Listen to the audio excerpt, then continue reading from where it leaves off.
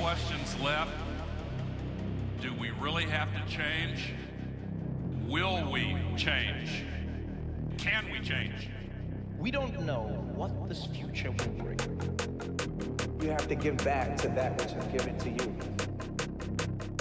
You are the change, you are the inspiration. The fire is in human beings, it's what we do.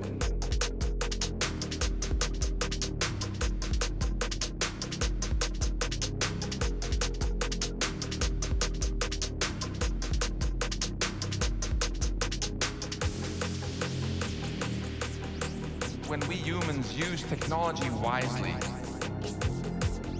we can accomplish things that our ancestors could only dream of.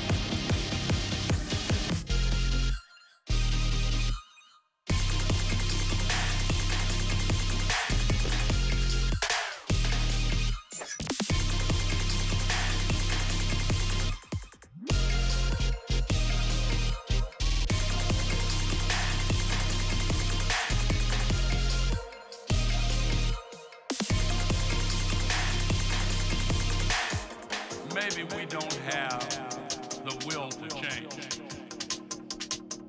Well, let me just remind you, the will to change is itself a renewable resource.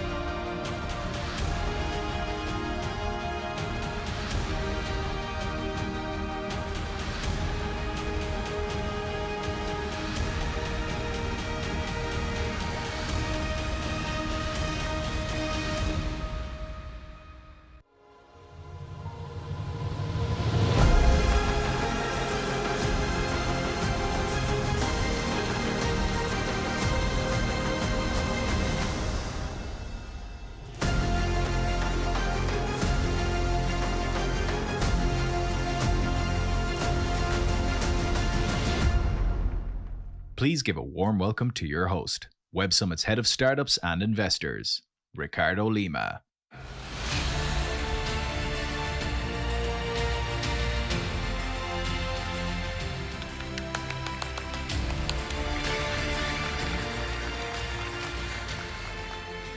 Good morning, Rio. Bom dia, galera. Buenos dias, Rio. That's all the languages that I know how to speak. How are we feeling? Good? Energy? Yeah? Was Night Summit good last night despite the rain? I really hope that you had a great time at Night Summit, that you had a lot of meetings during the event. Maybe you closed the deal. Maybe you just danced your heart out in Barra on the rain. Either way, I really love seeing you all here today with me, early birds, hustlers, so please give yourselves a really big round of applause to get us energized.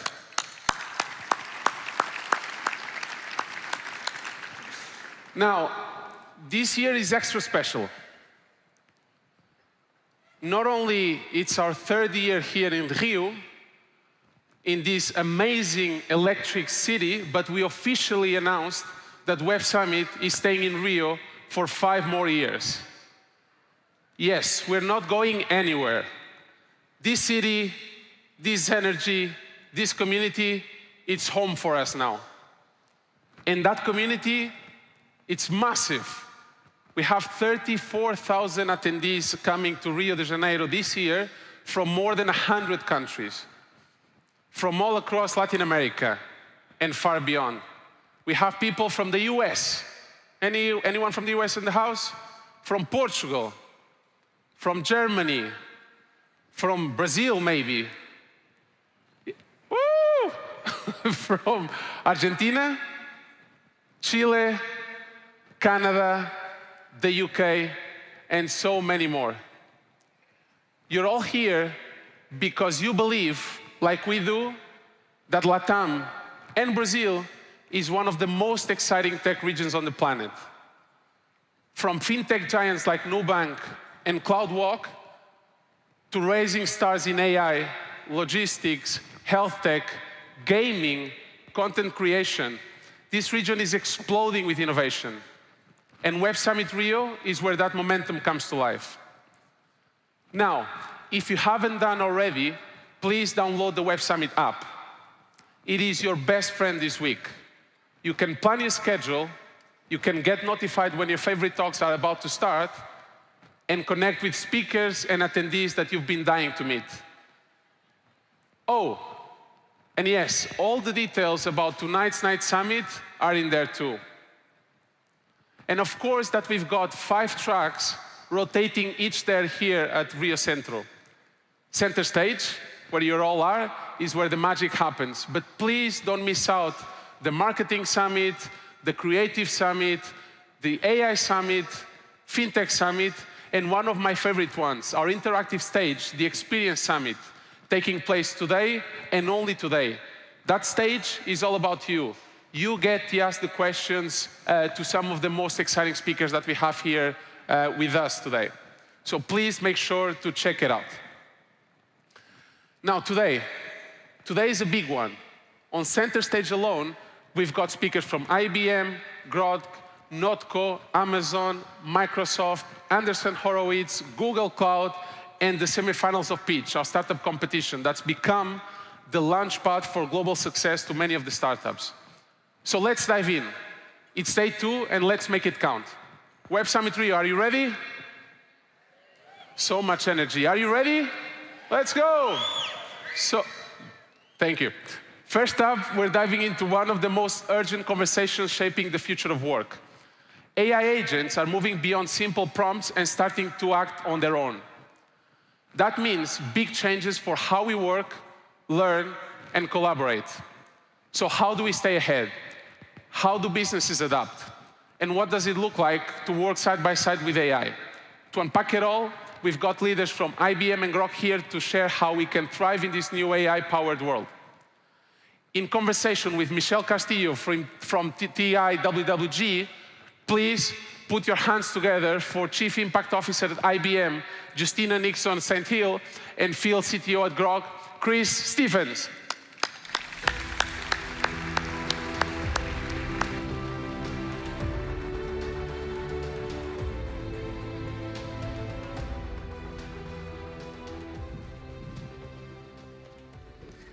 Good morning, everyone, and welcome to day 2 of Web Summit. I'm Michelle Castillo. I work for TIWWG, which is a media production and editorial consulting company. I have 2 esteemed panelists here today. I know they've introduced them, but I'll let them tell you a little bit more about their companies. So, Chris, we'll start with you. Tell us a little bit more about Grok and how AI plays a role. Sure. Good morning, everybody. My name's Chris Stephens. I'm the CTO at Grok. If you're not familiar with Grok, Grok is an AI infrastructure company. We manufacture a special chip called an LPU that turns out is fantastic for AI inference. And then we wrap that in a software layer to bring that to you through sort of a cloud API service. So companies are using Grok around the world, from developers. We have over 1.2 million developers building on Grok Cloud today, bringing innovation to life through Gen AI and large language models, all the way up through large organizations and government entities. You know, I've heard a lot so far in the last day or so at the summit here about innovation in LATAM. He was just talking about it the same. And you know, Grok is continuously building partnerships around the world. We just announced a partnership that we launched a couple of months ago in the Middle East, and we're looking to do the same in other parts of the world. So, you know, Grok is really about bringing inference to life and bringing your applications to life. And just, you know, we're very familiar with IBM, but tell us a little bit more about your role and how IBM has been leading the AI revolution. Well, I have the privilege of working at IBM, which is an AI and hybrid cloud company. I think everyone is familiar with IBM. But as the Chief Impact Officer, I get to create and scale initiatives that have an outside impact in our communities. So everything that I do is powered by AI. And I partner with nonprofits, with governments, with universities to create these initiatives and also measure our impact. So I'm going to start with you, Justina. How do you see AI really reshaping workforce development today? Yeah, I mean, at IBM, we're creating and deploying AI agents and AI virtual assistants, and we're helping our clients do the same. When you really think about AI adoption, it is very interconnected with economic growth. And that means we have to invest in talent. We have to make sure the workforce is ready to be able to take advantage of the jobs of today and also the jobs of the future. I can tell you now, many companies, including IBM, we're looking for AI talent. We're looking at resumes, we're interviewing candidates, and we're looking to see if they have some expertise in AI. And many other companies are doing the same. So a lot of the work we do through our program, IBM Skills Build, is to provide free access to learning pathways around AI. And these are credentialed learning pathways. And our learners have the benefit of accessing content such as learning about AI agents, learning about large language models, and then being able to get a credential that they can use to obtain a better paying job. We're very much focused on an increase in economic and social mobility with our learners and make sure we're helping to connect them with real jobs in the industry. I think we all know that every industry, every company right now is just about a tech company. So everyone is looking for those tech skills, and those AI skills are going to be integral to their success. Chris, she mentioned that a lot of companies now are looking for that AI workforce, and I know you also are a professor. So what needs to be done to improve education for the future generations to get ready for this shift? Sure, yeah, I didn't mention in my introduction, but right. I'm on the faculty at Carnegie Mellon. I live in the United States. I'm on the faculty at Carnegie Mellon. And I think about your question about getting the workforce ready or what needs to happen in education in order to enable folks for the jobs of the future. And I think there's, broadly speaking, I would kind of break it into two paths. The first path, of course, is technical. She mentioned some of these concepts already, but how do you empower and enable and teach the actual skills for building, architecting, designing, the elements of development, of advancing large language models or advancing the systems that are going to take advantage of technologies like these? So there's certainly a technical path, right?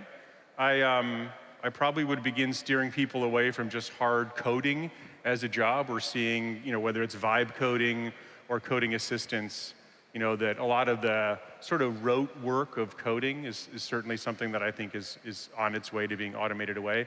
But definitely there's still a technical path, right? What are the architectures, systems design, those kind of things that go into building and bringing these systems to life? And I think there's another second path, and maybe this is the more important one that probably affects most people in the world. Like, we have the privilege of working in this field, so we see these things, are exposed to these technologies early. And it's sort of this literacy path. Like, what does it mean to be a teacher? My father and a couple of my brothers are teachers, so they ask me all the time, like everybody's families probably do, what does this mean? And so how do you think about teachers and attorneys and people that work, in physical labor jobs that may be augmented the same? And how do you bring a level of literacy into those fields so that people understand how to do the future version of their job? If I'm a teacher, right, I'm still going to be teaching whatever it means to teach primary school, but how do I do that job assisted perhaps by an AI agent? And so this literacy path, I think, is just as important, maybe if not more so important than the technical path. I know IBM has this program called Skills Build. Can you tell us a little bit more about that and how that's helping develop the workforce? Absolutely, and I completely agree. I think you have to look at the entire learning journey, and AI literacy or AI fluency is something everyone should have. And then, of course, if you want to go deeper and understanding how to build LLMs or just how to be an AI builder, that's another set of skills that you have to obtain. But really focusing on AI literacy is a lot of what we do by providing access to coursework like AI fundamentals, or even understanding data science, understanding the source of your data, privacy around your data.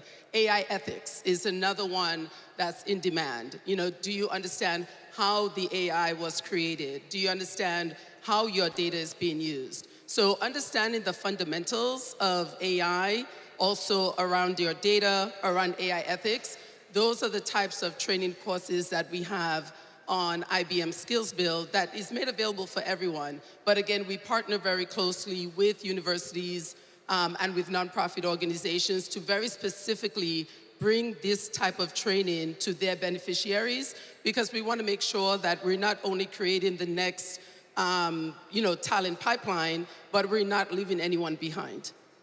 Now, for Grok, are you noticing any critical technical or soft skills that employees need to succeed with your company?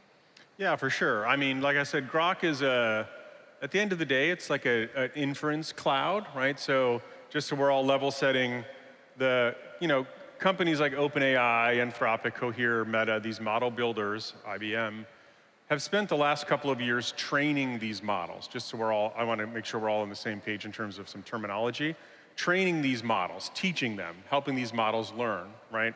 So the experience that you have when you use a large language model now is by process of them having trained and the model has learned, okay? The process that most of us will be interacting with these models, your company, your team, your organization, your startup, whatever, where you're using these models, that process is called inference, okay? And so that's where Grok, our time is focused. You would use Grok to run these models in inference, right? And so your question about what am I seeing interacting with customers, whether they're startups and everyone else in between, in terms of skills, I think it mirrors a little bit of what we mentioned a second ago. The truth of the matter is that on November 29th, 2022, the day before ChatGPT was launched, there weren't a whole lot of people working on thinking about large language models, RAG applications, agents, any of these things. The next day, ChatGPT launches, and then begins this era, right? So I think there's a lot of learning that's happening. You think of machine learning ops teams in big companies. 2.5 years ago, 3 years ago, they weren't working on these things. And now they are. And now not only are they working on them, but there's a lot of pressure and excitement and energy and investment that's maybe coming down from their board level. That like, hey, you guys got to go figure out how to bring this thing to life. So there's this kind of ramping up in skills, even in these highly technical teams, that we're building other more traditional machine learning systems, 2 or 3 years ago, and now they're being tasked with building these complex systems around LLMs. So there's definitely a lot of technical learning that's happening there, right? I actually know of people that are taking advantage of some of the things that IBM offers. And so there's a rapid technical ramp up on technical teams, right? I'm an engineer, I'm a data scientist, I used to build machine learning stuff. Now I got to figure this stuff out, right? And then the same, when I talked about literacy, the same is happening in large companies. If you think about the business teams, finance or marketing, or whoever these teams are that are going to leverage these systems, what does it mean to do my job now in marketing when the engineering team has given me this large language model, this auto image generator, or whatever it might be? What does it mean to do my job now that I have this system that's able to help me, right? The system isn't here to replace me, it's here to help me do my job. And so the same literacy theme, I think, persists for those teams. It's like, how do I do my job now that this technology is available to me? Speaking of being replaced, where does AI need to improve to make human and AI teamwork better and kind of dissolve those fears that we're going to be replaced by machine learning? Yeah, I think that is spot on. I think when I think even of myself at work, I'm using AI to increase my own productivity and efficiency. So we're starting to work alongside AI, and soon we will be managers of AI agents. And you need to understand AI to be able to make the judgment calls, right? And again, going back to the importance of AI literacy and AI fluency, we have an AI platform, Watson X. We're deploying it across all of the platforms that we have at IBM, including our learning platforms. We've deployed a Watson X Ask HR agent that all of our employees use, and it executes on our behalf. So you do have to understand AI sufficiently enough to be able to make judgment calls around the information you get from it, and to also be able to then leverage it for those rote skills, those rote roles that you don't have to spend as much time on anymore. And then it moves into more of that creativity, the strategic thinking, they're spending time with clients or partners, and really focusing your efforts on more meaningful, higher level order roles. So I think that's what's important, to understand how to work alongside AI, how to leverage it for what you need, how to figure out how to lead AI agents and provide the right prompts to get the execution that you need or the response that you need, but also understanding how then you use your time more effectively. And I think that's going to be a huge economic driver for many companies. Now, are there concerns with how fast these large language models are learning, that there might be regulatory policies that you'll need to consider, or are there any data privacy considerations? How's IBM addressing those? Yeah, I have the privilege of being on IBM's AI ethics board. So we meet very regularly to discuss some of those issues. And we talk about our solutions, the responsible development of AI products, how they're being deployed, how our clients are planning to use them. And we ask a lot of questions to make sure that they're being deployed in an ethical manner, that it's the AI that's being deployed is not harmful to individuals or society. So I think that it's extremely important to have these types of boards or committees. You also want to make sure your AI is explainable, is transparent. You want to make sure people know that you are using AI. So I think those types of principles of trust and fairness have to be incorporated in how people develop AI products and how they launch them as well. Similar question for you. Are there any concerns over ethics, especially when we see a lot of these questions going around the US government? I'm sure that a lot of foreign governments, especially in LATAM, are also dealing with these issues. Any concerns about the ethics of building these large language models and how fast they're growing, or companies like Grok that use them? Yeah, I mean, I try to be a tech optimist, but I am a Gen Xer, so I'm a little skeptical all the time, I suppose, but I try to be a tech optimist. And, as I understand, every technology advance in like the history of humanity, and I don't just mean technology as we think of it today, like the steam engine or plows, bicycles, all these things, every technology advance that humanity has brought to bear has had a net positive economic output on the world. Now, so I'm optimistic the same will be true here. Now, your question about speed, I think, is a valid one, because we're talking about you become an orchestrator of agents. You weren't a boss yesterday, now you're the manager of a team. Your team are agents. What does that mean? Well, that probably means, first of all, that the agent is doing a job, and maybe it was a toil, task, rote-oriented job, like both of us have said, but it was still somebody's job, right? And so how do we manage that transitionary period where you go from being a person that does something on the order of data entry or something on the order of a more, again, task-oriented function, to having that function performed for you by agents, and now you're the orchestrator of a number of those. How we ensure that people can transition through that period of time, I think, is going to be incredibly important.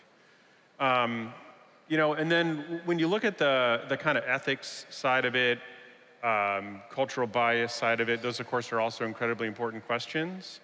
And I think one way that I'm seeing nations around the world contemplate that, it's through the establishment of sovereign AI, essentially, which is to say, as Brazil or as the United States or as Canada or Argentina or any other country around the world, I want to have some capability centered on AI that is ours. And that means that the energy that we're going to use to power that is energy that we're going to produce. And I think you have a question later, but I know Brazil is a wonderful position in terms of green energy to power potentially. But that means all the way from the energy that we're going to produce that to power our own compute and data centers and inference centers and these kinds of things. And we're going to keep some element of that inside of our sort of sovereign walls, so to speak. And because it will be so important, it will be so strategic, there certainly will be national defense elements to it that are strategic. If you start at the bottom and you say, well, there's the power, actual power to power these things, and then there's kind of this compute layer of infrastructure, and Grok and IBM to some extent play in both of these spaces. And as you make your way up into sort of the applications on top, it certainly looks like controlling that bottom layer. How are these things being powered? How is this stuff being computed? That's got to stay inside of Brazil. We're going to control that as our sovereign AI. And if you make your way up to like some HR application that helps people manage their organizations or e-commerce stuff that agents are doing, that probably doesn't need to be sovereign per se. But as you get to the bottom, it's so strategic for the future of your country that I think that bottom layer has to be managed. And then that way you can control the privacy, the bias, the risk, because it's contained and constrained into your country. Now, speaking of this model and this ideal situation, especially considering that a lot of these developing countries, especially in LATAM, could really be ahead in the curve when it comes to the AI revolution and really find a new revenue source, what would seamless collaboration between humans and AI agents really look like? And I'll ask that to Justina. Yeah, I mean, as I mentioned before, I think there will be a way of working where you are working just alongside AI agents. And I think it's important to understand that they will execute what you need. But again, you have to have those critical skills, those judgment calls. You need to understand AI at a level that will make sure that you can see the risks, right, with those AI agents and be able to pull back if needed. So I think you have to make sure you understand it well enough to have that seamless collaboration. But I think that's going to happen. And some of the things that we're doing is working with universities such as FIAP and Intelli in Brazil and Tec de Monterrey in Mexico to work with professors and students on how they're actually creating solutions on our Watson X platform and how they're also learning, right, while in university. How do you have that collaboration? How do you work alongside an AI agent?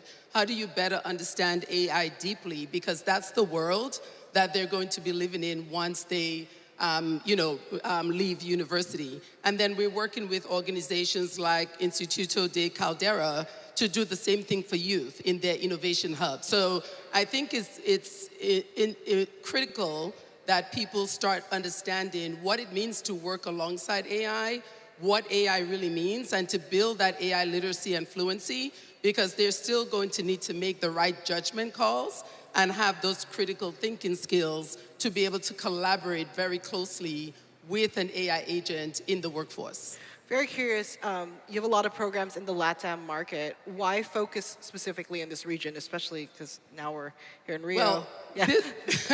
this region is extremely important to IBM. I mean, we have many clients in this area. We have many employees as well. But it's also important to make sure we're focused on building the next set of talent, especially around AI. And that's a lot of the focus that we have and my team has in making sure we form the right partnerships and creating, growth for GDP and just, focus on economic growth.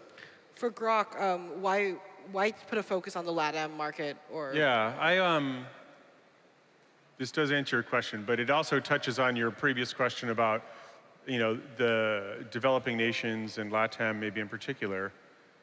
If I talked about technology advances a second ago, but if you look at more modern technologies, they tend to follow this same predictable adoption curve. It takes so many years, and then a majority of people in the world are using said technology, the internet, whatever. But it turns out that mobile as a technology completely defied that pattern. And I think a lot of that has to do with, at the time, parts of the developing world didn't have all this legacy infrastructure of telcos and networks and so on that they had to sort of half unwind to adopt mobile. So you saw in India, for example, mobile adoption was through the roof very, very quickly. And I think the same could be true now in whether it's LATAM or other parts of the developing world, to adopt new technology like AI very, very quickly, because there isn't all of this other, maybe even generations of kind of legacy infrastructure that would be in the way. So it gives people the opportunity to just kind of leapfrog an entire generation ahead. Now, what does seamless collaboration look like for you? Yeah, I mean, this maybe sounds, I don't know, naively utopian, but the idea is that all of us, and I literally mean not just the tech folks among us who have the privilege to come to events like this, but everybody in the world, like every student has access to a tireless tutor that can help them. And this is, every student around the world, or every person's job is made easier by whether it's the physical elements that are rote and routine, by AI plus robotics, and so on and so on. So then all of us as humanity can sort of be elevated into this position where, kind of like Justine was saying, we're managing a team of agents that are assisting in our lives in every way, whether it's at work in a professional office kind of work or in the physical space, but that our lives have been made easier. That's the utopian naive version anyways. Now, I'm sure there's a lot of people who have their own startups or work for tech companies. If they want to work for a company like IBM, what are the skills you think they should start looking at, especially in the AI field? Yeah, I think understanding AI fundamentals, I think it's a mix of those tech skills, those hard skills, data science, AI fundamentals, AI ethics, but also those what we consider to be the power skills or the softer skills are going to be critical. You still need to understand how to collaborate. What does creative thinking mean to you? What is design thinking? How do I, think strategically? So all of those softer skills are going to be important as well. Well, thank you guys so much for joining me, and thank you so much for listening to us today, and have a great rest of your Web Summit. Thank you very much.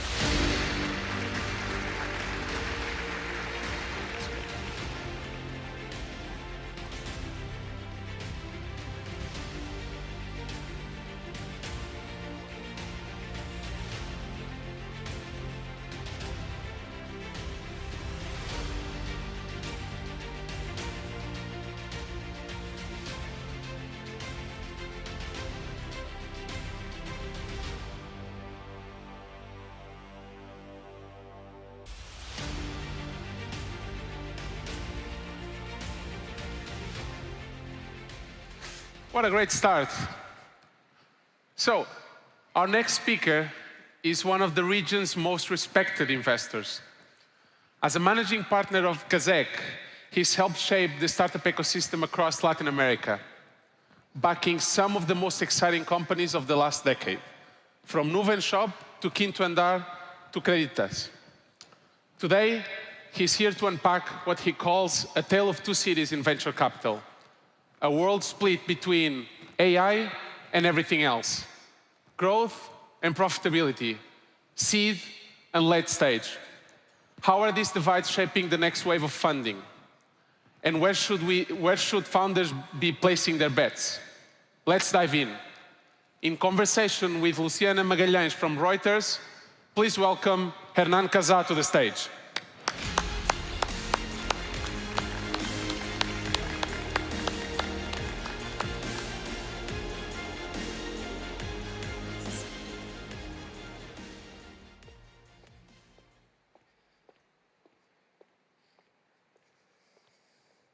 Hello, good morning. So nice to be here with you all. And Hernan, what a pleasure. I've read your interviews, I've seen videos. It's amazing to be here, and it's amazing to see this room full of people, and I have to say, I'm not surprised. So we're talking about a great divide, and we're talking about seed, later stage. How has this divide, how do you see it, and has it become more pronounced since the late 1990s when you co-founded Mercado Libre? A pleasure to be here. Hello, everyone, and pleasure to be with you, Luciana. So certainly there's a divide today. If you want to fundraise and you have an AI something, clearly the market pays lots of attention to you. If you are in a consolidated business model and you have solid unique economics and you are producing cash, the market will also pay attention to you. But obviously, most companies are not there, and they have to make an effort to try to attract the investors' interest. But having said that, I think that there are many great companies in that group. The challenge for us investors is to identify the good ones. So I think that in the past we had different situations where some companies got more attention, some others did not.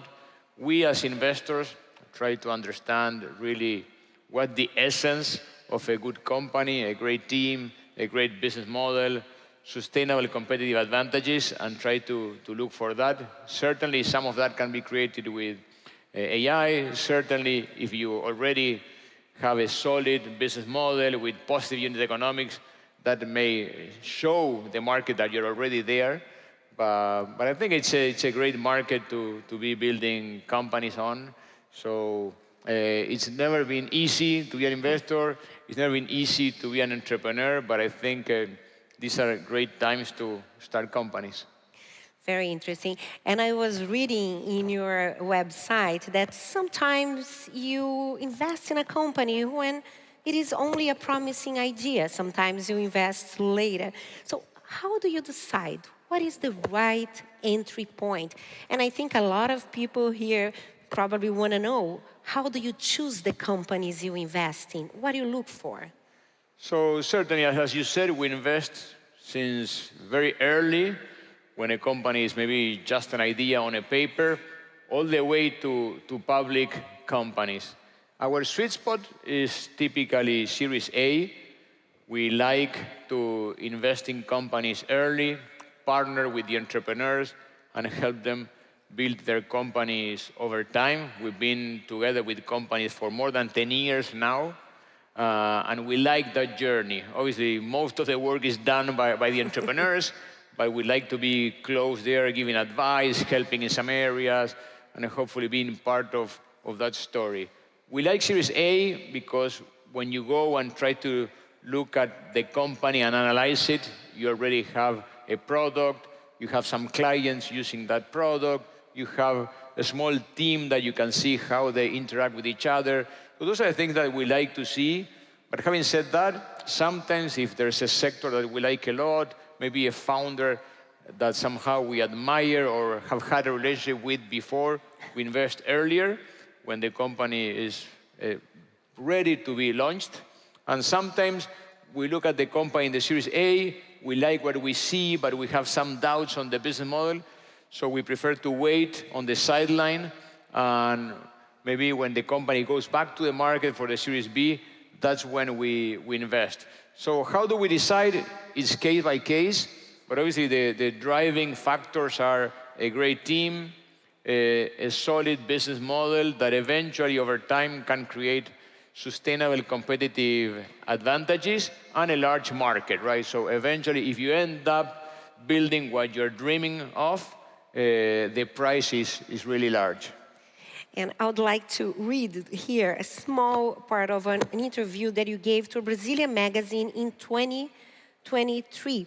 You said, artificial intelligence is a revolution that will likely be much bigger than we are currently imagining, and much bigger than we have seen so far. So based on that assertion, do you really think that it is this divide, artificial intelligence versus everything else, and companies who are related to artificial intelligence, are they always going to be first in line when looking for financing? So the way we look at artificial intelligence is that, yes, certainly we think it's a paradigm shift, something that will change the way we do things, something that will change the way companies do things. But we think of it more as an enabler. It's something that everyone should use across the board to really do things better, more efficiently, with providing better services and building better products. I was discussing this with some entrepreneurs during the last few weeks, and in the past, when we started Mercado Libre 25 years ago, the discussion was internet companies. And we used to say at the time, the internet company concept is something that will not last, because every company will be an internet company. And then the same thing happened around 2020, 2012 with mobile. So it was a mobile company, and then all companies became mobile. I think the same thing will happen with AI. All companies will have AI integrated in their core. Obviously, there are two ways of building AI. One is at the core, at the platform level, where the large LLMs are being built, and that is core AI. But then on top of that, you have the application layer, where many companies will be built on top of those LLMs that will use AI, again, to build better services, to produce better products. And that is something that will happen across the board. Reuters will be an AI company, and Kasek will be an AI fund, and Mercado Libre will be an AI company. So everyone will somehow have AI in their processes. And I think what we're telling entrepreneurs today is make sure you're forcing that, that you think problems with an AI mentality first, and do not wait for others to lead the way, because if you do that, those other companies will eventually take an advantage over you. So Hernan and I were talking before we came here, and he was just telling me he really started Mercado Libre in a garage. So things have changed a lot, and you have invested in over 120 companies. Has it become more difficult? There's so many companies, so many startups. Has it become more difficult to decide in which company to invest? I think it's more difficult and more interesting at the same time, because the opportunity is much, much larger. Today, the technology ecosystem is much richer versus what it was 20, 25 years ago. It's much richer versus what it was 10 years ago. So I think the ecosystem has grown. An event like this one with so many entrepreneurs, with so many aspiring entrepreneurs, is incredible and was impossible to put together a few years ago.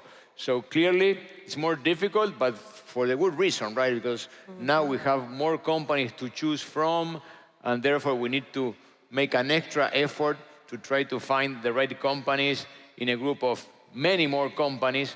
But if you end up being right, I think the size of the prize is worth the extra risk. So I believe we are all excited about artificial intelligence, but are there other sectors that you consider especially promising at the time? Certainly, we continue to be very bullish with Fintech in general, and within Fintech, the B2B areas where in the first wave of Fintech innovation was around the consumer. Now there's a big second wave offering services to companies, so how financial companies connect with each other, how financial companies connect with other companies that need those services. So that's a big, big wave that will continue to evolve. I was just talking with an entrepreneur, and we think that within climate tech, there's also a terrific opportunity.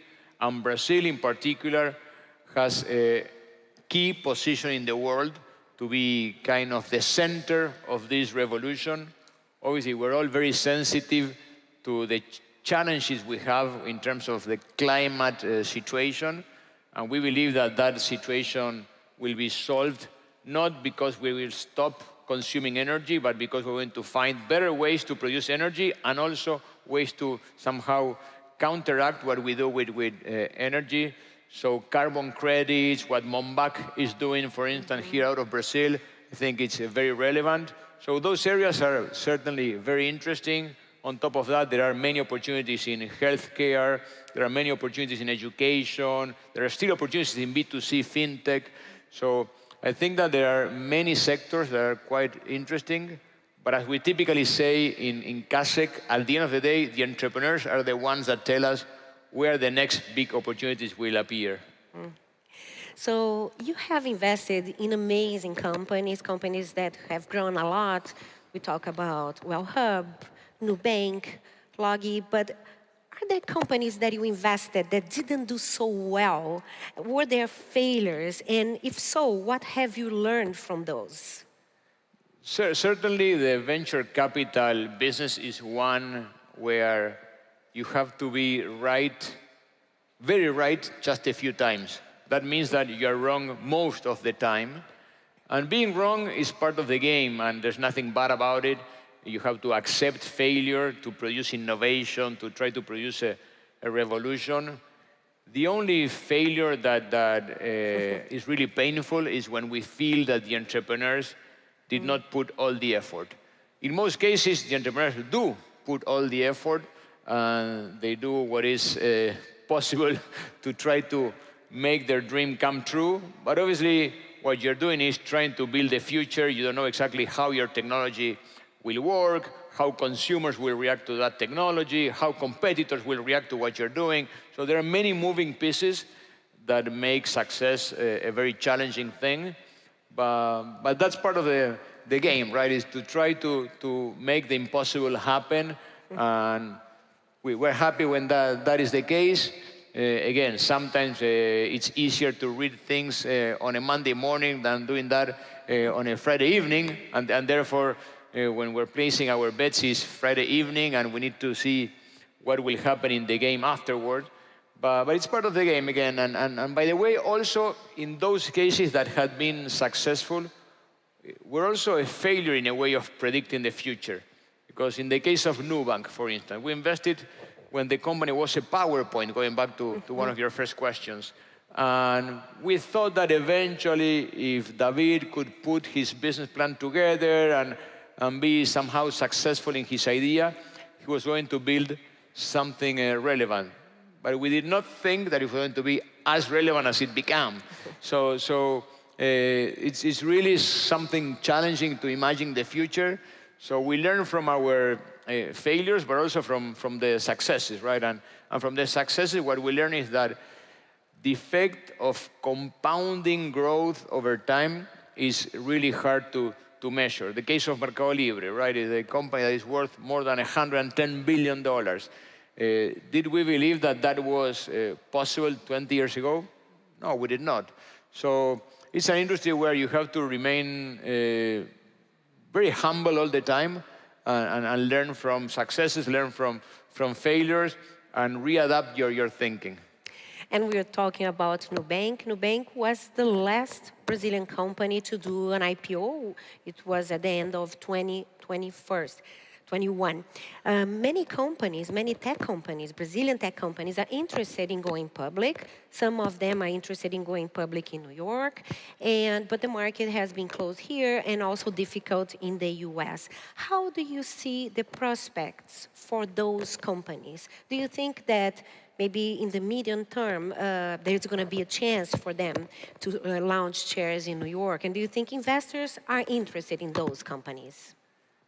I think investors are certainly interested in new companies. That's how typically markets work. There are new ideas that come to the market and start gaining traction and attract investors. And if you look at the leading companies of the S&P 500, they've been changing over time because of innovation, right? So if you look at the top, 20 companies, most of those companies did not exist 20, 25 years ago. So certainly the market needs innovation. But what's happening now is that, as you know, the market has been closed for over 4 years now. We thought that by now it was going to reopen because inflation was more under control. The Fed was lowering interest rates, but now, because of all the tariffs and conflicts, the Fed is taking a more conservative approach. So we hope they will start lowering rates maybe next year. So eventually, the market will reopen, and those companies will have an opportunity to be public companies in the US. But we need to wait. So it's important that those companies, for now, are sustainable businesses that can self-finance their growth. So eventually, they can wait until the market comes back. But I'm sure it will come back. It has always come back, and it will come back. It's just a question of, will it be this year? Unlikely. Will it be next year? I hope so. Will it be 2027? I could bet for it, but the jury's out. We'll see what will happen. Hernan, in one of your interviews, this was in 2020, and time flies, you said Brazil was at the top of the list for companies investing in tech here in the region. Is it still the case, you would say? Yes, it is the case. Brazil, within Latin America, is the most developed tech ecosystem. Obviously, on the one hand, it's the largest market, and for technology, size is relevant because economies of scale apply. So the larger the market, the more successful you can be with your company. versus being the same thing and doing the same thing in a smaller market.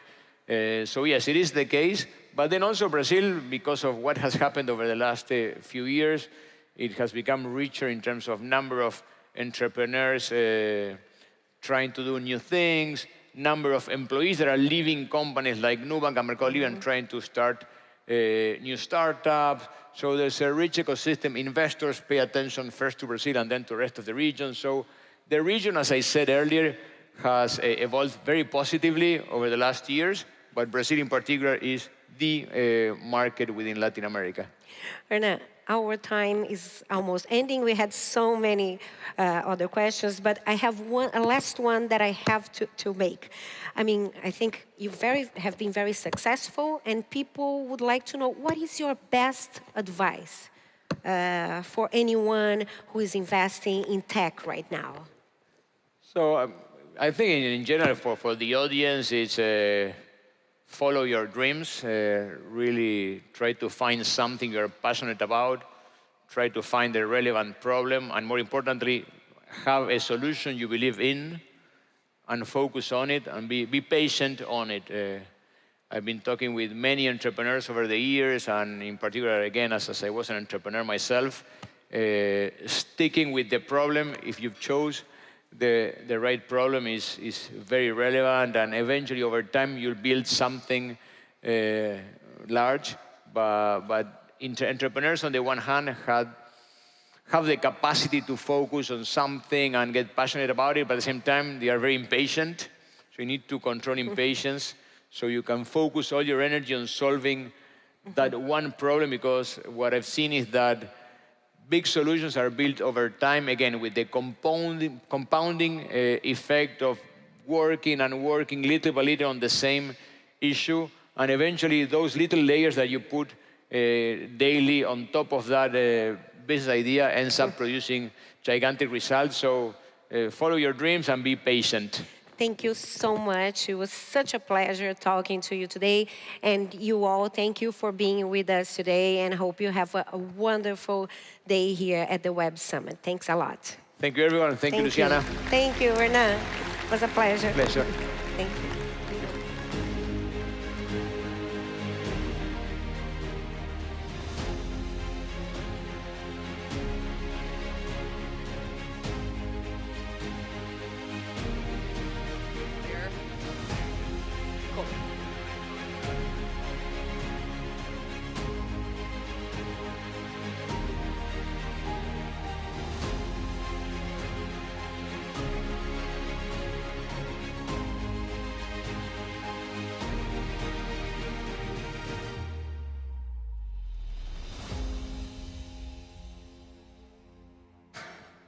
Next up, something a bit different here on center stage. What do an OP hydrating lollipop and the most indulgent chocolate brownie without cocoa have in common? They're both made possible by AI and by Notco, one of the most disruptive food tech companies out there. At the heart of it all is Giuseppe, Notco's AI platform that's helping the world's biggest brands reimagine what's possible in food and drink without compromising on taste, indulgence, or quality. This is about more than novelty. It's about solving real industry problems in wildly creative ways. So who wants to taste one of these futuristic foods? I do. Stick around and you might get a chance.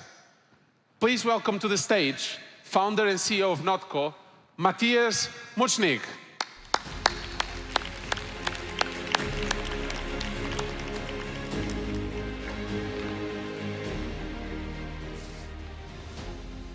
Fantastic. Hi, everyone. Muito obrigado por estar acá. Muito obrigado a la organización. Caraca, es un escenario impressionante este. Meu português é muito ruim, so vou trocar a inglês, tá bom? So, Notco is one of those things that is very weird sounding. No, we started off in 2015 saying that the future of food is going to be determined by AI. Everybody laughed in our faces when we said that. Obviously, ChatGPT wasn't out. LLMs were something that no one heard of before, Gen AI either. So we were kind of like this weird company of AI talking about the future of food. No. So you might not know Notco because of these assortments of products, right? The not milk, not ice cream, not burger, not chicken in Chile, in Argentina, Brazil, Colombia, Mexico, the US, Canada. I think what we really needed to do is to make sure that everybody understood that we had an underlying technology that is allowing us to create products better, faster, more accurate, less costly than anyone else in the world.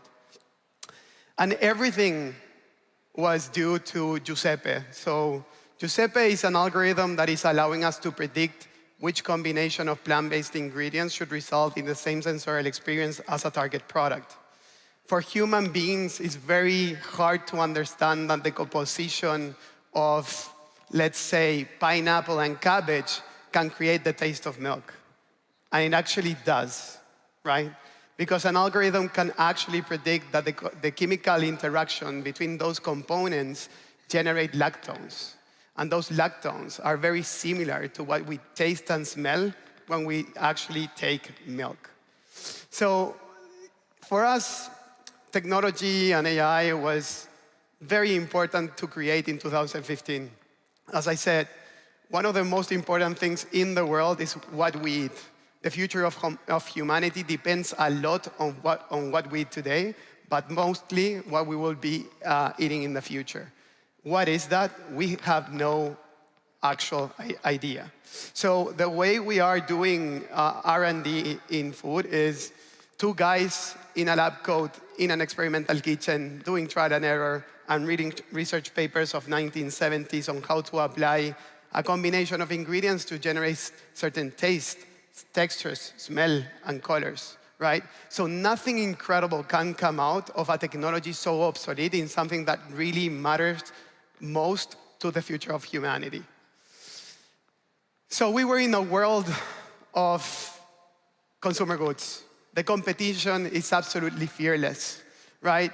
We had to actually win in Chile, win in Argentina, win in Brazil, win in Colombia, win in Mexico, win in the US, win in Canada, in every single category of product that we launched. So if we were followers, if we were launching the same things that everybody else was launching, if we were saying exactly the same things than all of the rest, then we would lose dramatically. So for us, authenticity was one of the most important things we could ever do. So whatever you're gonna see at Notco and the culture that we're building around artificial intelligence and the future of food is authenticity, right? So for us, that's absolutely key. That's how we connect to consumers, and that's why Notco is so different to all of the other companies. And if I ever do any suggestion to a company that works or wants to aim to actually connect to a consumer in a different way, authenticity is a very personal trait, many times based on the founder, right? So I want to show you probably one of the most iconic videos and ways of promoting products of Notco, which is called Mayo Haters. I'm on my way to a focus group for people that hate mayonnaise. I said I hated mayonnaise, so why would they give me mayonnaise? I don't like anything with mayonnaise. So it tastes so bad. Here we go. Once it's in like a sandwich or something or a salad, you automatically taste it. Anyways. All right, welcome to the taste test. How are you feeling? My mission in life is to avoid mayonnaise. You came in and said we won't be eating mayo, and I don't believe that for a second. A cheeseburger. Is that mayo? I promise you, in my eldest son's life, that is not mayo. I'm not trying to be a but I'm staring at it, and it's clearly mayonnaise. 1, 2, and 3. This is mayonnaise. It's not mayo. It's definitely mayo. Tastes like bad memories. Kind of makes me feel sick. How do you like the cheeseburger? Give it a lick. How's it taste? I'm tripping out. It's mayo. How is it not mayo? That's not mayo. I promise you, this is really not mayo. That looks like mayonnaise. You don't look well. You okay? I'm not doing this no more. This is sadistic. It is This is sadistic. sadistic production. That's not mayo. Okay. What's it taste like? Mayonnaise. It's lousy. It's I'm good, thank you.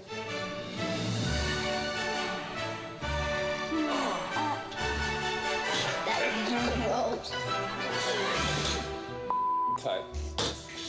Plant-based mayo. Not mayo. Why do I care if it's the exact same thing? So, again, one of the best things that we ever did is to stick to a plan of saying things that the rest cannot say, right? So this is a little bit the journey of Notco. At the very beginning, we created this technology and this artificial intelligence to help everyone create better products, faster, better for humanity, better for the planet.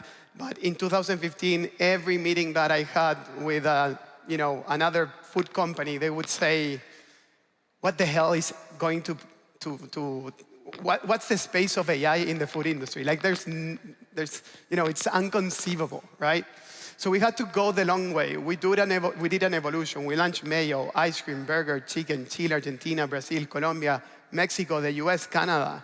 Then we started to partner up with Starbucks, with Burger King, with Shake Shack, with Papa John's, with Dunkin' Donuts. And we were creating this company that was the innovation platform of every single company out there, making sure that we generated incremental revenue for them.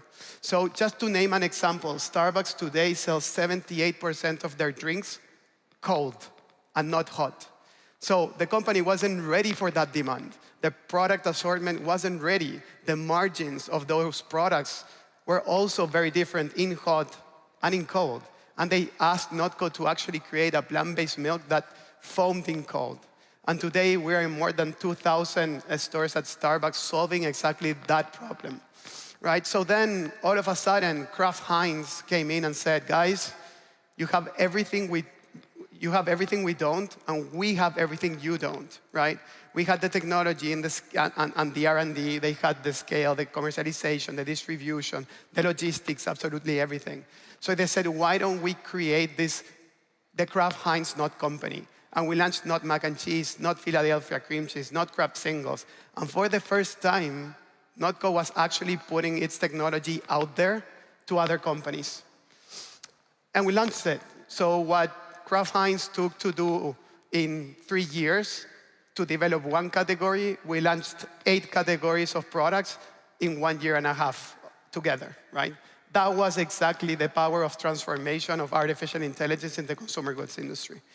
So after Kraft Heinz, we have partnered with 10 out of the 20 biggest CPGs in the world. So they are utilizing our technology to make their formulations better, decrease the ingredient dependency, change some ingredients that today the consumers are really not wanting, and even making them understand what is the food of the future that they should be thinking about right now in order for them to win in the future or to even connect to the new generation of consumers. A lot of the products that the big brands have are not connecting to Gen Z, and they need to. No? Otherwise, they're gonna lose that fight. So we're all the way now to technology services. We are giving technology services to third-party companies. And a lot of what we do in the AI side is to really kind of like unlock these white spaces. What is really good in artificial intelligence is that AI can connect the dots that humans can't, no? And this is a really proper example. So imagine you guys being in a festival, being in a concert of Anita, of Nati Roots, of your personal favorite artist. And all of a sudden, you're in that festival, and you need to go to the bathroom. That happens a lot, no? Or even in Carnival. I don't think you guys being in Carnival and having to pee all of a sudden is brilliant, no? It's actually awful, because you need to find a bathroom or a street side or a tree for you to go to the bathroom. So this idea was developed by artificial intelligence. We said, AI, Giuseppe, what is one thing we should, as a company, tap on, which is a need or a cultural need that we haven't solved for. And the process was really interesting. So we used our concept Quant, which is a platform that allows you to actually understand what is the white space of a category, and then propose a product. And we came up with this no-pee lollipop. So it's not gonna be harmful for you. You're gonna be like 2 or 3 hours without the need to go to the bathroom, just to make sure that you don't miss any of your favorite songs, or you have to go to the bathroom and do those awful lines, right? And actually, we didn't only create the concept and the product. This is what AI really came with as an idea. Introducing the new No Pee Lollipop from Add your brand here. the first ever hydrating lollipop that lets you enjoy 300 of the world's best bands without ever leaving for the bathroom. 6 massive stages, 0 interruptions. 72 hours of music, no pee breaks. Hey, I got stuff. This innovative product and more were powered by Notco's AI.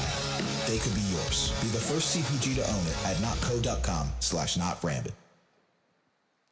So as we had the no-pee lollipop, then we go to the world of pets. Now pets are kids, right? Sometimes they would even refer to them as my kid, right? It's the furry kids, it's the dogs, it's the cats, and so on. What's interesting about this specifically is that there has never been a product that can be shared, right? A lot of the love that humans create are through food.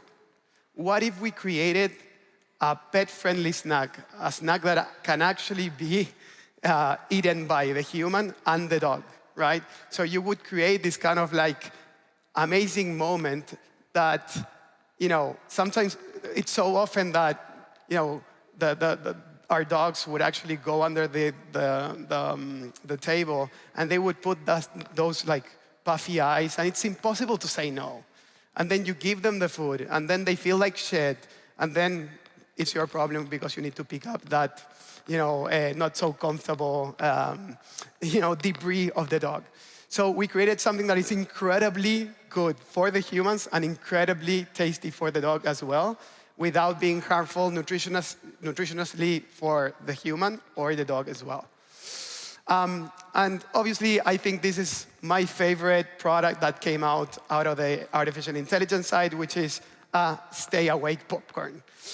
It cannot be only me that I always start, a series with my girlfriend and I fall asleep, or either she falls asleep, and then I watch one episode, I need to wait for her to actually watch that episode as well, and so on and so forth, So we thought that was a cultural need that needed to be solved. What if, in that specific part of our daily life, we can actually share popcorn, pipocas, with some boost of caffeine that basically will keep us both up the next 2 hours to actually watch the movie. I'm sure there's gonna be a lot of better relationships now that we are going to launch this product potentially. So this is part of what artificial intelligence can do, tap on cultural needs that humans tend to overcomplex, And it's a simple solve for it. This is another incredible quote that I love, which is, everybody wants to save the world, but no one wants to help mom do the dishes. Sounds familiar? So basically here, what we say is that AI is not only here to create very creative things, it's also to solve for problems that are incredibly difficult. One of them was an incredible challenge. So there was this company that, one of the biggest chocolate manufacturers in the world asked Notco to help them actually create a chocolate with 80% total reduced sugar, with an HFSS score 3. So HFSS score stands out of high fat, sugar, and salt content, and this is something specifically for UK. So UK restrictions are getting harsher and harsher, and today, if you go to the UK, you're not gonna find any chocolate bar in the checkout part of the stores. They can't, they're prohibited, So a chocolate bar has a 24 HFSS score. If you take out 100% of the sugar, you end up in a 12. Imagine you need to go to 3. What needs to happen is you need to forget everything you know about chocolate. So why for this actually experts that have been working 80 years in chocolate or 100 years in chocolate, why would Notco be better at doing chocolate than they would? The answer is super simple. AI can actually predetermine or actually find that a combination of ingredients in a different domain of knowledge can create the experience of a chocolate, no? But you need to forget everything you know about chocolate. Because for a professional, in order to do a chocolate bar, you need to absolutely mix powdered milk together with cacao mass, with cacao butter and cacao. If you do that, then you would end up with a normal bar of chocolate. So you need to forget everything you know in order to recreate something that appears to be something else, no? Cacao, I don't know if you've seen the news. Cacao is almost as expensive as gold right now. It's absolutely insane. So there's a lot of problems in cacao availability. The idea here was, how can Notco, how can artificial intelligence predict on how to recreate cacao without cacao? No? So a lot of companies are suffering. There's a lot of shortage of availability, and the prices are everywhere. So we are in at least 5 different projects with the biggest CPG companies in the world replacing cacao. And again, utilizing the underlying pattern of technology. Because at the end of the day, what AI can really do is to establish the connections between the molecular components in food and the human perception of taste, texture, smell, and color. Once you do that, you hack the human brain, right?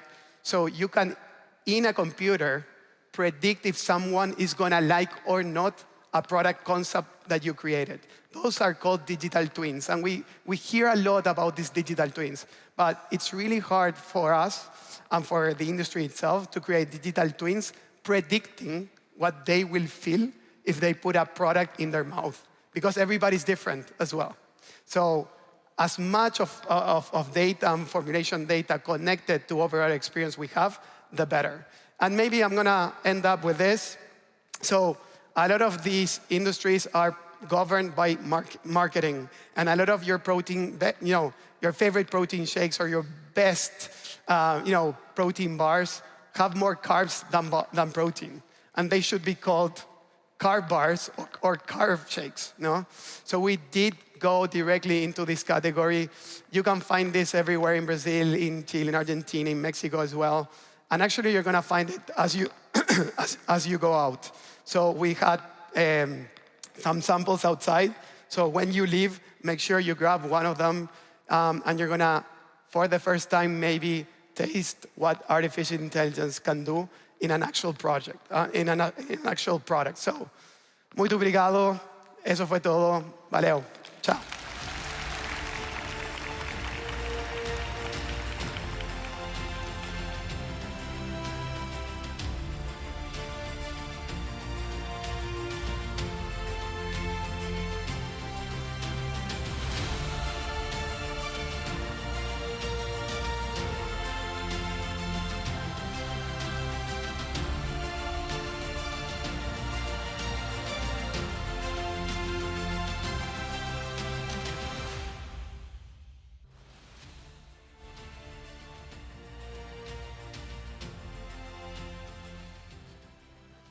That was great.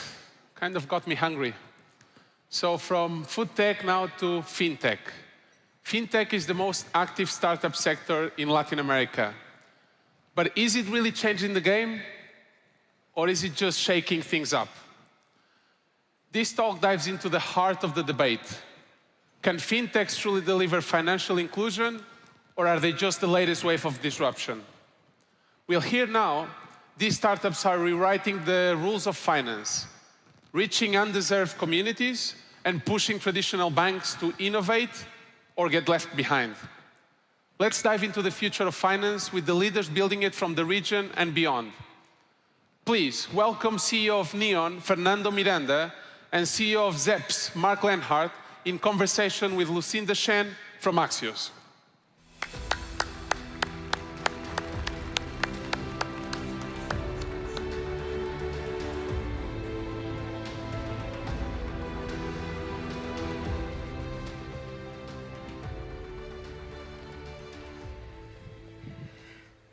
All right, Mark, Fernando, thanks for being here with us today. I want to start kind of with the topic that's probably been dominating every single tech industry conference for probably the last 3 years. So fintech was the beloved child of venture capitalists in 2022, 2021. It was the most invested sector.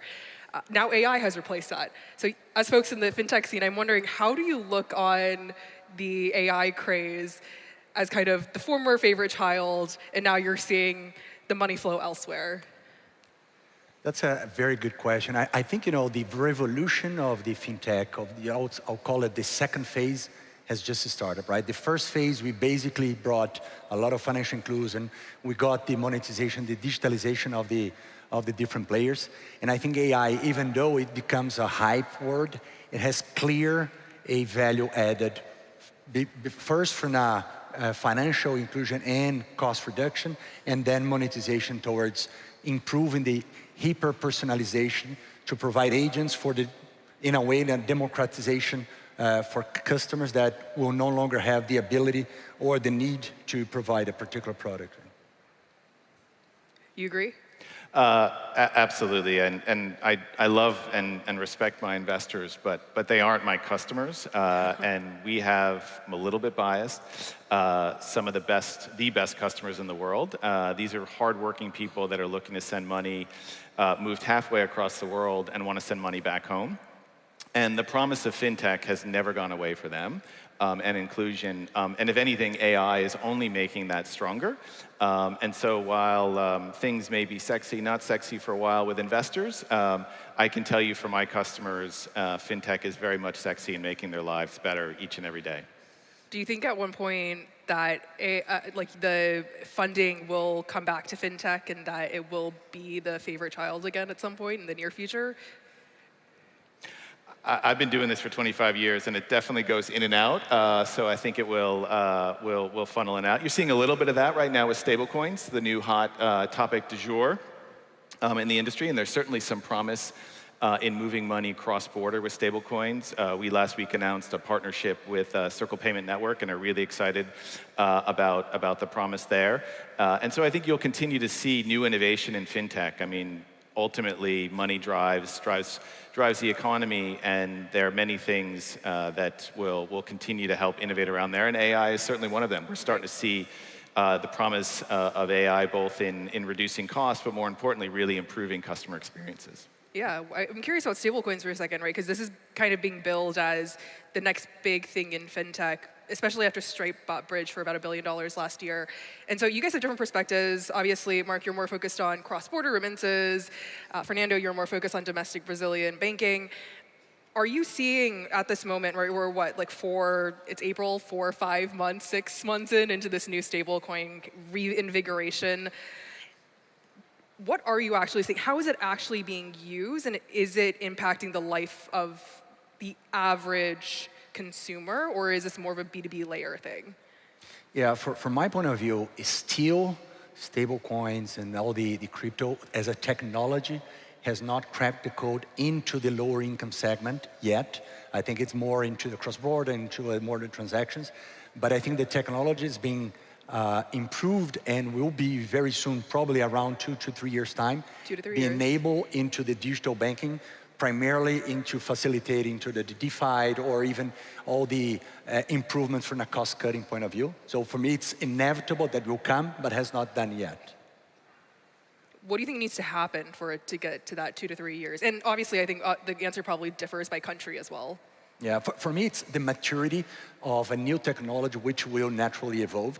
I think in Brazil is still into the more cryptocurrency point of view and less on the foundations of the technology of the Ethereum and these type of things. And as the maturity of the market evolves, central bank is also playing an important role with the DREX, with the sandboxes. So it is important that also the regulators will push towards this innovation. And I think that is the natural evolution to see the maturity on a new technology being used by the average day-to-day of the society, right?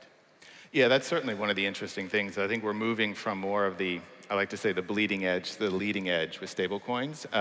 Still early stages, but lots of promise, and there's definitely some cross-border use cases. But one of the most interesting things is regulators are starting to open up more about the promise and the potential of that. And we're certainly seeing applications for our own internal treasury purposes to be able to move that money seamlessly. We move money to the far reaches of the globe in some very volatile and difficult markets, and stablecoins can certainly help in those use cases and environment. We're not quite getting to the end consumer yet, but I like to say it's hard to, you really can't eat stablecoin yet, but when you can start to actually spend and use stablecoin, I think the average consumer may find that to be attractive, certainly if they can get it in a more transparent and affordable way. Yeah. That's interesting. Right, so it sounds like reserve use case is really it. Currently, the consumer use case is not quite there yet. No, but I think one aspect, and we touch on stablecoins, we touch about AI, and I think from an investment point of view, those fundamentally change the economics of banking, right? Some years ago, a return on equity of 15, 16% was considered extremely high, and banks that would fulfill a 30% ROE was like the crazy ones. Mm-hmm. Now, with the new technology, we already seeing, examples of that, which dramatically change the profitability of the banks, dramatically change the appetite of investors, and of course, that has been passed to customers with better product through the technology, right? Right. So one thing I've been trying to get my head around, so I cover a lot of the US, obviously, but one thing that a lot of folks within the crypto space like to say is that we really want stablecoin regulation. We really want US-based clear acceptance from DC on this stuff because it'll give us a level playing field. But giving kind of stablecoin issuers, giving exchanges a level playing field also means giving banks like BNY Mellon, some of these large holders, right? It gives them the ability to actually get into the game as well. And so how do you think about that competitive, right? To an extent, it feels like the competitive edge goes away for some of the newer fintech players. Yeah, I think that the competitive edge will always continue for those that have the ability to leverage the new technology, right? I think that the more a new technology comes, some people say that the gap is wider because some of these protagonists will master the usage of this technology.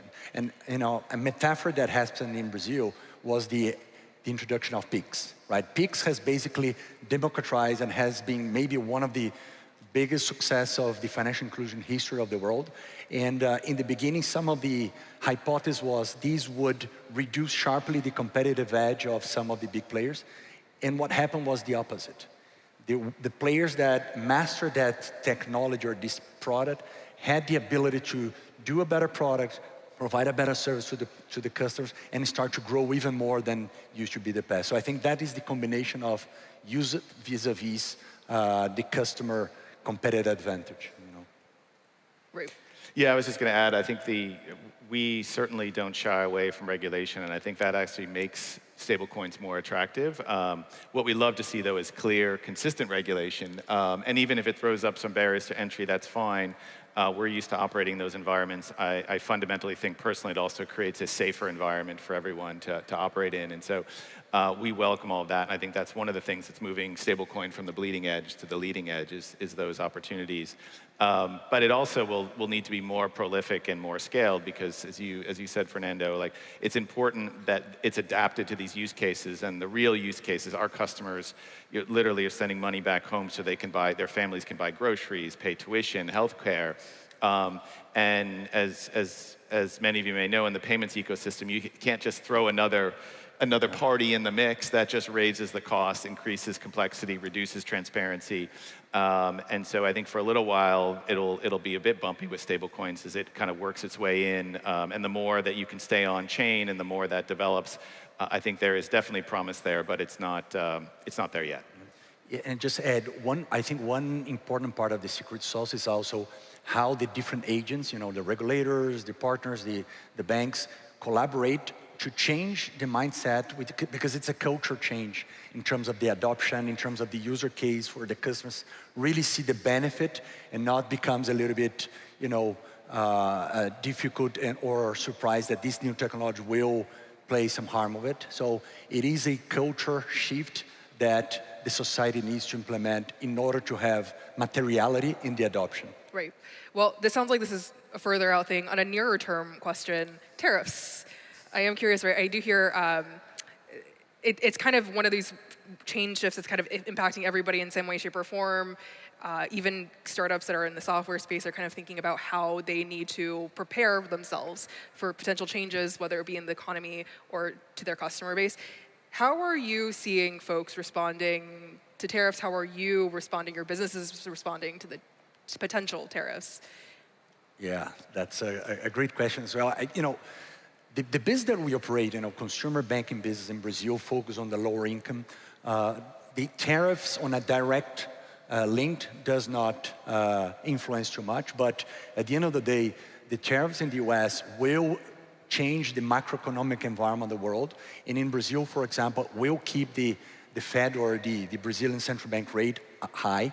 And we do have a very strong correlation with delinquency rates and the government rate. So keeping it high, it will keep this basically delinquency rate high.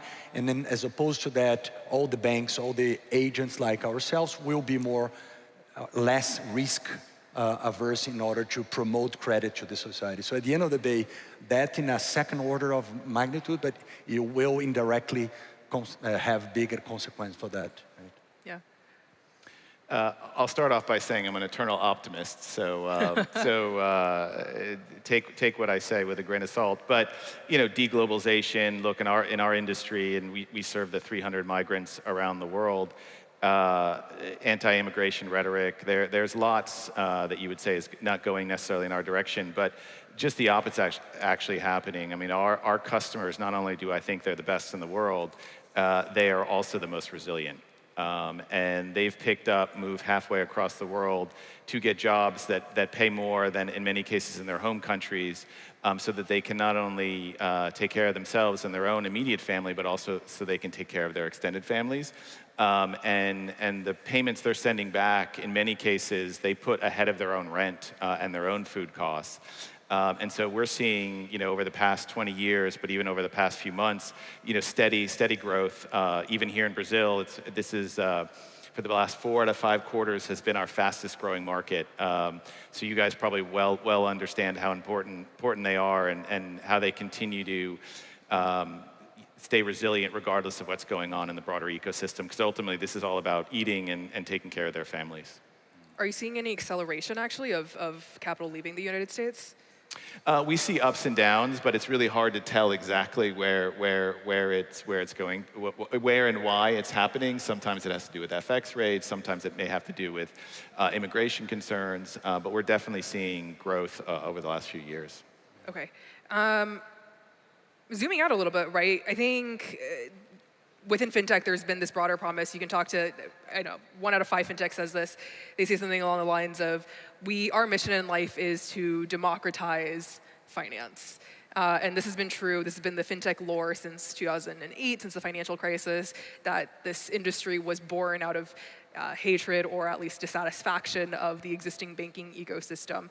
And the thing that I think about now is, first 5 years, you're like, that sounds plausible. Okay, let's see how this goes. Now we're about, almost more than 10 years past the start of the financial crisis. And I'm looking at the statistics, and it's telling me that at least within the US, the poverty rate hasn't changed that much. It's kind of stayed within a 10 to 15 band for the last couple of years. Wealth inequality has still stayed pretty much around the same. Brazil's seen some changes. The poverty rate has gone down, but wealth inequality has also stayed pretty much the same through that period. And so, if I were thinking the amount of money that's gone into fintech in the last decade, I would expect to see at least a little bit of something nudging those larger figures, systemic figures. And so I'm wondering, why hasn't that happened? Why does it feel like fintech, in that sense, hasn't lived up to the promise? Yeah, I think it did. For me, the promise of the fintech to improve the financial inclusion has been done, right? In Brazil, for example, the last 14, 15 years, which is how the fintech has worked, we basically don't have a unbanked population anymore. We moved from around 20% unbanked to basically 3-4%. Just at Neon, for example, we have saved over 10 billion reais in fees that has been not passed along to the customer. So when you talk about financial inclusion and also access to products that was once belonged to higher income segment, that customers are now access to that, for me is a fact.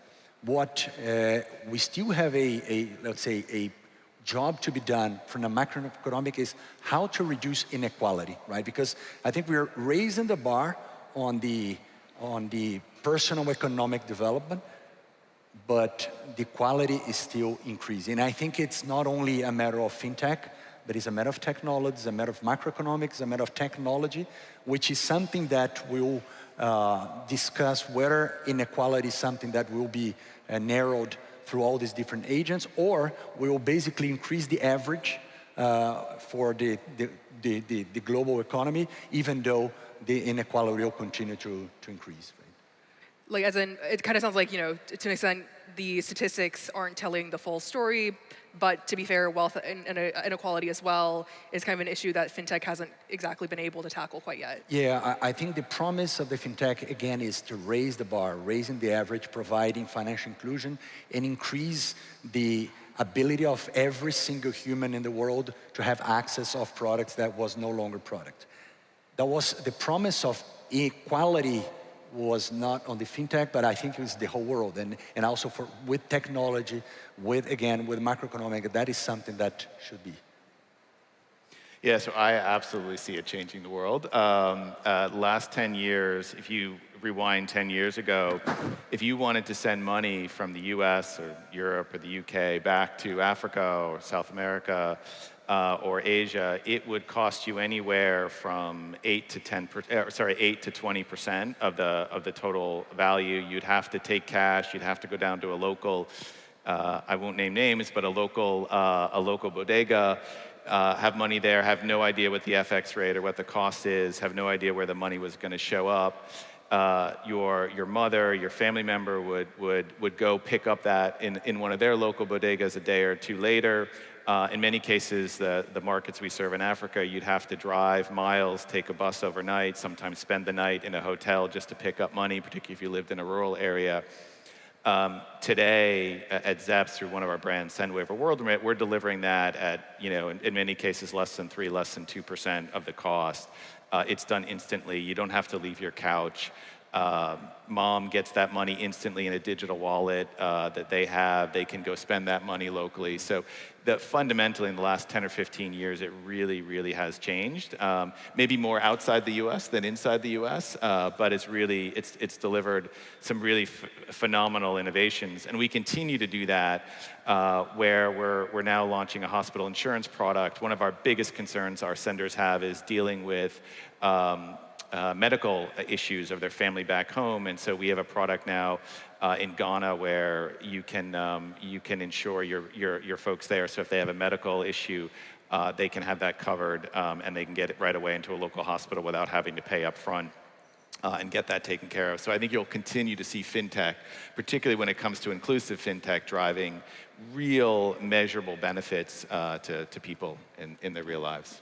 And maybe one potential frame that we see is not a separation between traditional banks and fintech.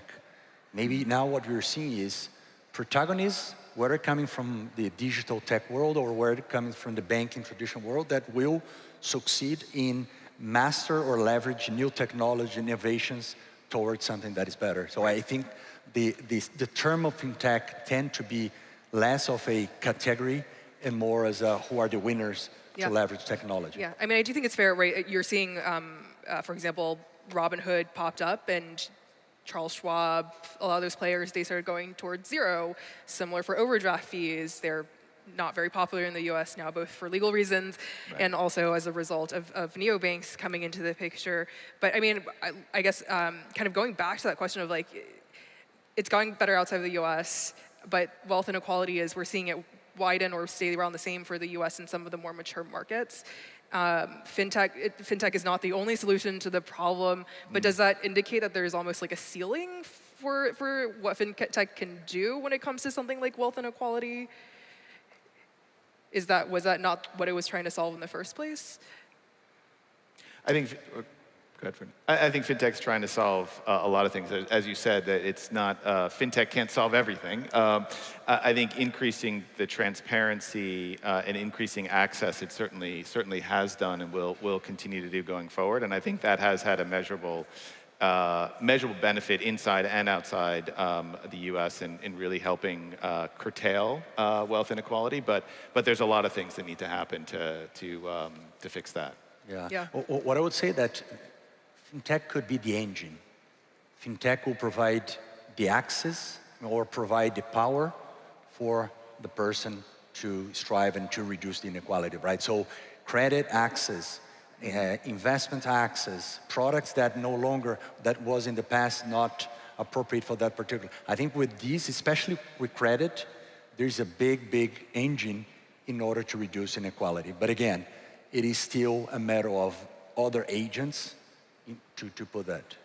Yes. I'm curious, you guys have, Mark, you raised actually last year from Axel a new round of funding at 267 Series F. That previously you raised 3 years ago, 2021, in Series E. Do you think that there's something, has anything changed with how investors are looking at fintech today and the questions that they're asking? Yeah, the market has definitely moved a little bit. You need to be profitable as quickly as possible. That's a need. That's a must now. Yeah, it's a must, which is not necessarily the worst thing in the world. I think it really makes sure you are stringent about what you do and how you scale and drive the business. That's been the biggest thing. And then, having the right, as soon as you can get scale, and I think companies that get scale quickly are the ones that continue to get funded and continue to grow and scale. It's harder to get started unless you have some really differentiating business. Yeah, sure. I see as a positive evolution and maturity of the business, right? Growth and profit now, VCs and Ps want you to be profitable, right. And that is a sign of maturity of the market where you need to continue to grow, but with a sustainable business model, what it makes sense. Right? Okay, excellent. Ending on an optimistic note, thank you very much, Fernando and Mark, and thanks all for joining us. Thank you. All right, awesome. We're heading that way.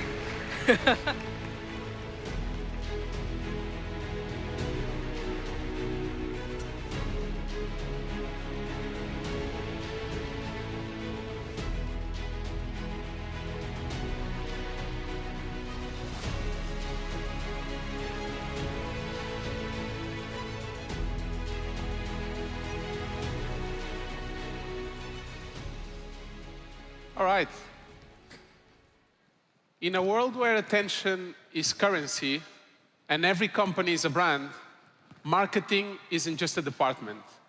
It's mission critical. Whether you're scaling a startup or leading a global tech company, how do you tell your story can define your growth.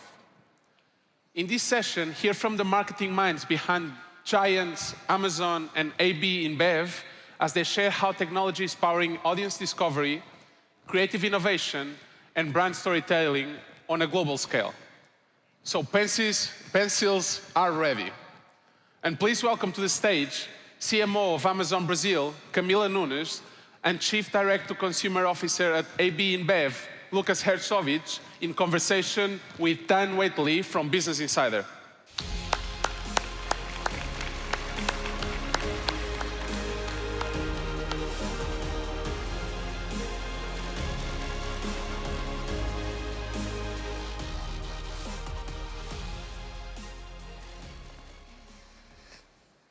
Wonderful. Thank you so much for joining everyone today. I am really excited to chat with Camila and Lucas about using technology to build a beloved brand. Obviously, it doesn't really get much more iconic than Amazon and Budweiser and Corona when we think about brands that customers love. To start out, when we think about brand building, we're often talking about storytelling using creative marketing. And I'd love to learn a little bit more about how you think about bringing technology into that. And Lucas, maybe we can start with you on that question. Awesome. So first of all, thanks, Dan, and thanks, everyone, for joining. Before I answer the question, let me try and understand the audience. Please raise your hands if you know what Zed Delivery is. Okay, so good. Good start. So talking about storytelling, I'm going to divide the question in two parts. One is the storytelling that is needed for building digital brands like Zé, Tada, or Perfect Draft, which are the brands that we have in our D2C space within AB InBev. In that case, the key important thing is to make sure you have an amazing consumer experience. So in the case of D2C, you need to make sure that from the moment the consumers download the app until the product is delivered, you need to make sure that consumers love every step along the way. And for that, it's key to have a great value proposition. And to have a great value proposition, you need to understand what's the problem you're trying to solve for the consumer. So in the case of Zé Delivery and Tada, which is the global expression of Zé Delivery outside Brazil, it's about cold beer in less than 30 minutes at supermarket prices. The key metric we use to make sure that we're delivering on that experience is the Net Promoter Score. And we want to make sure that our brands always have an NPS, is what we call, above 75. And what that drives is that people share their experiences with others. When they love the experience, that drives organic reach, and more than 60% of the new consumers that join our brands come from conversations with others, and that's the storytelling that we strive for. In the case of our beer brands, we use these D2C brands also to be able to build the brands that we have in our portfolio in AB InBev. You mentioned Corona, you mentioned Budweiser, we have Brahma here in Brazil. So what we try and do is use our D2C platforms to develop the occasions in which we want these brands to be consumed. Like, for example, Corona is associated with a happy hour, with a sunset. So whenever it's 6, 7 p.m., we might send a notification to consumers reminding them to order a Corona, or when you have a Wednesday or a Sunday, reminding them to order a Brahma before a football game. So those are type of things we do to develop our brands, develop occasions, and that's the storytelling that is associated with our brands. So what I would say is the core business of Amazon is to deliver great customer experience. And I believe Amazon, as a company, we transform the way the customer shops. So how do we make sure that this also connects when you're talking about brand building and marketing for our customers? What we do is we guarantee that throughout the full customer journey, from awareness to conversion, this customer gets the best experience, the most segmented, relevant messaging. And we use technology to enable us to do that. So one example is Prime Day. Prime Day is one of the biggest moments of our year, an event to celebrate Prime members.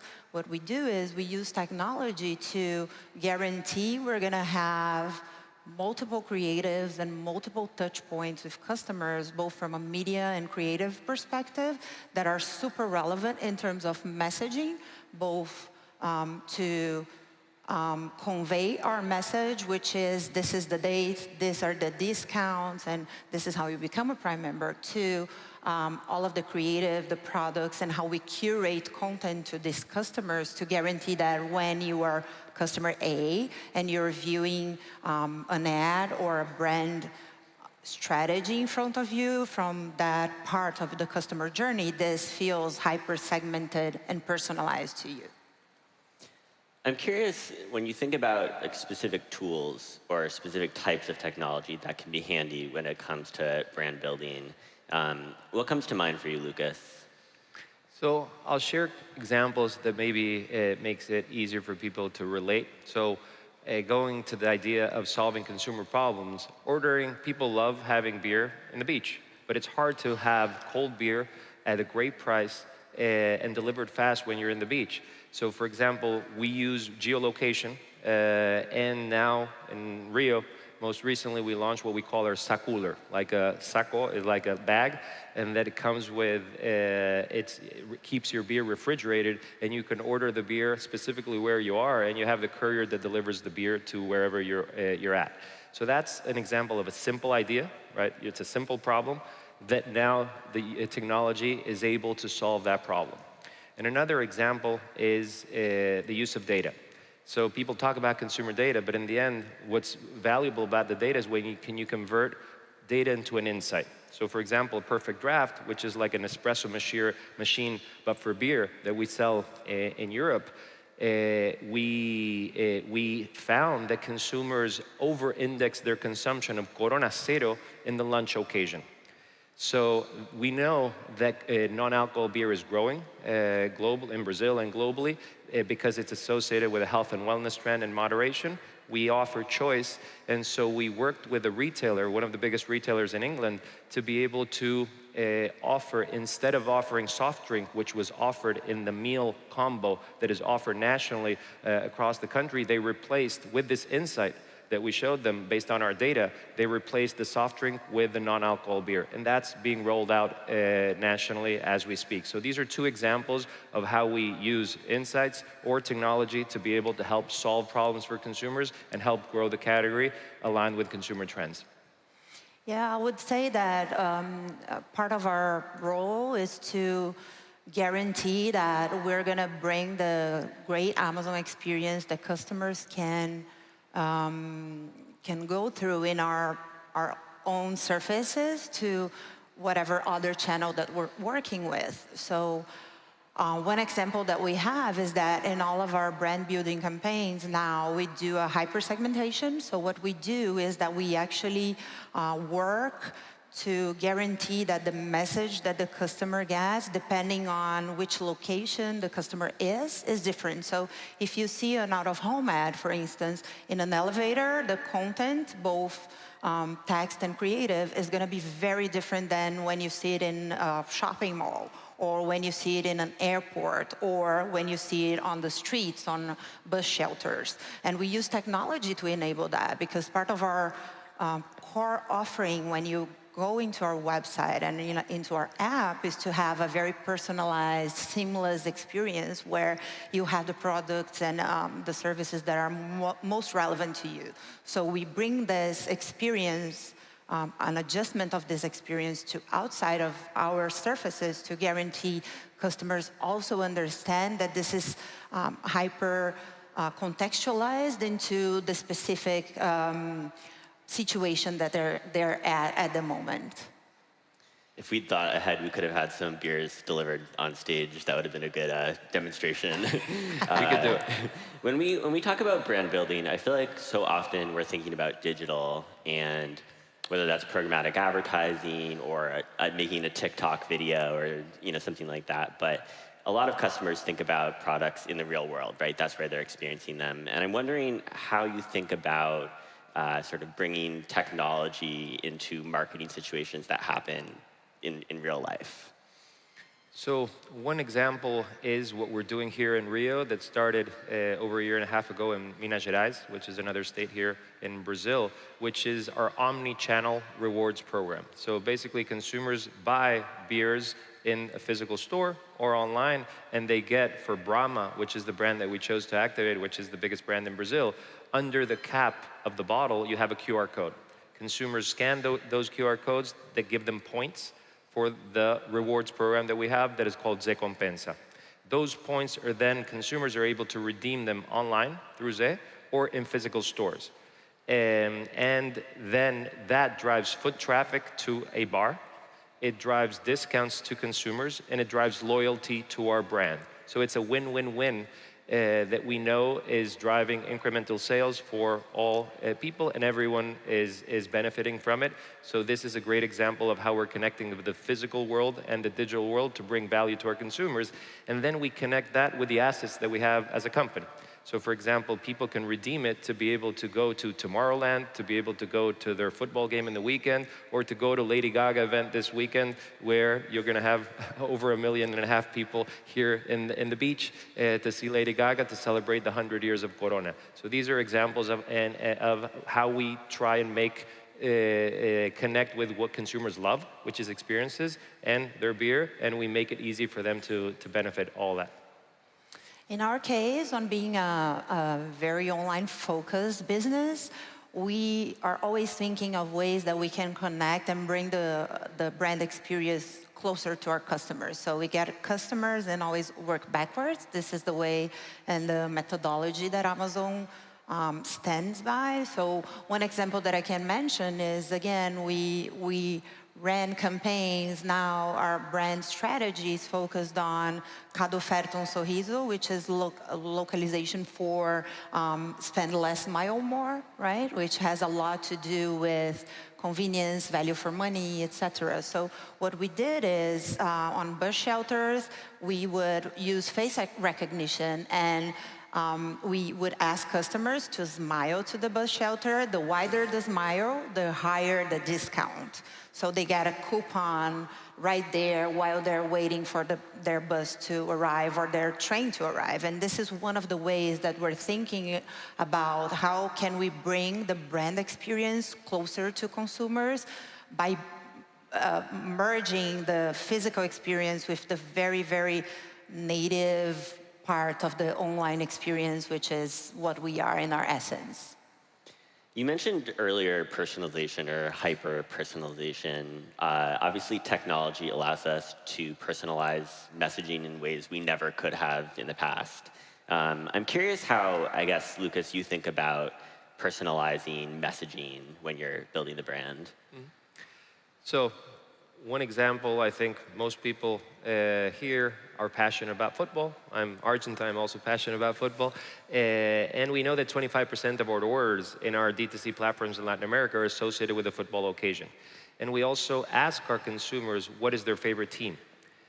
So we use the data that we have from the fact that we know their teams and we know when the games are going to happen, and we personalize the experience for them. So we send notifications to consumers 1 hour, 2 hours before the game to remind them to purchase their products on Wednesday or Sundays. But we've gone beyond that, and we've done a loyalty program with 32 teams across Brazil, for example, that we give them cash back for the money that they spend on the membership of the team. So it's part of this loyalty program. For example, Flamengo, for every 20 reais that you spend on your membership in the club, you get 20 reais back to be able to order on Zé.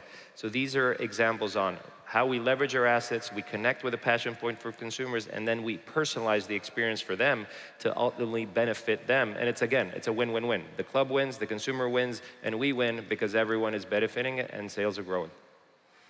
Yeah, on the Prime brand, when we talk about Prime specifically, the way that we leverage that is we are a business that our core and our main objective is to guarantee customers will get everything that they want, right? So content and product curation plays an important part in how we can help consumers to understand first the variety of selection that we offer in our website, but also that there's specific product for each moment of their lives, right? So when we're talking about the Prime brand, our mission is to enable customers to have that fast and free from a shipping perspective at your house. So we say that everything you love and everything you want, it's on Prime. So every time that we are going to build a brand campaign around that, we leverage technology to build thousands of creatives that are super relevant to each specific customer and to each specific messaging, right? Because everything you want is on Prime. So it needs to make sense for consumer, and at the same time, we are almost like merging the personalization with the curatorship of products and recommendation, right? Which is a very important part to our strategy, is how can we reach out to customers and provide the right context of products and the credibility that Amazon brand and Prime brands bring to the table when we're talking to them. I think probably something that is in common with both your companies is you run these immensely complicated businesses with loads of data on your customers. But from the customer perspective, everything is very simple, right? Like it's easy to order a beer conveniently. It's easy to get something from Amazon.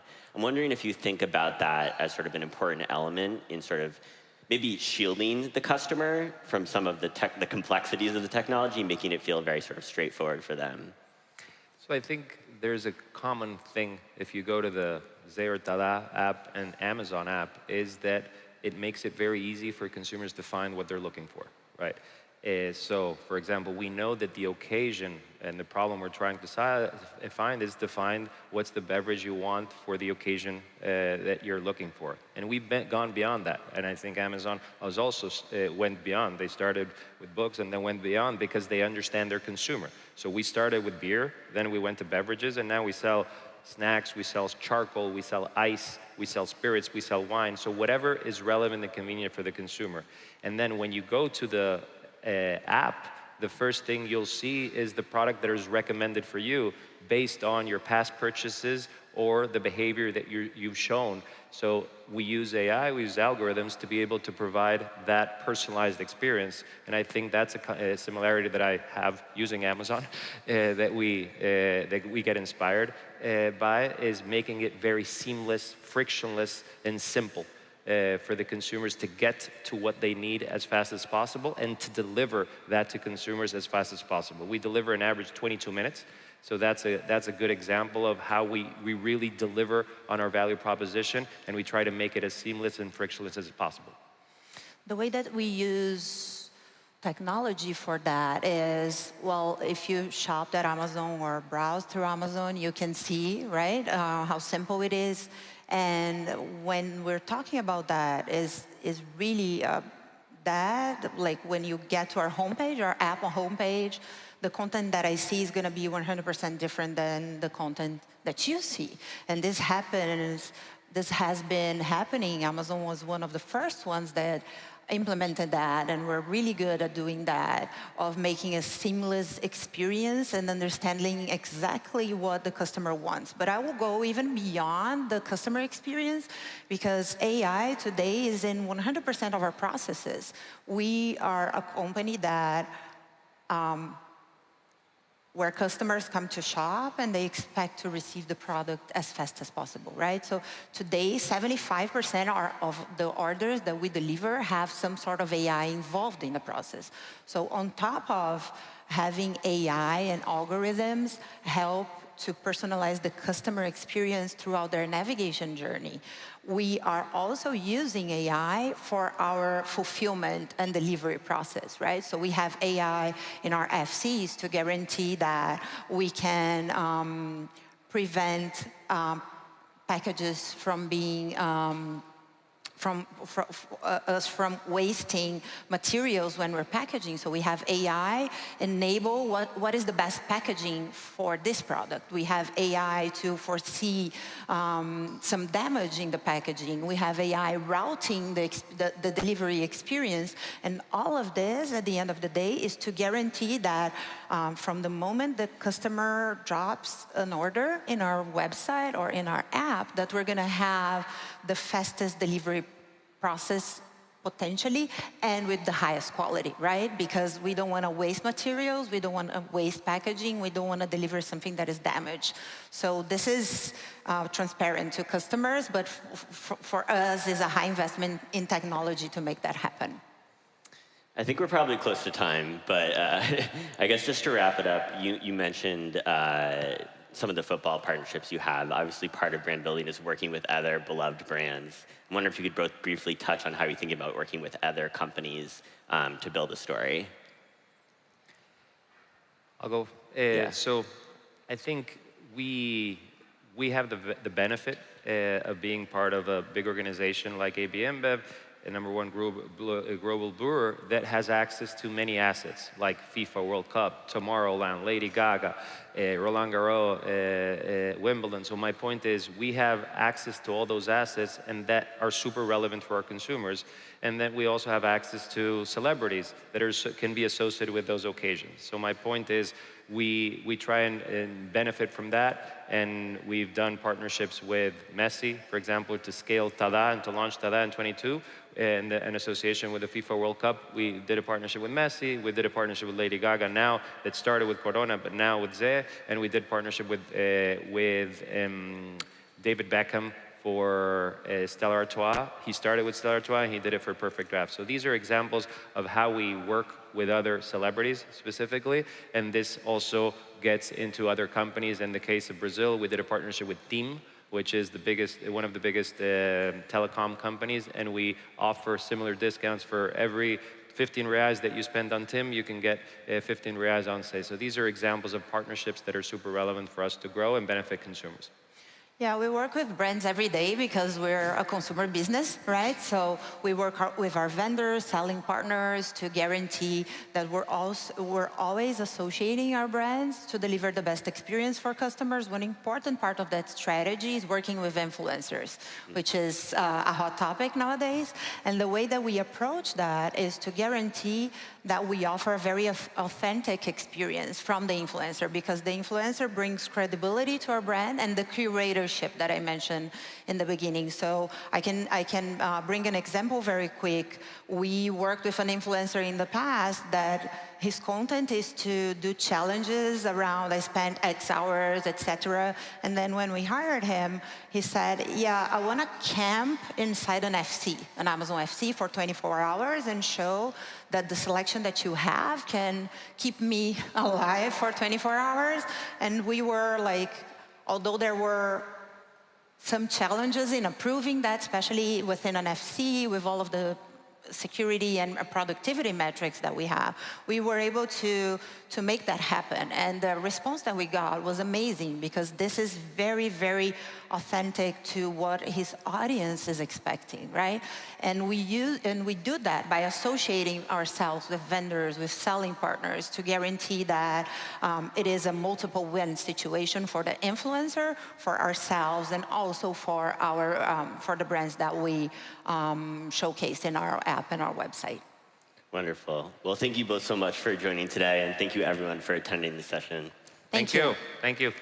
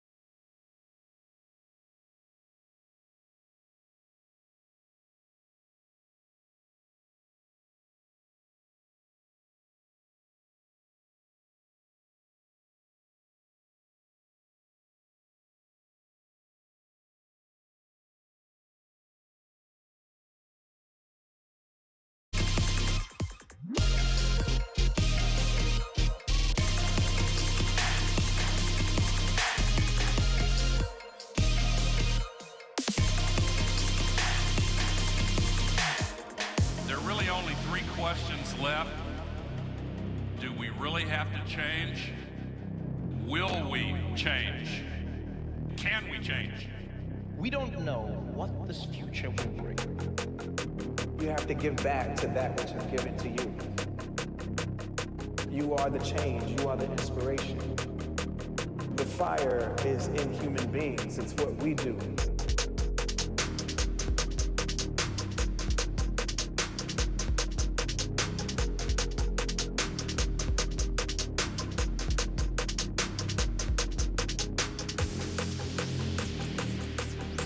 When we humans use technology wisely, we can accomplish things that our ancestors could only dream of.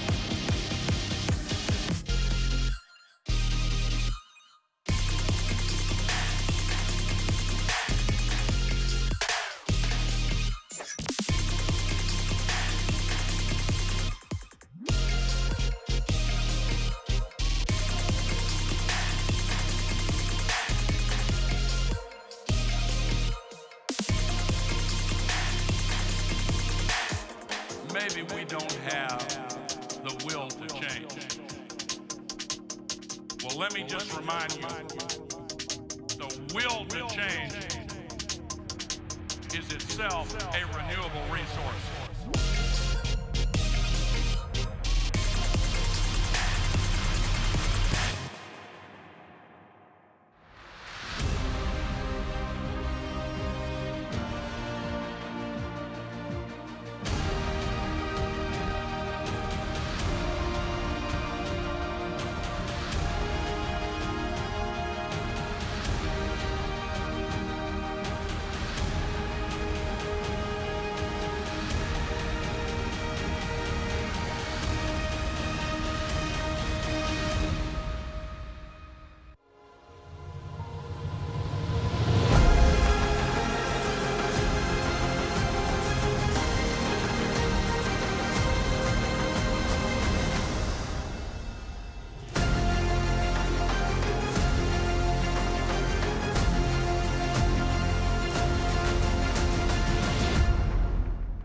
Please give a warm welcome to your host, Web Summit's Head of Startups and Investors, Ricardo Lima.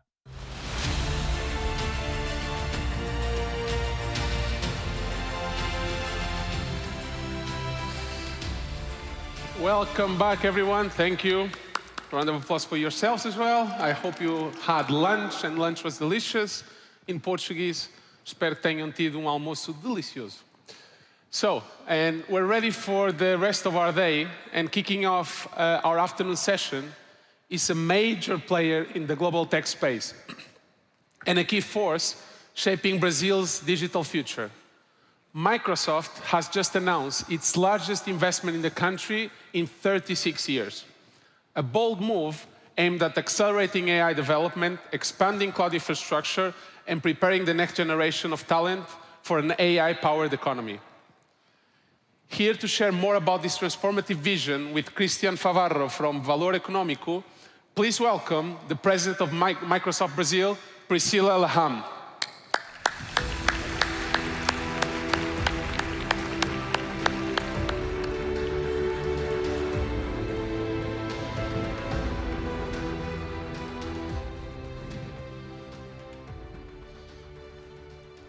Hi, Priscilla. Hi, everyone. Christian. Great to be here. Priscilla, let's go straight to the point. Microsoft recently has announced a really big movement in Brazil regarding AI infrastructure. Yeah. I would love to start this conversation asking you a little bit about the strategic, why Brazil? Microsoft is a huge company. They could go everywhere. They could go anywhere in the world, right? Yeah, so thank you, Christian. Thank you, everyone. It's great to be here with you. We announced last September with Satya, our CEO, the investment of 14.7 billion reais in infrastructure of cloud and AI in Brazil. It's a huge investment. It's the single largest investment we have made in Brazil so far for Microsoft. We are here almost 36 years. The company is doing 50 years this year and 36 in Brazil. So we have a long-term commitment with Brazil. I think this is the major reason for this investment. And also we see Brazil as an early adopter of technology. So our population is early adopter of technology. So there is a great opportunity for us leveraging on this infrastructure that we will invest to have startups, small business, medium business, and large companies to innovate with AI and cloud. So that means that Brazil can, in our vision, can become like a hub of technological innovation for Latin America and even for the globe. So I think we see the opportunity, and we believe AI can make Brazil more competitive, can make companies in Brazil more competitive, and the government. So I think like this is the major reason. We are very optimistic on how AI can make the country more competitive, and we want to participate on that. So we see as our mission, the mission of Microsoft is empower people and organizations around the world to achieve more. If we want to do that in Brazil, we need to invest and we need to contribute. So we are here for that. And that's great. And I mean, with the AI adoption accelerating, I mean, a lot of companies are using AI right now. What do you think is the biggest barriers, I mean, you see for the Brazilian organizations? Is there any specific topic that is kind of making things harder, and what Microsoft is doing to address it? Yeah. So I think like we have, so first of all, I'm very optimistic on the opportunities. So I think like when we put our mindset on the opportunity side, we look to the challenges as steps to get there. So this is the way that I see. But when I look to the companies, on our conversation with the companies, with our customers, data governance is one of the questions, especially because they don't want their data to be outside and to be used in an improper way. So data governance is an important layer for the companies to care about. The other is to prepare the workforce. So I think like this is another important topic for us. When we think on AI and how we can take on this opportunity as a country or as a company, you have to prepare the workforce. And prepare the workforce means readiness, means like skilling, but also means to give access. So on the day usage, you can become better. So I think like we look on these, prepare your company, prepare your process, your data to be ready for that, as well as your workforce. And what do you mean by data governance? I mean, I know there is a lot of conversations about security and the use of AI. I mean, an employee can use a technology without the permission of the company and expose some data. You were talking about that, I guess, right? I think like what I'm saying is, if you have the proper controls or rules, business rules in the company, it's okay. So imagine that you don't have a business rule that apply to the salaries of the employees in the company, and eventually everybody knows the salaries and can exposure in the market. It would be a problem. So I think like this is the type of thing. So you have to govern your data and give the right labels and access to the right people. So I think this is what I mean by that. But doing that, I think like the opportunities are huge. We are seeing like customers doing amazing things with AI.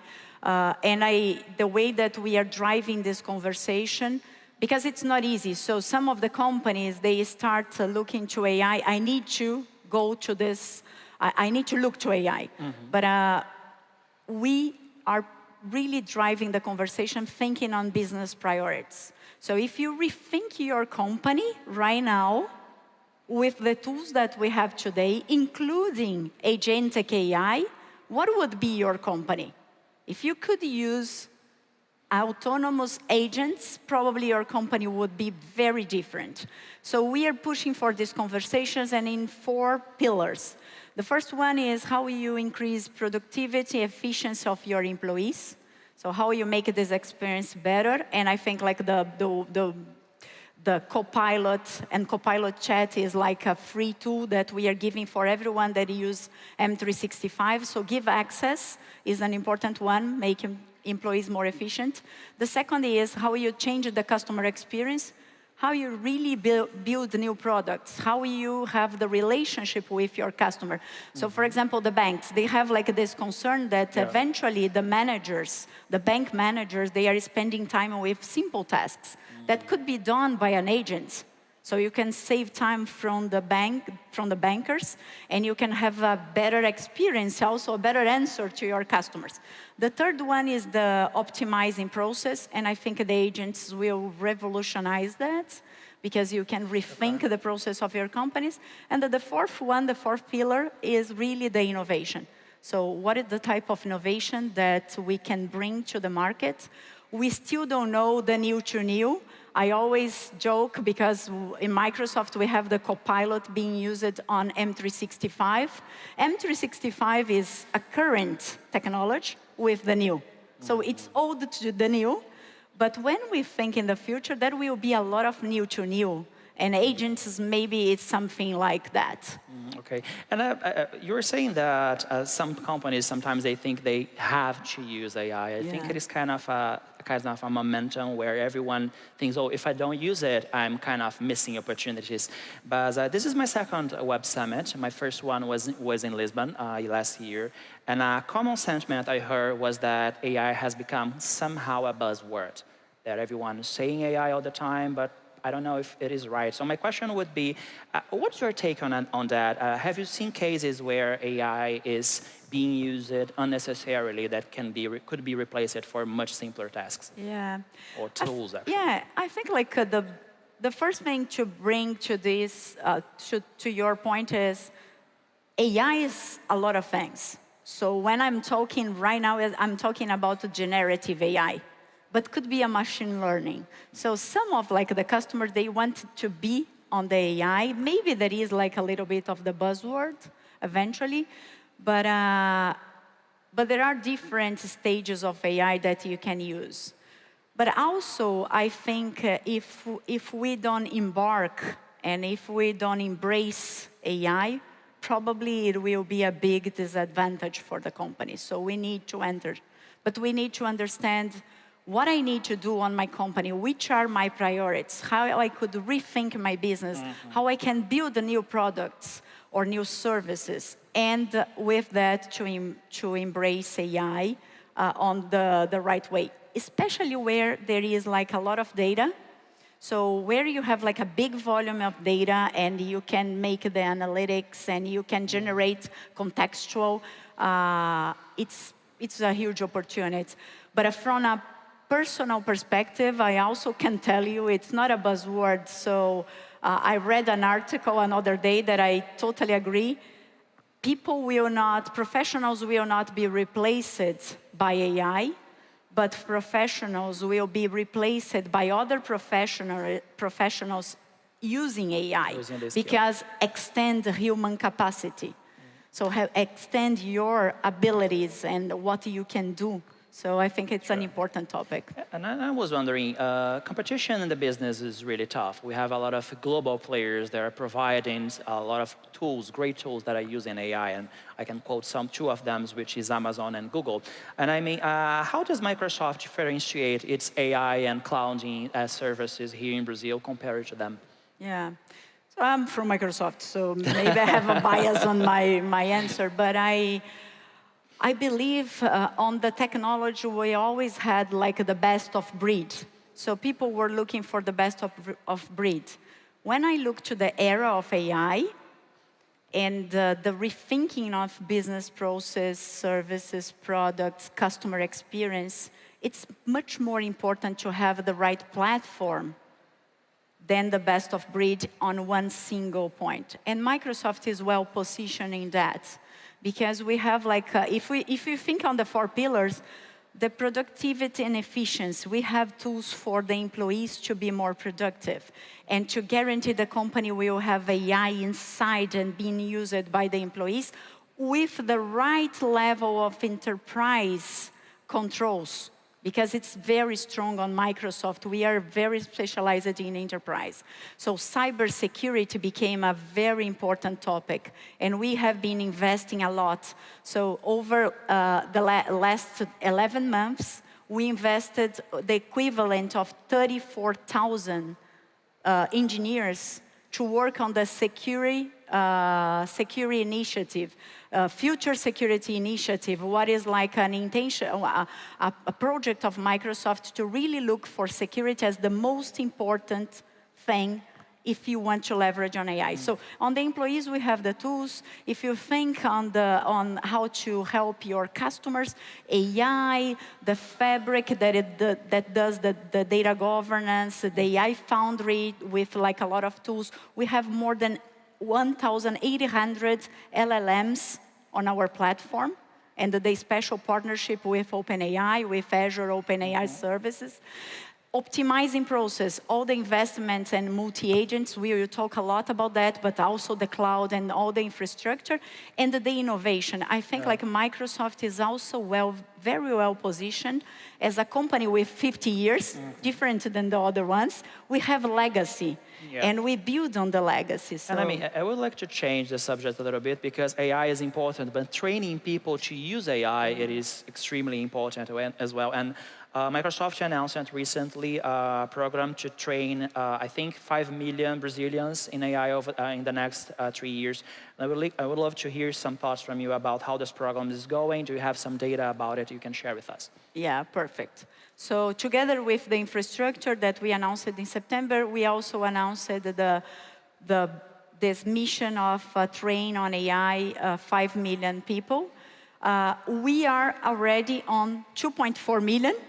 Right now, less than a year, so I think like we are very good traction on the mission. The reason for that is if we don't prepare our workforce, we will not capture the opportunity.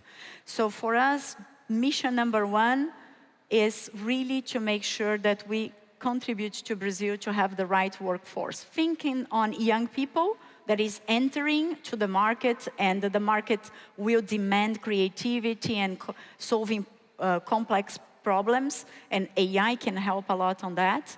But also for the workforce that we have today that needed to unlearn and relearn to be for the jobs today and in the future. So I think like it's a big commitment for us. Okay, and what's your advice for Brazilian students that are looking to escalate their knowledge in AI? I mean, not AI-driven economy. Of course, this question that is, of course, in the context of the recent layoffs we are seeing in a lot of tech companies. I think a lot of them might be scared. Do you think studying and this kind of training, it is an answer to that?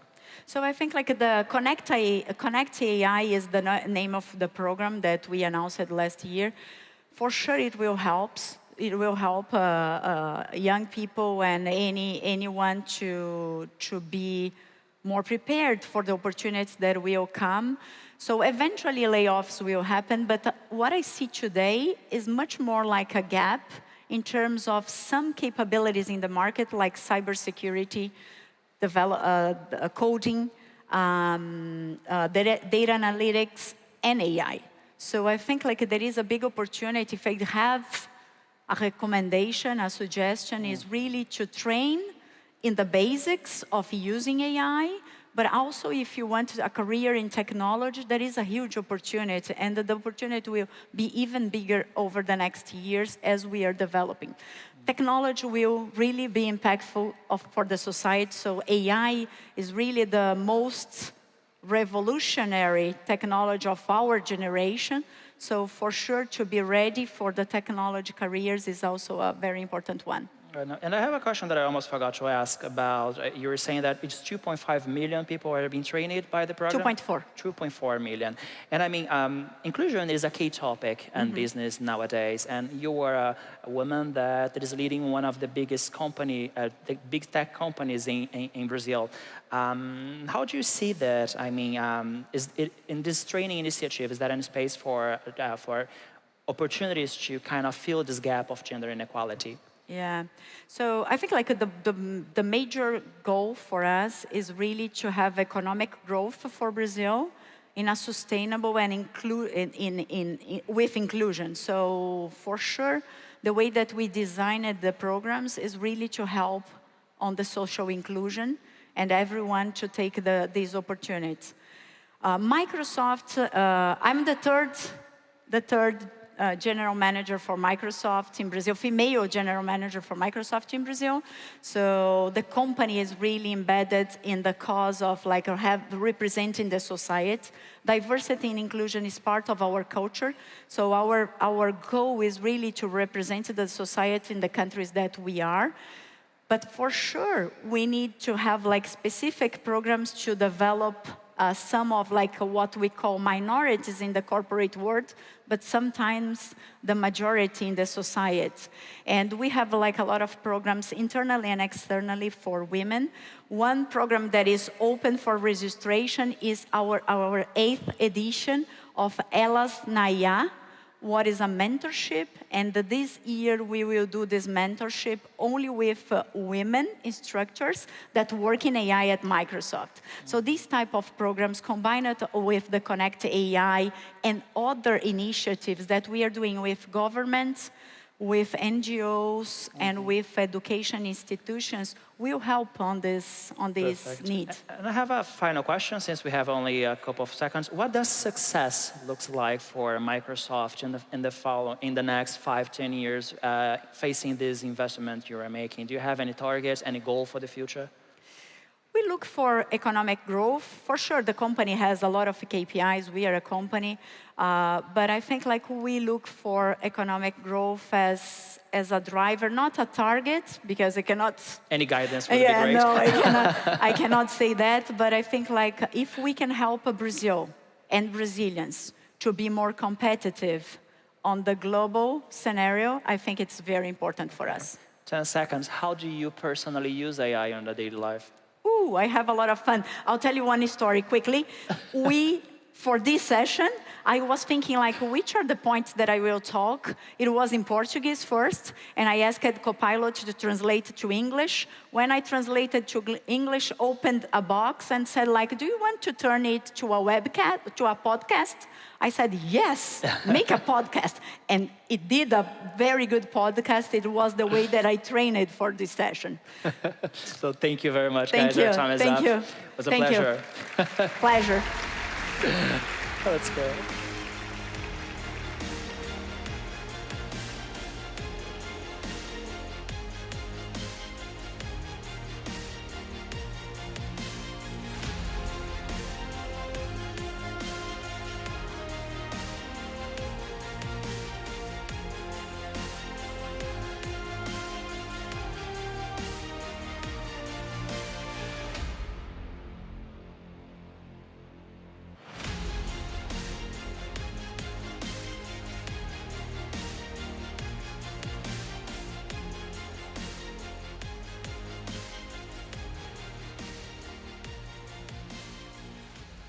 All right.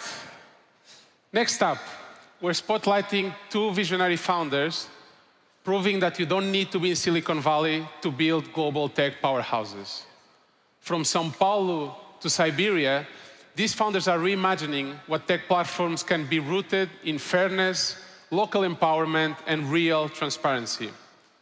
Together, they're challenging the old rules of growth and hinting at what the next generation of capitalism could look like.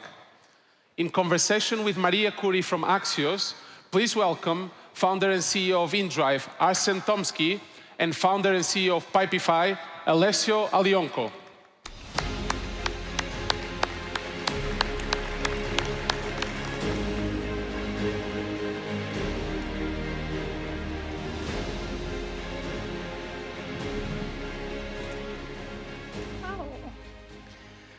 Hi, everyone. Thank you so much for being here today. I'm very excited to be having this conversation. Arsen, why don't we start with you? What inspired you to build your company outside of Silicon Valley, and how has your location shaped your approach to innovation? Look, first, let me tell you that I stutter all my life, and I want to inspire people who started by my story, so I should stutter. And I'm going to use a special speech technique, so please don't wonder. I am from the officially coldest city in the entire world, and my that homeland deeply depends on oil, gas, the diamonds, and this is not good for us because it has a serious risk. And I decided to build local tech ecosystem to do what I need to have access to large resources. This was my push to build a global business. All right, Alessio, how about you? I was born in Curitiba, Brazil, and in my first startup, I would say, to not say that we got crushed. I think like we lost the opportunity to be a much bigger business because we didn't think globally. And basically in my second business, I said like, you know, this time I'm gonna dream big. I'm gonna try to kind of be one of the winners in our space. And as I was telling you, I was working as a consultant for an Israeli accelerator. And at the time, I asked him as an icebreaker, like, hey, how you managed to be so successful in Israel by creating global startups? And basically he said, because we think globally, but you Brazilians are lazy. You just copy global successes and you try to replicate what they are doing locally. And in the hope you're going to get rich or someone will come and acquire you. And after having that chat, it's like, I'm going to prove that guy is wrong. And I'm going to prove we can create something that's successful, that we will be proud of, and have customers everywhere. That's how it started. And what challenges and opportunities did you face when you decided to build outside of a traditional tech hub? Arsen, for you, you were in Russia. Talk to us about what challenges and opportunities came up. Of course. If you start your business is not big city in the depth of Siberia, you don't have access to external support. No investors, no tech talents, no expertise, and so on and so forth. It's a lot of challenges.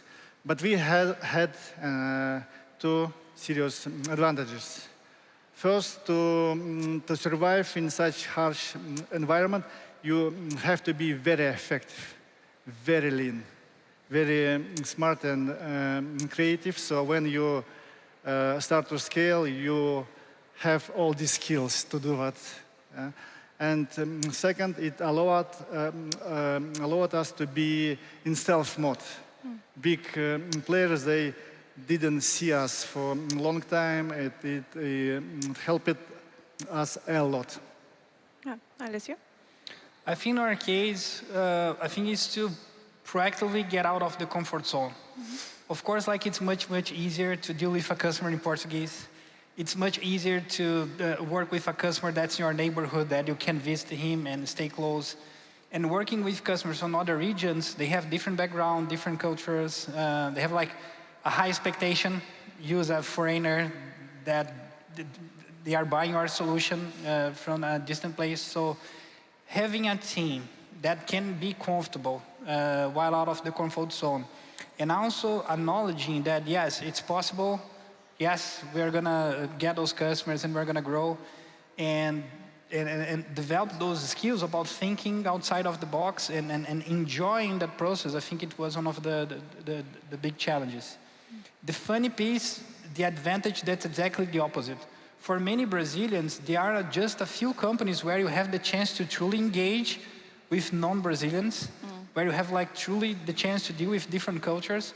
So for us, our capacity to recruit the best talent and provide people the opportunity to engage outside Brazil, build the fluency, and also have a global working experience that will set up them maybe for their next step in their working journey. It's something that helped a lot attract the best folks. I think like we compete more with other international companies while looking for talent and not so much locally, and that helps a lot. And we talk a lot about transparency and fairness in technology, but what do those terms mean to you, specifically in the context of your company? In our case, it's about compliance and security. There's a lot of concerns about data security and also how AI is being trained and used. So most of our customers, they care a lot about where is their data in terms of infrastructure, if we have AI models, how we are consuming those AI models. And basically what we do is follow their compliance rules. If they're a startup and they are flexible, they have an environment that's easy and they can, like, out of the box. If they are a massive financial institution with high levels of compliance rules and security concerns, okay, we're going to run pipeline in your environment, in your tech stack, using your models and not like the ones available in the market. So we adapt to the customer needs, because sometimes, like, if it's a startup, it's fine. But if you're a financial institution or you work in health, the requirements and the care you need to have with that data is completely different. And so that's the perspective when you're working, B2B. Arsen, you're dealing directly with consumers and customers. What do fairness and transparency mean to you? Look, we see a lot of injustice in this field.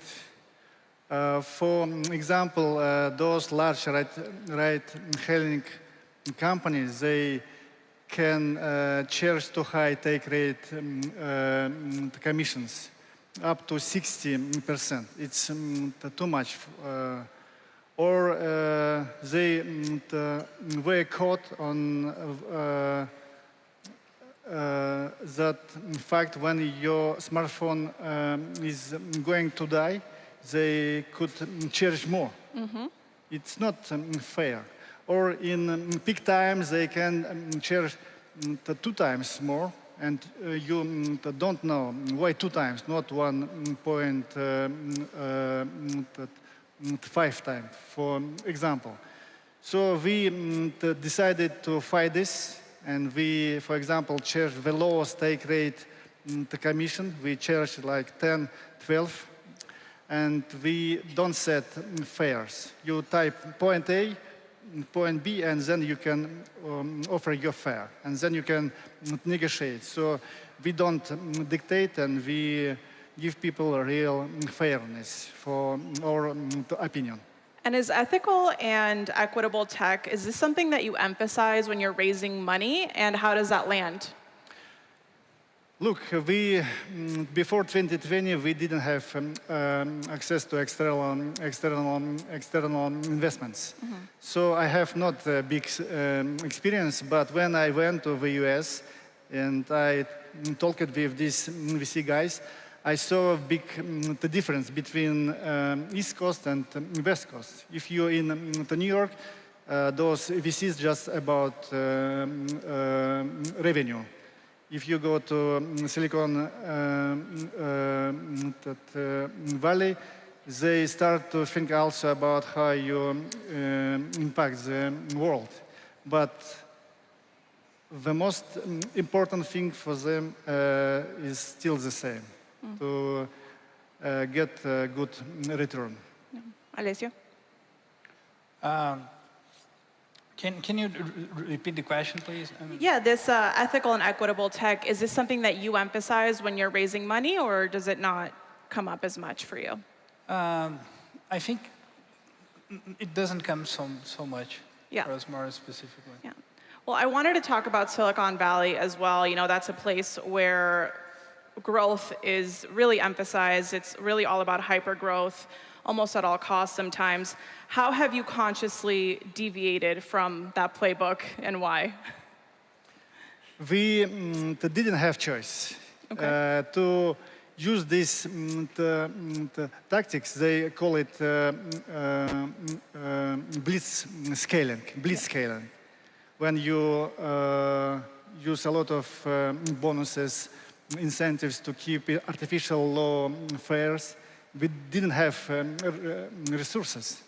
So we decided to use something alternative. And we, as I said, we start to position ourselves as a fair play company. And it immediately caused a large word of mouth effect. And we could build this global the network on this, and I highly suggest to use you the same, if you can. And it could allow you to successfully compete with these large, well-funded companies. Okay, Alessio. It's funny, in our case, I think we follow the typical path of a Silicon Valley-based startup for a while. In the first years of Pipefy, we were the typical Silicon Valley startup, growing 5 times every year and then 3 times in the year after. And we were growing a lot, and we never cared about efficiency. And we were growing, we knew we were growing, we knew half of everything we were doing wasn't helping at all, but we never stopped to see what was working, what was not working. And then like after the market changed, like in the last 2-3 years where efficiency started to be a super important issue, that's when okay, let's hit the brakes a little bit, let's understand what's adding value, what's not adding value, and let's build that discipline. And I think it was a tough learning process, especially because the whole team, I think like inside at Pipefy or even the whole industry, we always had that abundance over time and building those muscles of efficiency and not burning a lot of money and learning how to do a lot with less. That's something we had to learn a lot with a lot of pain. Now we are in a much better situation, profitable, growing with a health mindset, with an ultra long-term mindset, but definitely it was a big challenge to adapt. And I think most of startups, even in Brazil, I think many still are having a hard time to realize the thing already changed completely. Yeah. I wanted to ask you about what the role of the government is in all of this. You know, we're here talking about how capitalism could potentially change and what equitable and trustworthy technology is. Should it all be left to company CEOs and executives? What is the role of the government in your view? I think in this field, in that mobility, they should do 2 things. First, focus on providing safe environment for people, safe the services. And second, I think it's good if they could a little bit limit this corporate greed. For example, limit size level of take rate that commissions, because I think 40-50% is too much. Yeah, Alessio? I think it's critical, and I'm happy you made that question because what's happening now? Looking with our customers who are implementing AI in those AI agents, they're having gains sometimes of like 60% increase in productivity.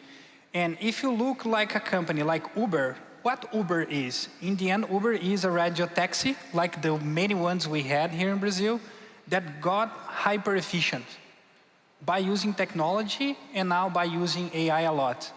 And frankly, I have a massive concern about how those millions of family-owned businesses in Brazil, in education, in traditional businesses, how they're going to adapt to this new massive secular change that's coming, that will change completely how people engage with work. And if you do not adapt fast enough, you're going to be left behind, by far much less efficient than your competitors. And that's my biggest concern and fear, and I think where government should think a lot and support a lot their business ecosystems. How you're going to educate those small entrepreneurs to how to use AI to grow, to be more efficient. Because if they do not move and do not adapt fast enough, those bigger companies, like those big techs that I mentioned, they're going to grow a lot. And sometimes the time is to be too hard. Can you create a brand new Uber from scratch or a brand new InDrive from scratch now? It's tough. So I think that's where government is super important to incentivize with education, with like benefits for the small businesses that are investing in technology in general. And I think it's crucial for the survival and for the diversity of the ecosystem as well. I think like Sebrae, all Brazilians know a lot about Sebrae, like they educated about the basics of entrepreneurship like 20 years ago, they should be desperate and educating about how they're going to teach those small businesses to benefit from the AI, because or they're going to be left behind. So the government has a role to play in the education piece of it and the upskilling. Yes, and providing incentives, like we have like many types of things and benefits. I think like Brazil had a really good program that supported like accelerators to find startups in Brazil. I think like with that same type of mindset in terms of investing, like we invest in diversity, and companies are incentivized or regulated to invest in diversity, I think they should be thinking like, how fast you are adapting to this new phase. I think the government can help a lot. So I wanted to ask you too about how you've been balancing your local market needs with your more global ambitions. Are there any key lessons that you can share from expanding in that way? The most important lesson what I got in this journey that you should build the story, your business on something universal for people. If we talk about injustice, it's this that outrages people in Chile in the same way like it's do with people in Nepal, for example. So if you start to build the business on fighting injustice, for example, it will be supported by people around the globe. So this is my main lesson and recommendation for you. Okay. In our case, it has some. There's a piece that everything is common, like the technology is the same about how it's used, but the business rules change a lot locally. A really good example, if you run procurement, finance, accounts payable, or HR in Brazil, it's completely different than how you run in US. The local rules are different, the business practices are completely different. The technology is the same, but how you model that technology to address the specific business rules about how that thing should happen, you need to adapt locally. What we do, strategically what we did at Pipefy is we focus heavily on the technology and building the best solution to let our customers something that's really flexible and intuitive. And we work locally with partners that develop those solutions and help those customers not just understand the technology, but understand their business challenges. And we are seeing that happen a lot because with AI, everything changes, how you used to work and run most of those processes. And basically, you need someone who do the bridge between the technology and the local business rule about what you need to be compliant and what you need to change. That's more or less how we work. So we adapt locally depending on the region.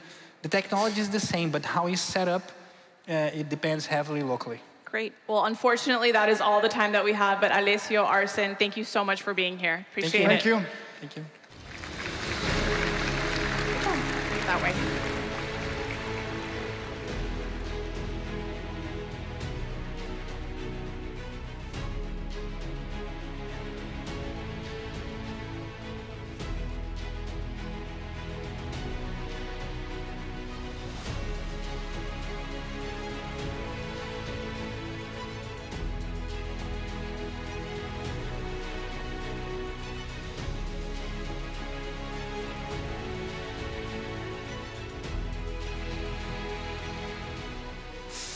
All right. Our next speaker was one of the most talked about startup CEOs of last year, securing $100 million in funding and achieving unicorn status under her leadership of Data Sniper. As AI continues to disrupt industries and lightning speed, the big question for many of us is, how do we stay relevant? Vidya is here to show us how her company is using AI, not to replace professionals, but to supercharge them, starting with auditors. It's a powerful glimpse into a future where humans and machines collaborate to raise the bar. Please welcome to the stage CEO of Data Sniper, Vidya Peters.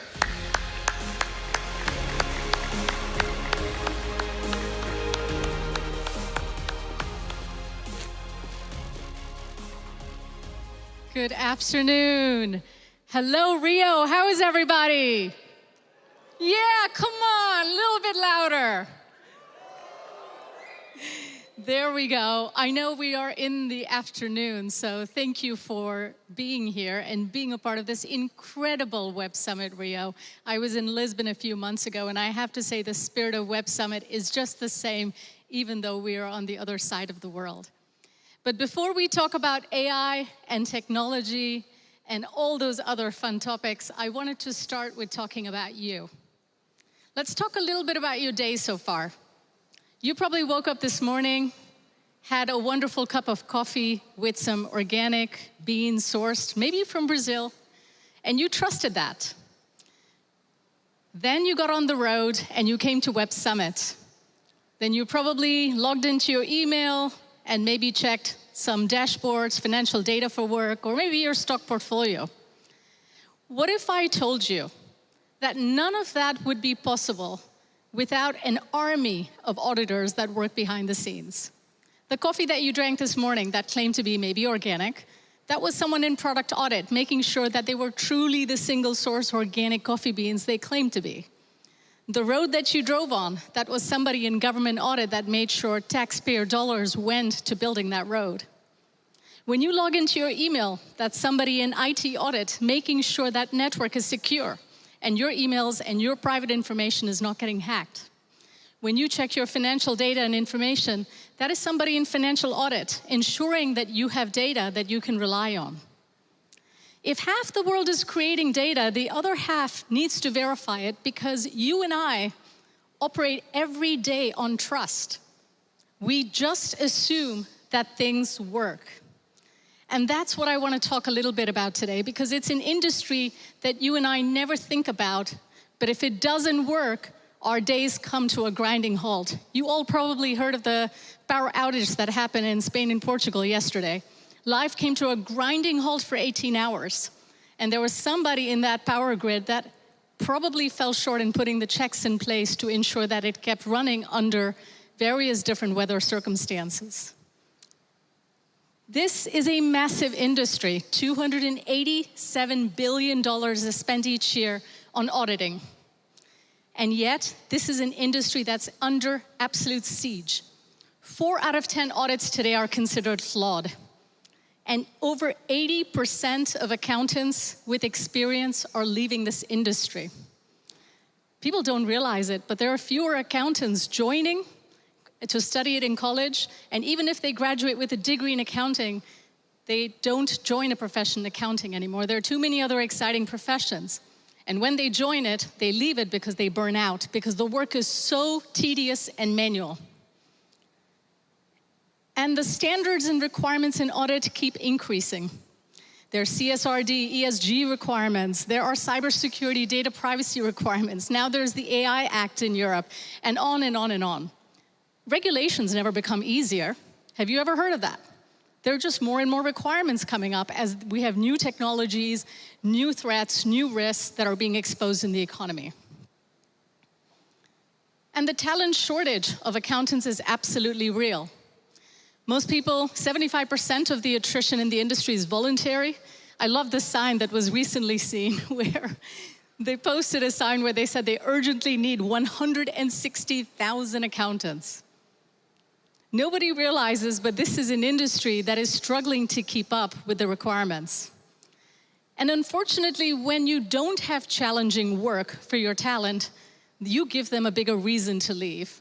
People don't need to do 15,000 tax returns and 15,000 financial statement checking to continue to keep doing that for another 20 years. So how do we ensure that we really inject technology and innovation into this industry to preserve some of the most critical functions that keep our economies and societies running? I want to speak a little bit about a recent incident here close to home. Just a year and a half ago, we had one of the largest multinational companies, Americanas, here in Brazil, actually have to restate their financials. They had overstated their profits by billions of dollars. Their primary auditor had overseen these audits for several years and not caught any of the fraud. They had overstated revenue, overstated profits by a very large markup and had completely flown under the radar. It shook up the trust in the system. The stock crashed by almost 70% when this came out. And yet this is one of the most skilled, most well-known audit firms in the world. I bring up this example because fraud is evolving at such a speed that just training staff is not enough. You must combat fraud with technology. Fraud is becoming more and more sophisticated, requirements are getting higher, and talent is simply not prepared to take this on without being armed with the best in technology. So the challenges are stacked. If you have more regulations, less talent, and more risk, you are really underestimating what it takes to be competitive in the future in this industry.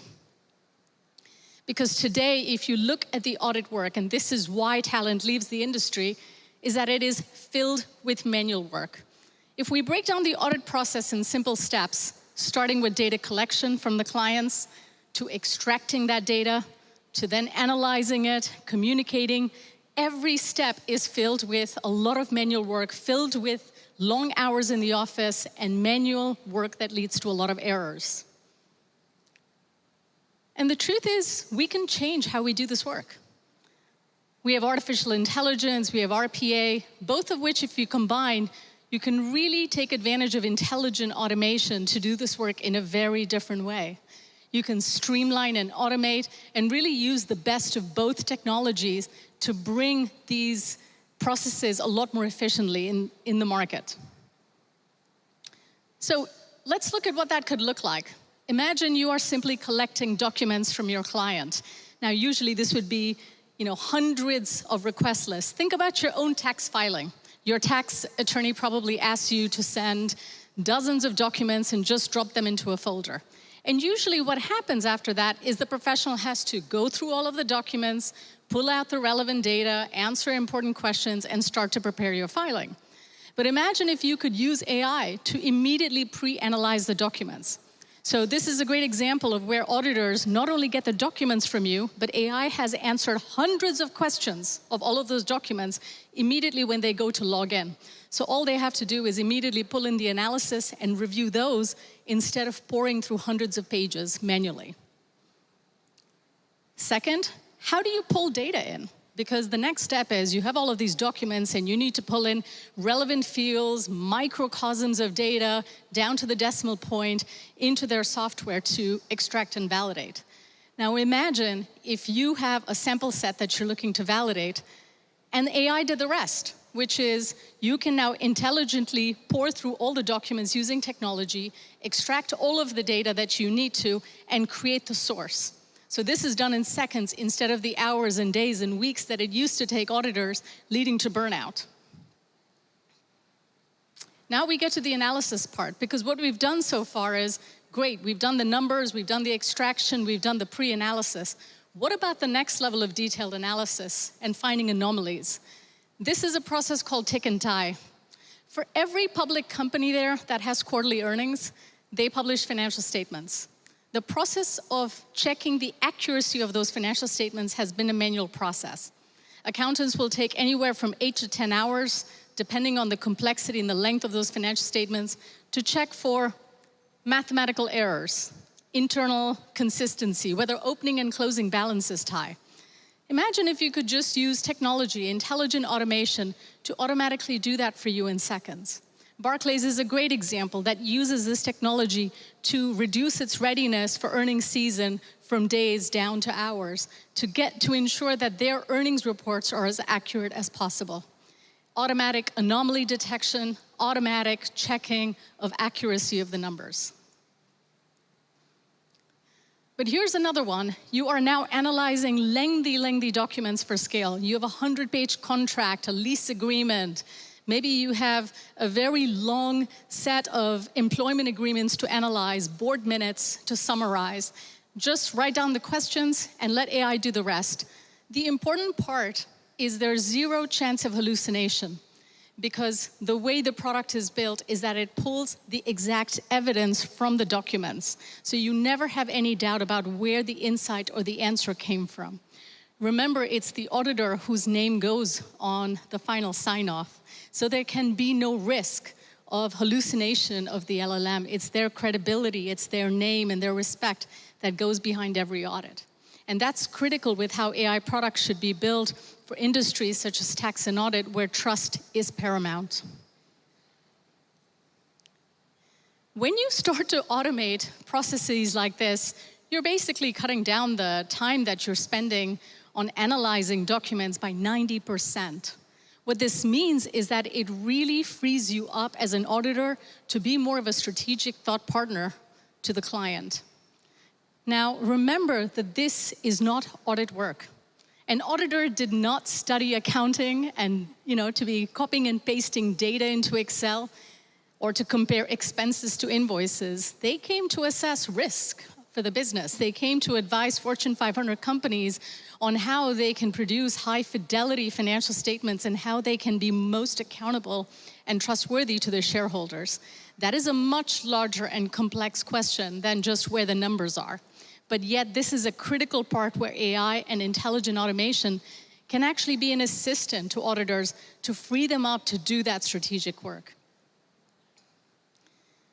This is where AI has transformational potential, where as regulations increase, as the availability of talent goes down, you have to be able to do more with less, and technology is the answer. I want to be very clear, using technology like this is not about the elimination of jobs. It's actually about the retention of jobs. It's actually about creating motivation to stay in these professions that have for far too long sent away a lot of the early career talent, the early joiners who felt that this work is not interesting or challenging enough for them to do. And it's catching on like wildfire. The use of AI exploding, whether audit firms are approving it or not. Even in Latin America, you can see that over 70% of companies are using AI either in an exploration stage or they've already integrated AI into their day-to-day workflows. The adoption may vary by slight single-digit points, but you can see that AI is universally accepted and welcome as a boon to helping the quality of their work and the quality of their work life. I fundamentally believe AI can assist and not replace auditors. I know the news is filled with articles about the replacement of human capital. And it may well be the case in some professions, but I don't believe it's the case in audit, and here's why. Number one, we are not in the jobs of black or white, yes or no. Auditors float in a sea of gray. It's about nuance. It's about the interpretation of rules, of regulations. It's about the trade-off between various risks. It's about assessing the overall risk of the client, the company, the industry. And that is what auditors do, is they help their clients navigate their risk portfolio. Second, I don't believe that the AI will ever be called for a deposition in front of the SEC, should they be questioning the audit or the financials of a company. Ultimately, who is behind every audit is a name, and that name comes with trust, it comes with credibility, and those are the people that are ultimately accountable for the audit behind a company. Last but not least, there's a huge portion of client trust and relationship building that happens in this line of work. You don't really know what data you exactly need, but by asking the right questions and by navigating and understanding the complexity of the client's business, you will figure out how to perform that audit in the most effective way. That requires relationship building, inquiry, trust, and that's not something AI is going to be adept at doing. And so I fundamentally believe that auditors, tax professionals are here to stay. These are industries that are a lot more nuanced or a lot more complex, and yet they have to be aided by AI and technology in order for them to be able to do their jobs effectively and sustainably in the long term. Look, I'm not going to tell you that all jobs will be here to stay. If we get a little bit nostalgic and think about the jobs that used to be around 40 or 50 years ago, even longer, many of them have evolved, and rightfully so. But the important part is we should all be asking ourselves, how do we thrive and not just survive in the AI age? The future does belong to those who can adapt, learn, and lead with a blend of technology and human creativity. And that is the balance that's absolutely critical to have. So as you're going about Web Summit and you're attending different sessions and thinking about the role of technology and AI in your role in your industry, I will leave you with one question. How will you define your role in the age of AI? And with that, I wish you a great Web Summit. Thank you for being out here in Rio. Thanks for coming to this session. Wishing you a great week. Appreciate it.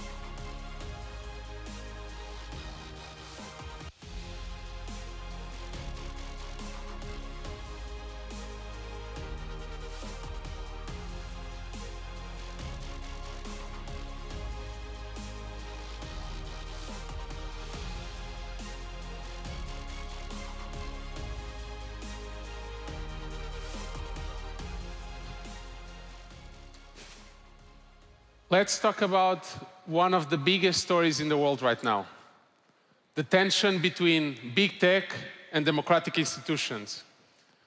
In Brazil, that story came to a head when Elon Musk's X clashed with the Supreme Court over content moderation and freedom of speech.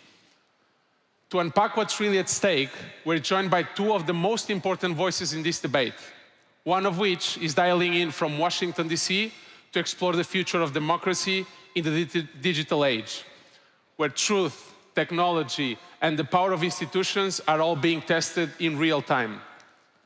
Please welcome to the stage writer, technology lawyer, and member of the Meiras Independent Oversight Board, Ronaldo Lemos, and to the screen, the Chief Justice of the Supreme Federal Court of Brazil, Luís Roberto Barroso.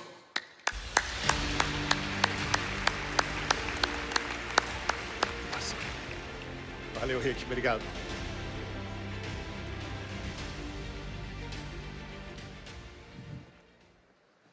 Boa tarde, pessoal. Tudo bem? Boa tarde, ministro Barroso. Você nos ouve? Boa tarde, Ronaldo. Ouço perfeitamente. Prazer estar aqui com você. Não sei se você também nos enxerga, mas aqui eu estou na frente de um auditório completamente lotado, no Web Summit, que está fantástico para ouvir a nossa conversa. Vamos lá, então. Vamos nessa. Ministro, o Supremo Tribunal Federal tem tido um protagonismo muito importante na área de tecnologia.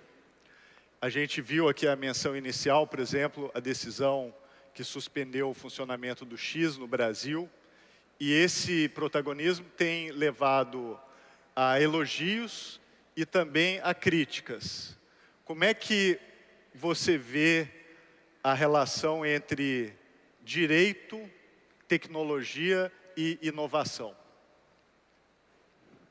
Olha, eu acho que o tratamento dessa matéria, tanto do ponto de vista regulatório, quanto do ponto de vista de decisões judiciais, deve seguir o grande princípio que deve nortear toda a atuação no direito, que é o da razoabilidade, o da proporcionalidade.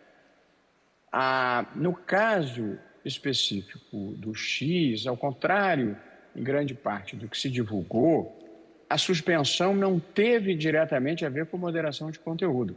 A suspensão se deveu ao fato de que o X retirou o seu representante legal do Brasil, precisamente para não receber as comunicações judiciais.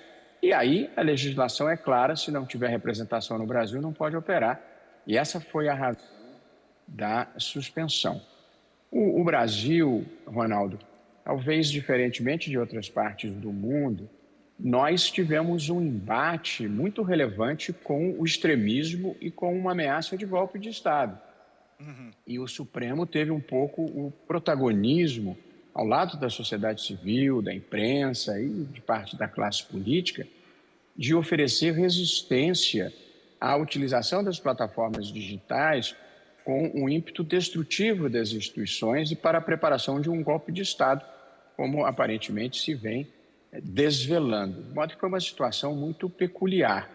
mas a liberdade de expressão é um valor fundamental na democracia, é preciso preservá-la na maior intensidade possível, mas é preciso evitar também que o mundo desabe num abismo de incivilidade com a destruição das instituições e violação de direitos fundamentais.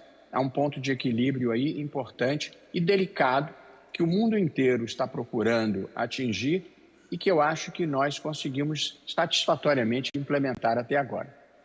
E, ministro, o próprio Supremo é também usuário, né, de tecnologia. Então, por exemplo, na área de inteligência artificial, o Supremo usa o sistema Victor para triagem de recursos, ou Maria, agora para redigir, inclusive, peças. Eu até pergunto se os juízes também estão com risco de ter os seus empregos substituídos pela inteligência artificial. Como é que fica essa posição de usuário e também, vamos dizer, protagonista das regras para a inteligência artificial? Então, Ronaldo, no volume de processos que existe no Brasil, a inteligência artificial se transformou numa ferramenta essencial. O Brasil talvez seja um dos recordistas mundiais em número de processos em andamento. Nós temos, em dezembro de 2024, nós tínhamos 83 milhões e 800 mil processos em andamento no Brasil. Considerando que a população adulta é de 160 milhões, se a estatística fosse uma ciência fácil, nós poderíamos dizer que 1 em cada 2 adultos está em juízo no Brasil. É claro que existem repeat players e não é bem assim, mas nós temos um índice de litigiosidade muito grande, bem acima da média mundial. E uma boa parte de recursos dessas ações chega ao Supremo Tribunal Federal, de modo que nós temos ferramentas muito importantes de inteligência artificial no Supremo.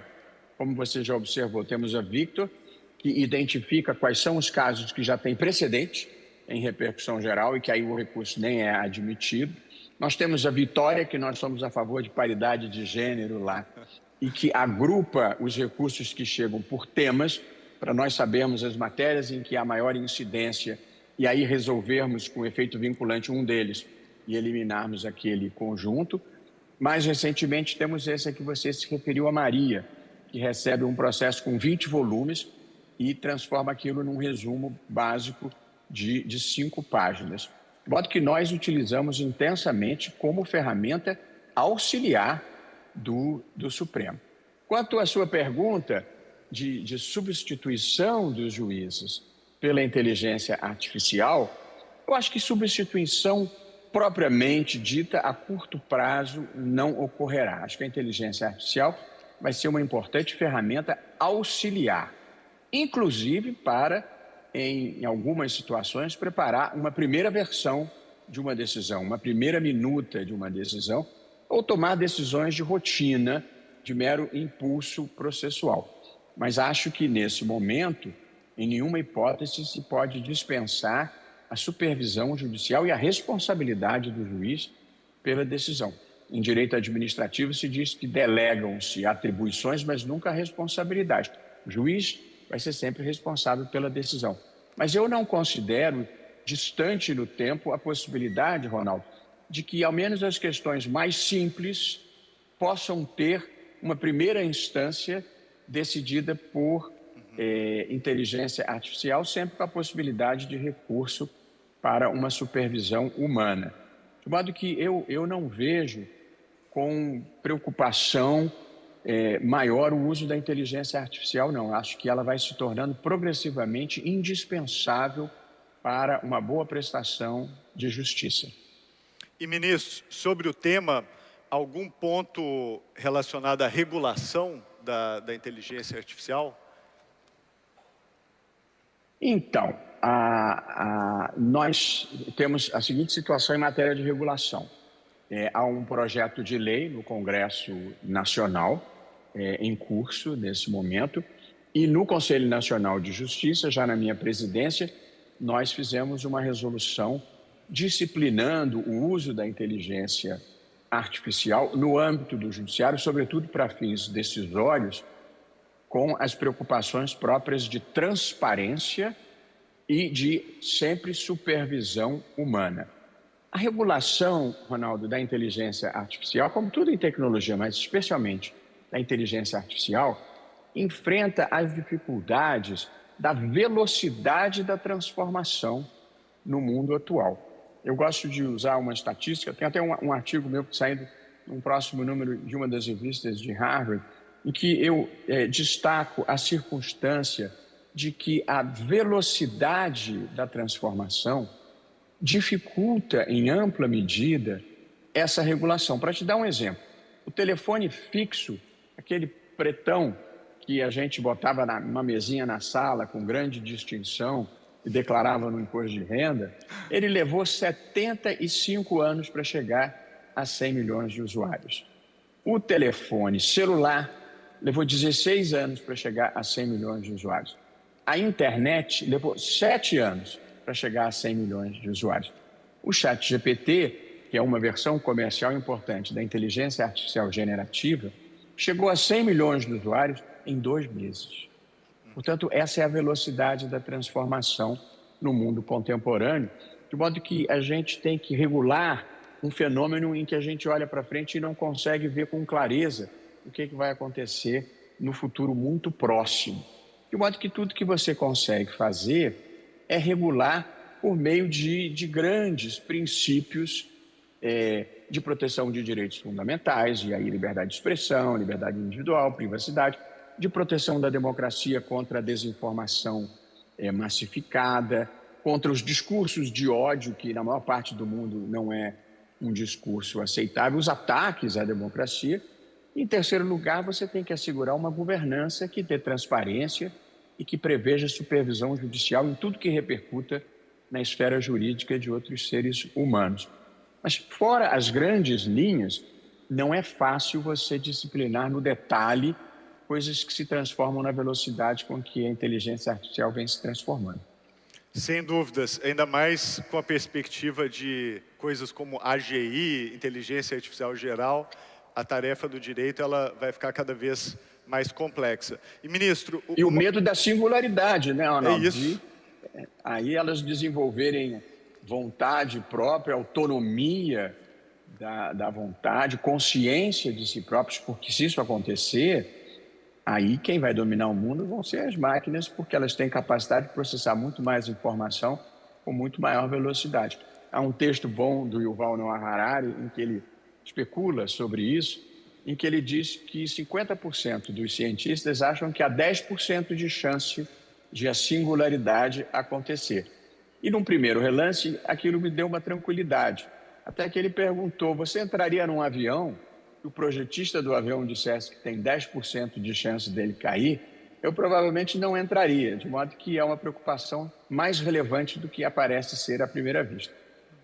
Com certeza, ministro. E um tema que me toca pessoalmente é o fato do Supremo estar agora decidindo sobre a constitucionalidade do artigo 19 do Marco Civil da Internet. E a razão que esse tema me toca é que eu participei da formulação árdua ao longo de 7 anos do Marco Civil, e o artigo 19, acompanhei muito de perto, é produto de um balanço muito delicado que foi traçado ali naquele momento. Para quem está nos acompanhando, é o artigo que, para proteger a liberdade de expressão, diz que a responsabilidade das plataformas só acontece quando há uma ordem judicial que manda o conteúdo ser removido, e se a plataforma não responder à ordem judicial, aí sim ela se torna responsável pelo conteúdo não removido. O Supremo está olhando para isso agora e provavelmente vai decidir se isso é constitucional, se merece algum tipo de mudança, de aditamento. O que a gente pode esperar das mudanças do Marco Civil, ministro? Pois então, Ronaldo, eu me lembro também do processo de elaboração do Marco Civil da Internet. Eu não estava no Supremo, eu era advogado ainda, e mais de uma vez tive reunião com o Alessandro Molon, que era o deputado relator do projeto na Câmara, e que fez um excelente trabalho a propósito na elaboração do Marco Civil. Tive a oportunidade de conversar com ele também sobre esse assunto. O artigo 19, como você bem observou, ele prevê que as plataformas digitais só são responsabilizáveis por conteúdo postado por terceiro se, após uma ordem judicial de remoção, elas não cumprirem essa ordem. Eu acho, Ronaldo, e eu só posso falar desse assunto porque eu já votei na matéria que está em discussão no Supremo, senão não poderia falar. Eu acho que, como regra geral, o artigo 19 continua a ser uma boa regra. Mas, de lá para cá, passados 12 anos da lei, eu acho que as plataformas digitais assumiram uma relevância e um impacto social maiores do que o que nós considerávamos na época da elaboração do Marco Civil da Internet. De modo que, embora eu ache que essa continue a ser uma boa regra geral, que é o Judicial Notice and Takedown, eu acho que é preciso aditar. Ela é boa regra geral, mas não é suficiente. E, portanto, no meu voto, eu previ uma segunda regra, que é, na hipótese de crime ou de instigação ao crime, como, por exemplo, instigação ao suicídio, a simples notificação privada por parte da vítima ou de qualquer pessoa já deve levar à remoção sob pena de responsabilização. E previ ainda uma terceira regra, que há um conjunto de matérias em relação às quais as plataformas têm que ter um dever de cuidado, ou seja, impedir que sequer cheguem ao ar, independentemente de qualquer tipo de notificação. Portanto, o algoritmo deve ser programado para exercer esse dever de cuidado. Por exemplo, pornografia infantil, por exemplo, tráfico de pessoas, por exemplo, terrorismo. Portanto, tão intensamente quanto possível, o algoritmo deve estar preparado para impedir que esse conteúdo sequer chegue ao ar. Eu falo dever de cuidado e não responsabilidade, porque pode passar um ou pode passar outro caso, porque são milhões de postagens. E, portanto, você não responsabiliza por uma eventual falha do algoritmo. Mas se repetidamente o algoritmo permitir pornografia infantil ou terrorismo na rede, aí eu acho que há responsabilização. De modo que são essas três regras. A regra geral, que é a notificação judicial para a remoção de conteúdo. A primeira exceção, se for crime, tem que remover por notificação privada. Para alguns conteúdos tem que ter uma remoção de ofício, ou seja, o algoritmo programado. E nos casos em que a plataforma amplifique mediante pagamento alguma postagem, se aquela for uma postagem indevida, ela também é responsabilizável, porque aí, antes de amplificar, ela tem que ver minimamente qual o conteúdo que ela está amplificando. Eu acho que esse ponto de vista que eu defendi é um bom meio termo que preserva a liberdade de expressão, sendo que, na primeira exceção, que é a dos crimes, eu excluí crime contra a honra. Crime contra a honra continua a depender de ordem judicial, Sim. Porque, do contrário, você interferiria excessivamente no debate público, fazendo com que a plataforma digital tivesse que censurar qualquer tipo de imprecação no debate público. Então, no caso de difamação, por exemplo, se um disser fulano é miliciano, tem que ir a juízo para o juiz mandar retirar e não encarregar a plataforma de fazer isso. De modo que eu me esforcei por produzir o melhor ponto de equilíbrio possível. Estudei bastante o DSA, que foi a regulação europeia, e me parece que essa é uma boa solução de compromisso. Eu particularmente gosto, especialmente porque também está em sintonia até com as obrigações brasileiras com relação a tratados internacionais, ICCPR, que é o Pacto Civil dos Direitos Civis e Políticos, né, que o Brasil participa. E equilíbrio é sempre bom, né, ministro? A gente sabe. Desde Aristóteles. Desde Aristóteles. E ministro, a gente está chegando aqui à reta final, estamos com 3 minutos. Eu vou aproveitar esse número simbólico e te perguntar justamente quais são os 3 desafios que você enxerga agora para essa relação nem sempre, vamos dizer, pacífica entre o direito e a tecnologia. O Web Summit aqui tem muitos empreendedores que dependem muito do que o Supremo Tribunal decide e o que o Congresso Nacional também decide nessa área. O que você acha que a gente pode esperar com relação a esses 3 desafios do direito com relação à tecnologia? Eu acho que, assim, do ponto de vista regulatório, eu acho que o primeiro desafio é esse que eu expus, é acertar o ponto exato de equilíbrio entre a preservação da liberdade de expressão. A liberdade de expressão é um valor essencial, porque ela é necessária para a busca da verdade possível num mundo plural. Ela é imprescindível para a democracia, porque as pessoas precisam estar informadas para fazerem as suas escolhas políticas. E ela é importante para a própria dignidade da pessoa humana. As pessoas têm a necessidade de manifestar a sua personalidade. Justamente para proteger esses valores é que você precisa regular, para que o abuso ou o uso violador da liberdade de expressão não viole a dignidade humana, não ataque a democracia e não atinja a verdade possível e plural pela disseminação da mentira deliberada. A verdade não tem dono numa democracia, mas a mentira deliberada, dolosa, ela tem dono, e eu acho que, na medida do possível, ela precisa ser reprimida. De modo que a primeira dificuldade, a primeira preocupação, dentre essas que você mencionou do desafio, é achar esse ponto de equilíbrio. Isso do ponto de vista regulatório. Do ponto de vista da sua utilização para fins jurisdicionais, ou seja, a tecnologia produzindo decisões, aqui a importância do que eu falei da supervisão humana, de você não perder a humanidade em uma decisão. O direito, ele é técnica, ele é amplamente técnica, mas ele exige um toque de humanidade, de humanização, sob pena de você prejudicar a realização da justiça. E o terceiro desafio é você evitar de reproduzir no mundo movido pela tecnologia os mesmos preconceitos, as mesmas discriminações, os mesmos vieses que existem na sociedade. De modo que a alimentação da inteligência artificial e o seu uso no processo decisório precisa buscar a neutralidade possível para evitar que, também por via tecnológica, nós reproduzamos as falhas que existem na sociedade e que precisamente a gente quer superar. Eu acho que esses são os 3 desafios, Ronaldo: encontrar o ponto ideal de equilíbrio, de não perder a humanidade e não reproduzir discriminações. Eu destacaria esses 3 pontos. Excelente, ministro.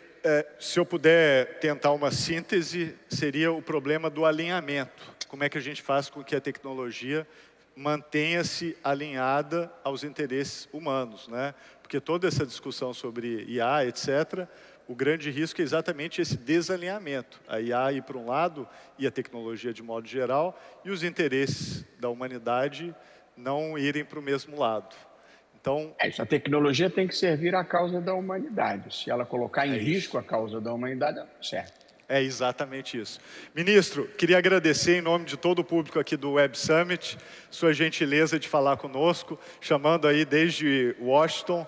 Desejo aí uma excelente viagem. Obrigado por esse diálogo aqui com o pessoal da tecnologia. E é isso, direito também é uma tecnologia, né? Então a gente tem que usá-la da melhor forma possível e também alinhada. Muito obrigado, ministro Luiz Roberto Barroso. Obrigado, pessoal. Obrigado. Obrigado, Ronaldo. Um abraço grande. Parabéns pelo trabalho que você faz em favor da tecnologia no Brasil. Tudo de bom. Obrigado.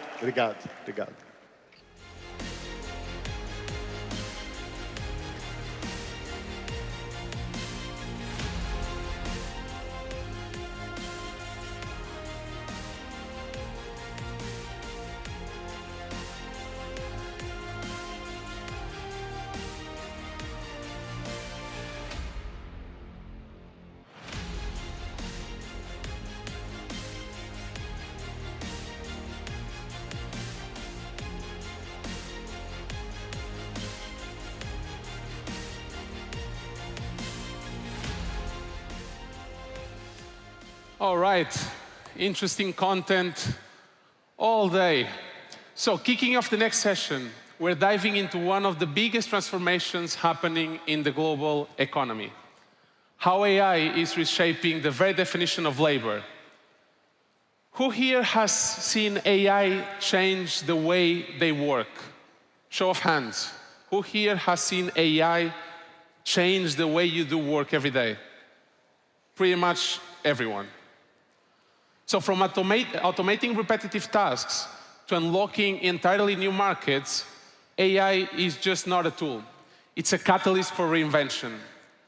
Joining us are a partner from A16Z, one of the most influential names in tech investing, and the team behind Taco, a company at the forefront of full-stack automation. They'll explore how companies can rethink their business model, scale smarter, and gain a true competitive edge in this new AI-powered era. Joining editor-at-large and national interest, host of a very interesting program called The Bottom Line show at Al Jazeera, Steve Clemens on stage. Please welcome General Partner at Andreessen Horowitz, Angela Strange, and founder and CEO of Taco, Fernando Gadotti.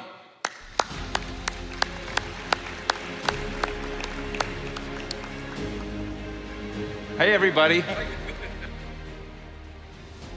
Okay, we have a superhero of the Brazilian startup scene, Fernando Gadotti, and he's being introduced as Taco, but how many of you are from Brazil? Put your hands up. How many of you have pets? How many of you know Dog Hero? Lots of them. This is the guy, okay? You left a really successful company now to do Taco. Very, very, I think, good brand awareness out in the audience. Let's just start this out. We're going to get into AI and how it's changing everything, Fernando and all this, but we have a partner at Andreessen Horowitz. So much of these forums are about great ideas, entrepreneurs, meeting money, and meeting investors. You are, Angela, money in this equation. And you're an investor. What did you see in what Fernando is doing that made it stand out? It's a very crowded marketplace. What was distinctive and differentiating from your perspective about what Fernando and his company is bringing to the table? Yeah. Let me I got to frame a little bit the AI opportunity because Fernando squarely falls into that. Yeah. And so if we look at AI answer, software writ large, it's about $1 trillion market. Labor, according to ChatGPT, is about a $50 trillion market. And so what's so exciting about being an investor, and we're going to talk about an entrepreneur specifically in Brazil right now, is your market size has 50x, maybe more, because all of these opportunities that were not possible prior to AI are now possible. And so let's take an example like payroll, which we're going to talk about. There's a whole class of problems that technology tried to solve, and you got most of the way there, but then you would still have to hire a ton of humans. So for instance, Workday, $65 billion company, very, very successful. But you implement Workday, you talk to any enterprise, and you outsource tons of people around it to collect documents from your employees, to manually input data into the system, and, right? Now with AI, you can create not a 2x better product, but a 10x better product.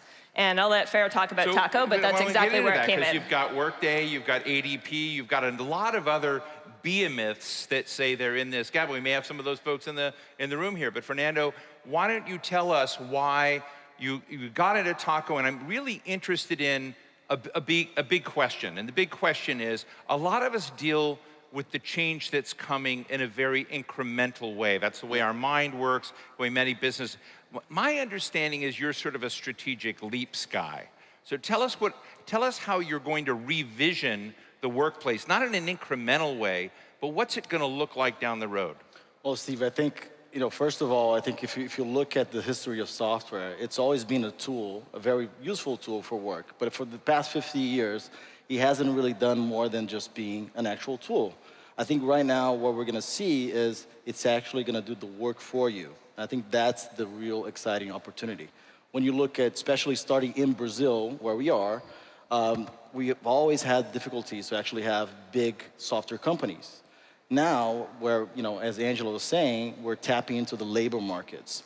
We're actually replacing the very manual, repetitive tasks that people do. So we're actually tapping into that 10x larger market. And I think that's the opportunity to start new software companies, especially starting in payroll. So go a layer deeper and tell us about your favorite company, whatever it may be, X company, or tell us how you're going to take Dog Hero and revolutionize Dog Hero. But I want to kind of give people a tangible feel of what, when you're talking not just about HR or these menial tasks or payroll, but when you kind of look at what the talent that will be released, you know, because it's not doing those menial things, give us a sense of how it's going to be applied inside a company.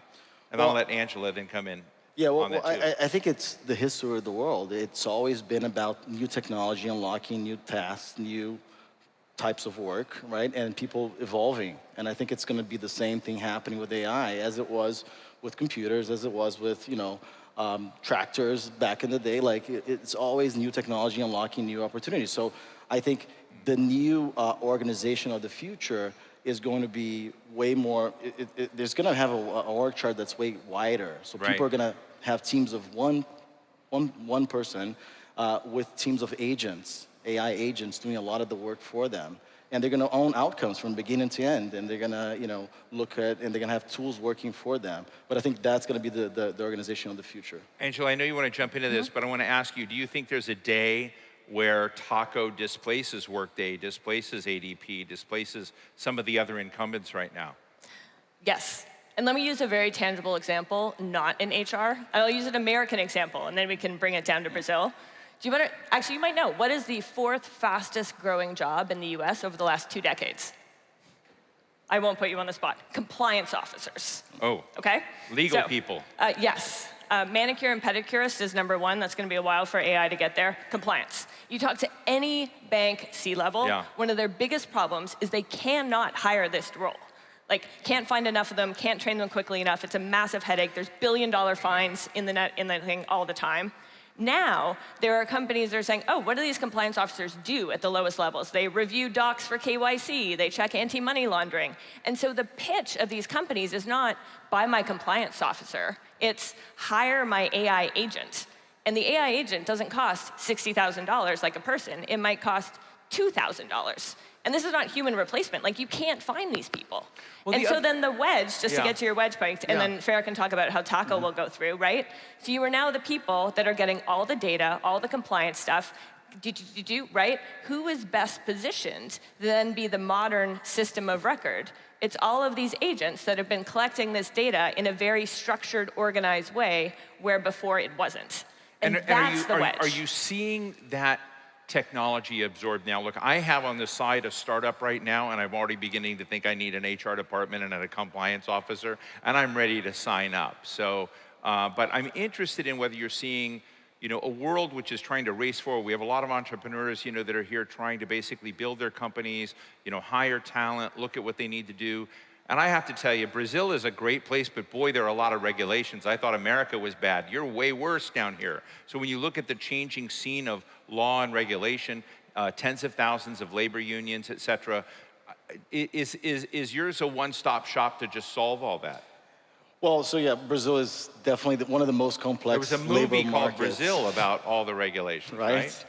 The bureaucracy is just crazy. It's, like you said, over 10,000 unions. There's more than 900 law changes per year, so it's really hard to keep up for humans, right? And I think that's where technology comes in, especially now with the AI. So if Brazil ever simplified, it would be bad for your business. Well, we'll definitely help them. We'll help them with the manual tasks, and I think there's 2 ways of looking at this. Angela was talking about the systems of record. Definitely, if you look at payroll, we have the atomic unit of people information in the company, and I think that's very important to power the whole organization. But I think now we're actually evolving to the systems of intelligence, meaning that we're not just going to be a database that we're going to put some data in. The software is actually going to do the work for you. So meaning, what does that mean in practice? Maybe, you know, your HR department talks to your employees and gets that data, inputs into, you know, Workday, for example. Now, there's not going to be that person doing that in the middle. The software is actually going to talk to the employee for you and then write it into, you know, the software. Right. What are the privacy implications of this as you sort of begin to scale? One of the big things that I've just come back from Europe, and You know, a lot of people look at European privacy regulations, GDPR and others, as, you know, some people are strongly supportive of those regulations, believe in privacy. But how do you achieve the sort of scale and data management guardrails that you need for your kind of business if you're at the same time, you know, protecting a lot of speed bumps on privacy? I think one way to look at this is what's more private if we take payroll. Hiring third parties who probably aren't paid very much, that are collecting sensitive data, or a world-class software system built by some of the best engineers in the world. And I think like there's many entrepreneurs in the audience, and we've been having these discussions a lot since we've been down here. There's talented people, bigger market opportunities, and I think a huge opportunity for more Brazilians to build global companies, but starting here for a few reasons. One is this regulation, right? If you look at, like, this problem was not solvable pre-AI, and you talk to a lot of companies, many are here, how are they doing payroll? It's all manual outsourced. Now you can actually build software. You're solving some of the hardest problems. You're serving the Brazilian outposts of global companies who also have shitty payroll systems around the world. Like, it's a great solve the largest problems and expand from there. Right.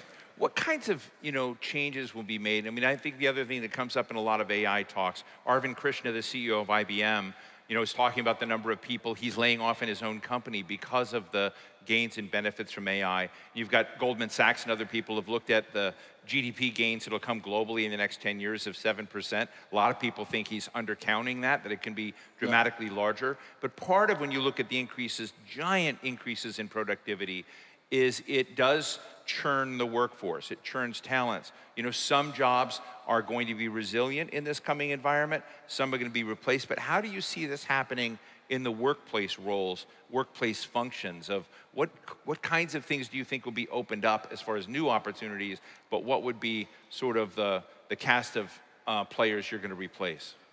Well, I think, you know, like we talked about, I think every evolution, there's some churn, there's some changes, there's some shifting of activity. Big churn.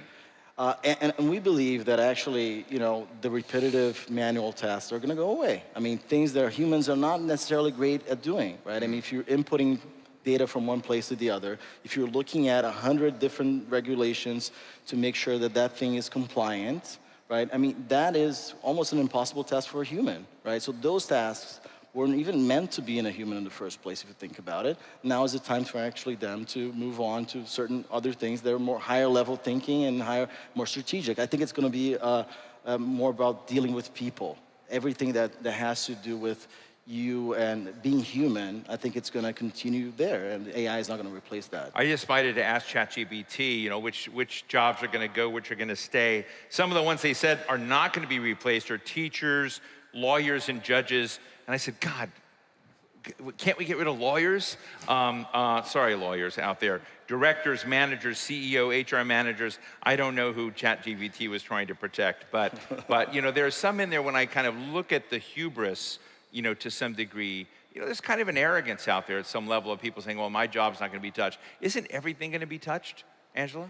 Yeah, I'm going to paraphrase Jensen. It's not AI that's going to take your job. It's another human that's better thinking about how to use AI. Yep. So obviously, there will be jobs that need to evolve. But I think three things are kind of underestimated. One, if you talk to, and you know, Jamie Dimon from Taste has seen this, like they churn involuntarily 1/3 of their customer service department per year. So like there's just... That's Jamie Dimon, the CEO of JP Morgan Chase. Like, or any large bank. So it's more, hey, listen, we can't hire people fast enough, or this compliance officers, right? So it's jobs that they couldn't find. I think there's a huge element of, I'm sure many of you in the audience have at least 20 to 30% of your job that you hate. And so, like, if we use the HR example, like, it gives HR managers, CFOs, like, superpowers. Their payroll is always right. It's not full of mistakes. They don't have liabilities and complaining. And so the positive stories of what's happening here, I think, far outweigh, yes, there will definitely have to be some retraining, but I think there's enough gaps of where you can't find the hires or the product is just not good enough. As you're doing this, and we're really, you know, sitting here in Rio, but the Web Summit is all over the world. We just had a Web Summit in Doha. We had one in Lisbon, of course, the mothership, and another Web Summit coming up soon in Vancouver. And so we're out there globally deployed.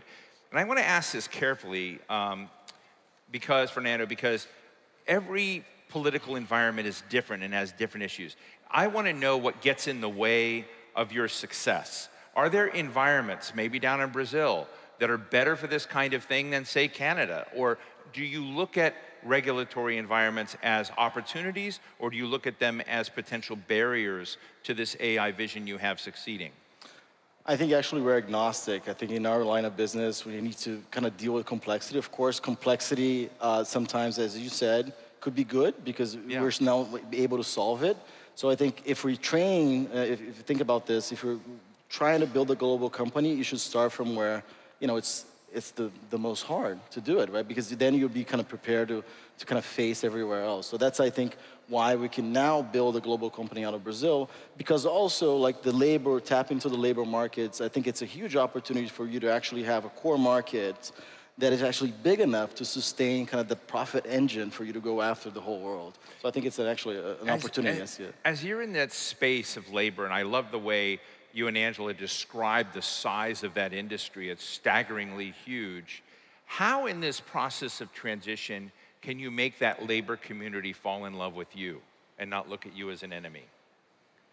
I think you give the best people superpowers. And I actually think from a product marketing standpoint, that is what the best companies are doing. Like there's a recruiting company in the US, and they help use AI to do recruiting. And they can position it a few different ways. So you say, like, hey, we're making you obsolete, which is not the case at all.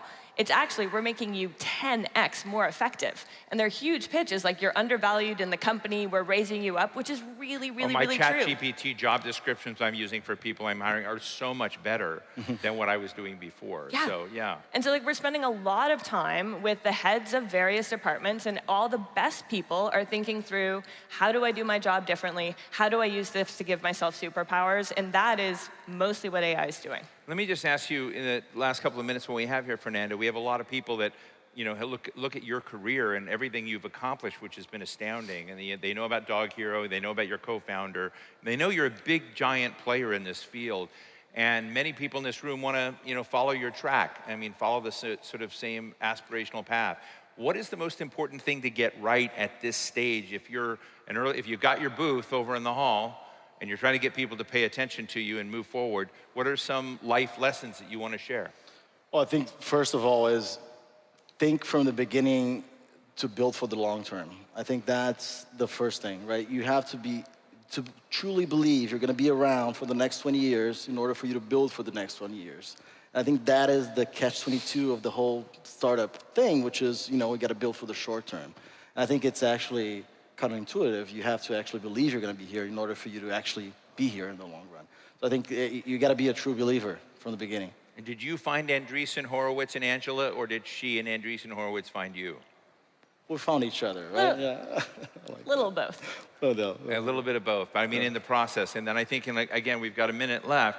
As we sort of think about, again, I think about these meta questions of really a coming very different world. I'm just writing an article right now trying to sort of convey to people. I remember in 1999, I had co-founded a think tank in Washington called the New America Foundation.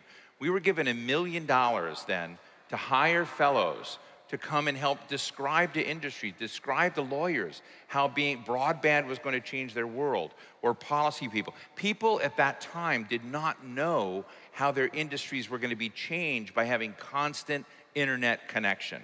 Like we're moving from AOL disks to something there. And it's hard to remember, 1999 may have been before many of you were born, but for people like me, it's palpable that we are this. Look at what we've leapfrogged to today. I'm just interested, are we at an inflection point where we're going to look back 20 years and say, wow, we had no idea how transformative it is going to be? I think we have an idea. Well, we're probably not thinking big enough. And if I could leave on one final point of what's changed and what's most important for many entrepreneurs in this room, which I'm sure you're all working on, is the speed and velocity of teams of opportunities now is 100x what it used to be. And so I think there are many opportunities in Brazil to go after. I think the pace that things are moving, like we see companies now 0 to 100 million in revenue in less than 2 years. Wow. Which would have been unthinkable before. Right. So like, find your idea, there's tons of low-hanging fruit, spend some time in other geographies in the world and move go global. fast. Fernando, 10 seconds. Go global. I think right now is the time. You know, start strong in Brazil, go global. Now, relearn everything, really dive deep into AI. This is a titanic shift in the industry, for sure. Thank you for Dog Hero. Thank you for Taco. Let's give a big round of applause to Fernando Gadotti, CEO and founder of Taco, and Angela Strange, general partner of the great Andreessen Horowitz. Thank you all.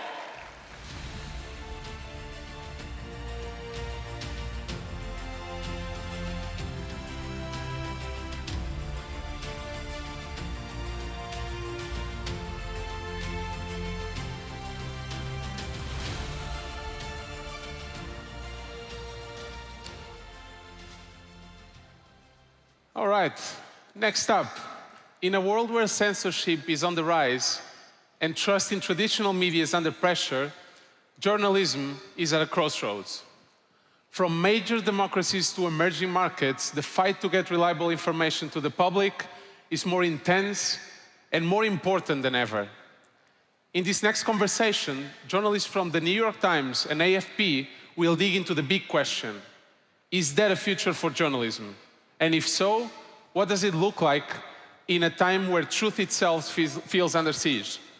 In conversation with Patrícia Campos Melo, journalist from Folha de São Paulo, please welcome Brazil Bureau Chief of the New York Times, Jack Nickas, and Editor-in-Chief Latin America of AFP, Laura Bonilla.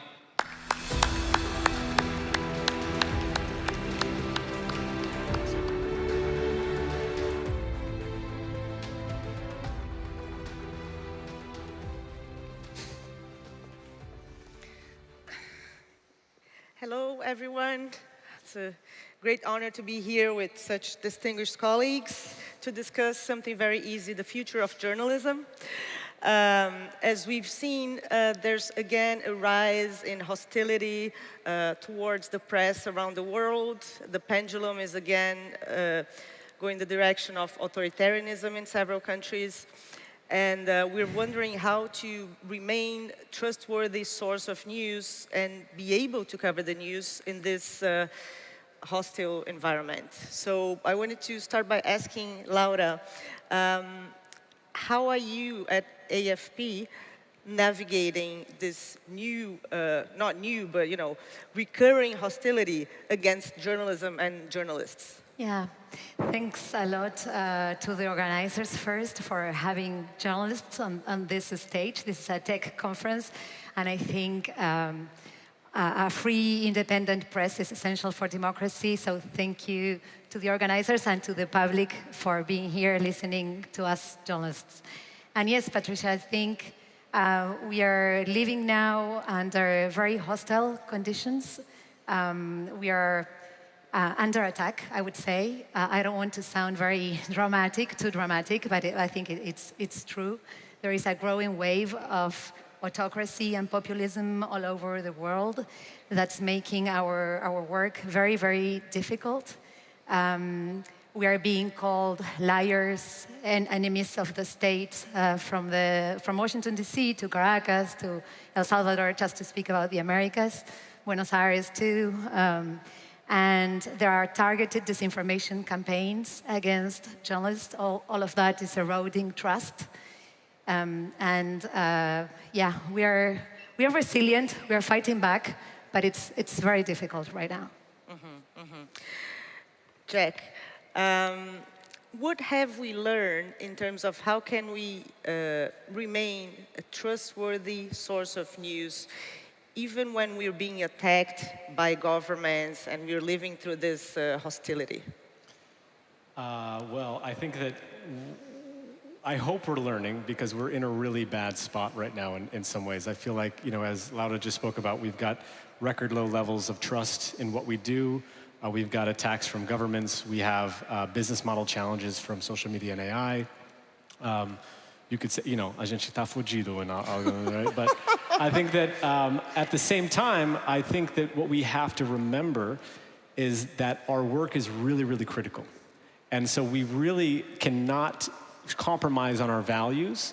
And I think that we have to stick to what we do. And what we need to do better at is explaining what we do and making clear that we are really professional and we care a lot about the truth. What we're selling you is the truth, and that is a real. It's in some ways a valuable commodity in today's day and age. And so we actually are selling something that people do want, and I think we need to do a better job of explaining that. And that means we basically have to pull back the curtain a little bit and be more transparent about how we do our work. We have to explain how we report, why we use anonymous sources, how, it's as simple as the New York Times has been doing a better job of explaining. They actually have a correspondent here in Brazil.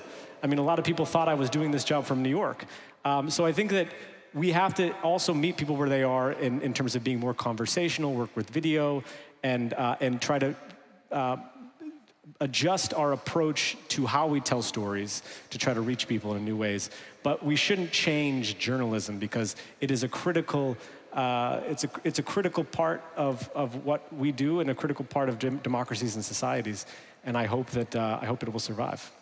I just want to say that also in some cases tech giants are being allies of these governments that are autocratic and hostile to journalists and have even been instigating attacks against the press and enabling the silencing of journalists in some cases. And they are not interested anymore in fighting disinformation or on, investing in news or helping people's right to be informed. Mm-hmm. So that's very worrying. We don't do this job for the money. I think it's obvious. None of us, I think. We do it because we feel it's an important public service that we bring to you because we want to guarantee your right to be informed in a world of misinformation and fake news. And we try to do it as professionally and as independently as we can. Right. Some of the people, they point out to the fact that they think all media is biased. And this is something that also several leaders say, news media is biased, they are partisan. How do you explain to people what is the difference between what we do and what, just information circulating on social media or opinion or people just, giving opinions? What is the difference? Can you be unbiased or can you have a journalistic process to ensure a fair coverage? Mm-hmm. It's a really good question. The issue of bias is one thing I'll get to in a second, but I think in terms of explaining what we do, going back to, I'm just going to give an example. One thing the New York Times has started to do is actually explaining much more of our process. So on all our stories about Trump right now, you're going to see a big intentional link in the middle of our stories that brings you to basically a question and answer with a number of editors and reporters in the Washington newsroom that explains how we're reporting on the Trump administration, why we're using anonymous sources, how we're thinking about a variety of factors and how we're actually going out and reporting this. And I think it's important for people to understand that because the more we tell about how we do it, the more comfortable I hope readers will be with how we do our jobs, because we check facts. When we get something wrong, we correct it immediately. And we try to hear from a wide variety of viewpoints. And I think going back to this question of bias, I think that this is an age-old question for journalists. We all are human. We all have our own internal biases. And I think it's important for us to be open and acknowledge that. And at the same time, make sure that actually the stories we seek out are surprising and in some ways are going to be going against what our readers want to hear. The problem with that is nowadays people really are going towards the voices that agree with their own pre-established viewpoints, and that's really worrisome and problematic. That's confirmation bias, but again, we can't change what we do. I do think people do want to be challenged sometimes. Yeah, I mean, we follow very strict guidelines, and that's, I think, the difference between independent professional journalists and, for example, some newsfluencers that are partisan. Some of them even sometimes receive payments from governments or from powerful corporate people to do that work. And we try to be as accurate as we can. For us, we always say that the three words in journalism are rigor, rigor, rigor, precision. Precision is everything. AFP motto is facts matter. And for us, facts, it's all that matters. The news is not about us. The news is about the facts. And we try to be very respectful of that. But I acknowledge that there is a lot of work to do always on maybe trying to have more diverse sources. We can always get better on accuracy and, yes, try to be as responsible as we can and asking ourselves all the time, how can we serve the public better? And at the same time that we're facing these challenges, in terms of regaining trust, audience, there's also a big challenge, one more, to the business model of journalism. And AI is the next big challenge. There's a bill being discussed in the Brazilian Congress it's an AI bill, and part of it is about payment for copyrights for journalistic content and other types of content. And there's a huge pressure to get this out of legislation and maybe consider fair use, not paying. Some of the big tech argue that charging for content or asking for copyrights is going to stifle innovation. The New York Times is suing OpenAI. If you could tell us a little bit why it's important to make sure you're getting paid for the content that was used. And also, Laura, what is your view on this issue? Yeah, so the New York Times is suing OpenAI, which I think could end up being a very landmark case for the news industry and AI. And basically what happened in that case is there was discussions between OpenAI and the New York Times about creating a commercial partnership. That never happened. The New York Times did not come to an agreement with the OpenAI. And then New York Times lawyers discovered through tests that basically OpenAI was using New York Times content, in some cases almost verbatim, in many of their answers that were coming directly from our news stories, which are copyrighted. And so this is very worrisome because it speaks to a lot of what happened, I think, at the advent of the internet when Google came out with a search engine, which was a tremendous innovation, but it also meant that eventually news agencies wanted to give their content away for free because that was what sort of the internet was seen as a free model. And it ended up being a really problematic decision for our business models for a long time. And the news agencies had to twist themselves out of it. I think what the New York Times is trying to do is try to make sure at the beginning here that we're getting paid rightfully for our product. We spoke off stage, Coca-Cola is not going to give away a bunch of free soda. We shouldn't be giving away all of the stories that we work so hard to report and verify and uncover. And so I think that this is really basically the New York Times sued OpenAI for essentially proper payment for its work, and I think this could be a really big case because we've seen other news agencies like the Associated Press that have signed deals with OpenAI to turn over its work so it can use it.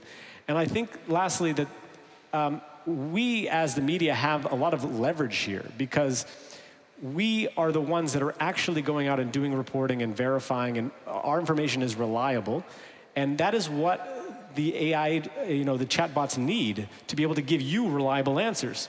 And if they're only relying upon information from social media, they're really going to be giving you answers that are non-reliable, and you're eventually not going to want to go to those chatbots. So there is a corporate relationship that should be able to work, but it's up to those tech companies, hopefully, to be willing to pay a fair price for the hard work that we do to try to verify information. Yeah, and it's hard work that's very, it's expensive to do. It is.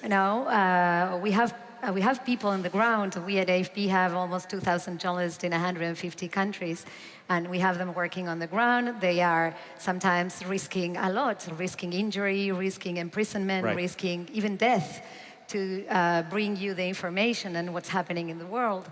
And then, having these companies come and take that and not wanting to pay anything, it doesn't make a lot of sense. And it doesn't make a lot of sense that a lot of tech companies are making more money, for example, from the war in Ukraine, than the media companies that have people there right, risking their lives. So at AFP, what we did recently is sign a contract with Mistral, which is a leading AI company in Europe, and they are paying for our content. We signed a contract for text archives. It's like 38 million stories and at a rhythm of more than 2,000 a day, produced all over the world. So it's an example that it can work, that they are willing to pay in some cases. Mm-hmm. I just remembered there was a recent episode that I think was Gemini, that someone asked how to have the cheese not slip from your pizza slice. And the answer was put glue on it, because the AI was getting its info from Reddit, for instance. So, I mean, it's one example of the importance of quality information, right? I mean, of having checked information and investing in actual reporting, like all this information that is feeding the AI models doesn't just materialize in ether, you know, someone is reporting. And at the same time, the other day I was on a panel with an influencer, and this person said, you know, AI is going to replace journalism. This is inevitable. Do you think so? No. I don't either. That's but what short answer. Right. But what, I mean, what is AI going to replace in journalism, and what is irreplaceable? We like technology. We have benefited so much from technology, but what we don't like is the bad use of technology to manipulate facts. I think we can benefit, and we are already using AI in investigations, I mean, for a lot of things, transcription, translation, to prep work, you know, for interviews, for a lot of things. We have guidelines. We are trying to be as transparent as we can in our use of AI. But of course you need humans. And our work, what makes the difference with machines, we are on the ground. We are where nobody is. We are in Burkina Faso. We are in Kabul. We are in everywhere, you know? Yeah. We are telling the story there. And you can't do it from a newsroom in a big city. So I think we have to, it's a complementary work, and we'll find a way to work with this, you know, under the supervision always of journalists. But yes, a lot of things will change. Of course, there is a transformation going on of the newsrooms, but the essential job of a journalist remains being on the ground, talking to people, having that empathy with people that a machine cannot have. Yeah, it's well said. I think that we should not be foolish to dismiss AI. I think that it is going to play a very large role in journalism and in all sorts of walks of life. And I think that we're only scratching the surface. It's going to be way more advanced than we probably think. And as Laura said, we're already using it, and we should, as journalists, be using AI in our jobs. I do think, though, that journalism in many ways remains a human job because it does require you to be there in person and to have that empathy. And I mean, Patricio, you broke major stories during the Bolsonaro administration about the cabinet of hate and all of this. There was no way that an AI chatbot, I don't care how advanced, was going to go do the legwork, to go meet the people and make the sources to break that story. And I think that hopefully will be something that the public is willing to pay for. That's what I'm worried about, if whether or not the public can see that you can't just go to the chatbot and get every answer. You do have to invest in real reporting so we can break the big stories and tell you what's actually going on in the world. Okay, ending this hopeful note that I think, yes, we're going to try to do our jobs the best possible, and people are going to understand that quality information is essential for this new AI reality. Thank you very much. Thank you. Thank you.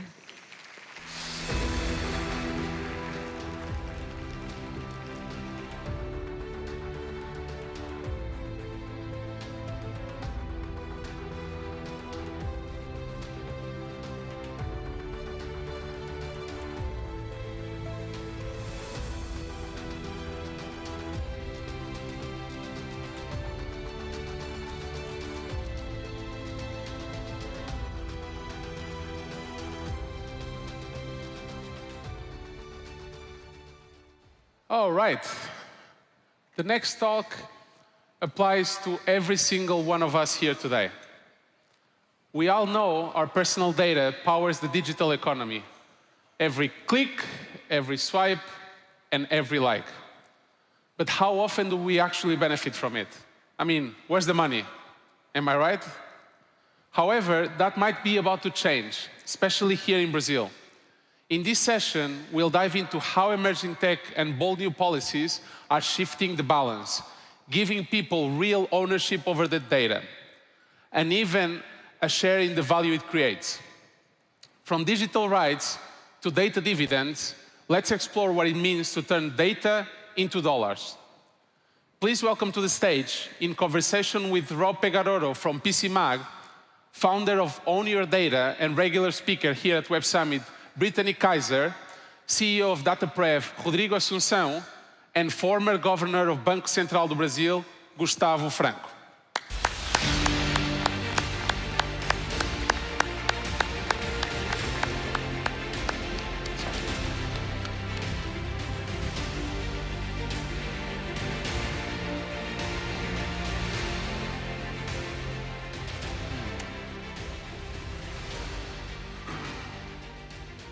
Here.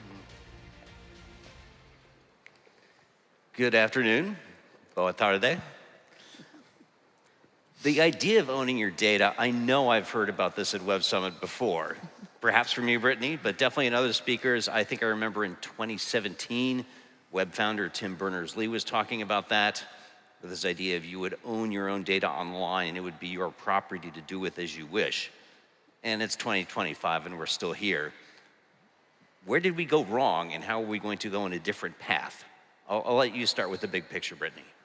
Over the past 10 years, the conversation has started to shift from only focusing on data privacy, how we can keep our data to ourselves and keep it safe, to data ownership, how we actually have rights over this new asset class that is the world's most valuable asset, and what that gives us in terms of permission and consent structures, the ability to choose how our data is being used, and if it's being monetized, to actually own a piece of the pie ourselves. So this is giving digital rights and property rights to your digital life.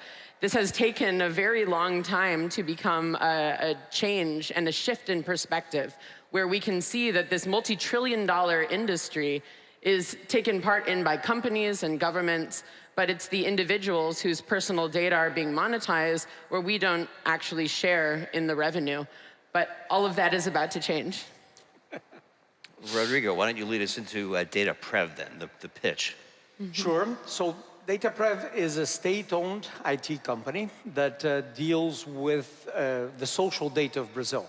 So we are responsible for social security, social assistance, labor data, and we have services concerning relations between individuals and financial institutions, mostly contracts regarding loans, payroll loans. And now, together with Drumwave, we are ready to start an initiative that will certify the data regarding these contracts and allow this data to be monetized. That, in a nutshell, is what we're launching here. Now, the other person on stage is not one of the usual suspects for Web Summit, a former central banker. Gustavo, tell us where you come in. Where is your interest? This seems like a departure from your work in the past. Well, it's been said that data is kind of new oil to the digital economy, or like currency, but not exactly. There are a great many things relating the way regulators treat data, to which the way regulators treat finance.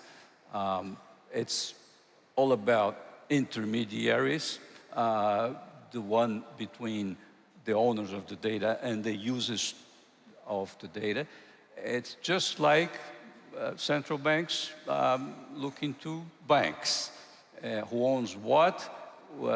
Slice of the pie that should come to the owners of the resource, right? That's pretty much what I've been doing when I was regulating money.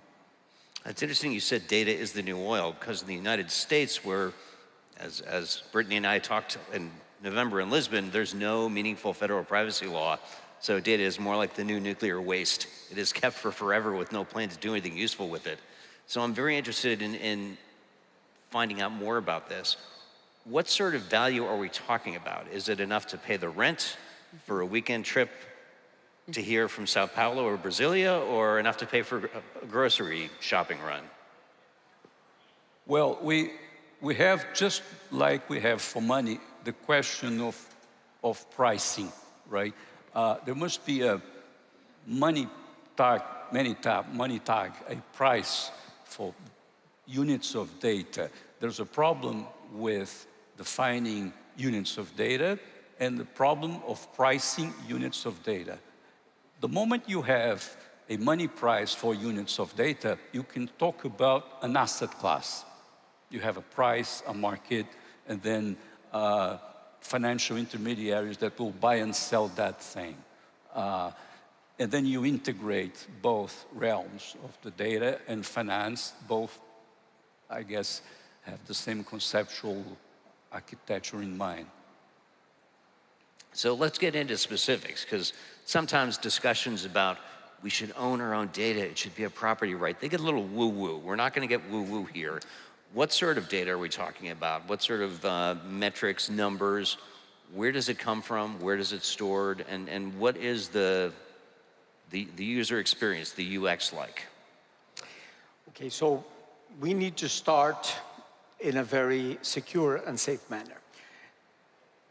For that, we're choosing a very clear relationship between a citizen who applies and contracts a loan with a financial institution.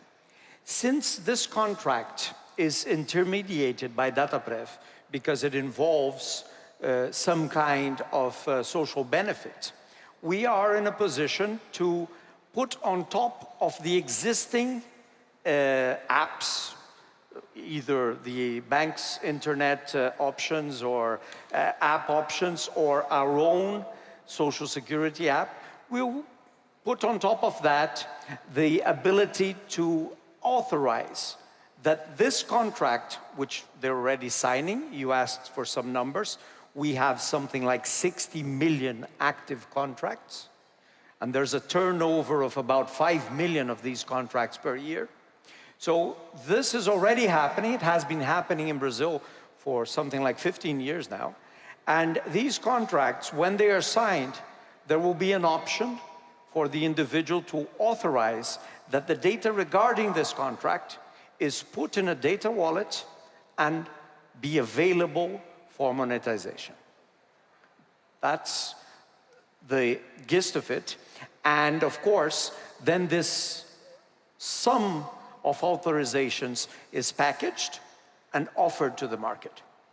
Now, and whatever is the result of that can be either put towards groceries or can be put, what we hope, because this link for us is important, can be put in a data savings plan, can be put in something that will look at a very long-term relationship with that data and with that monetization, which will undoubtedly start small and hopefully grow very fast. By monetization, is this a sale or a lease? Can I decide I'm tired of this commercial relationship, let's put a stop to that? Certainly, yes. But of course, the whole plethora of options has to be built into the system, right? So certainly one of the first things we will have is an opt-out, definitely. But then the more interesting aspects when we learn through this whole process is what other levels between totally in and totally out. This shadow area between the two will probably be where the most interesting elements of monetization are. And this, of course, is a bit limited by the class that we're talking about, which is contracts, loan contracts, basically. But we will learn incredibly much in order to apply it to other categories of data. Are the people on the other side of this, are they all necessarily banks, or are they other companies that might want to know something about a citizen's creditworthiness? So, as I said, this is an old scheme that's been happening for 15 years. We would be very imprudent if we went directly to the information that can be harmful to the whole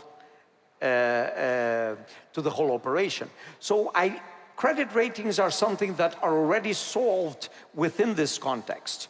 So it will probably be other aggregate data, things like the relationship between human development and spending in one area. I am speculating here, but I think the use of this data will be less about identifying individuals and more about identifying market trends that this data can help.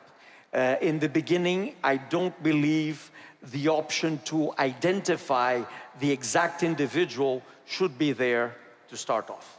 So that brings up my next question. The incumbent companies, presumably they're not too unhappy with the way the system works. They've been making good money.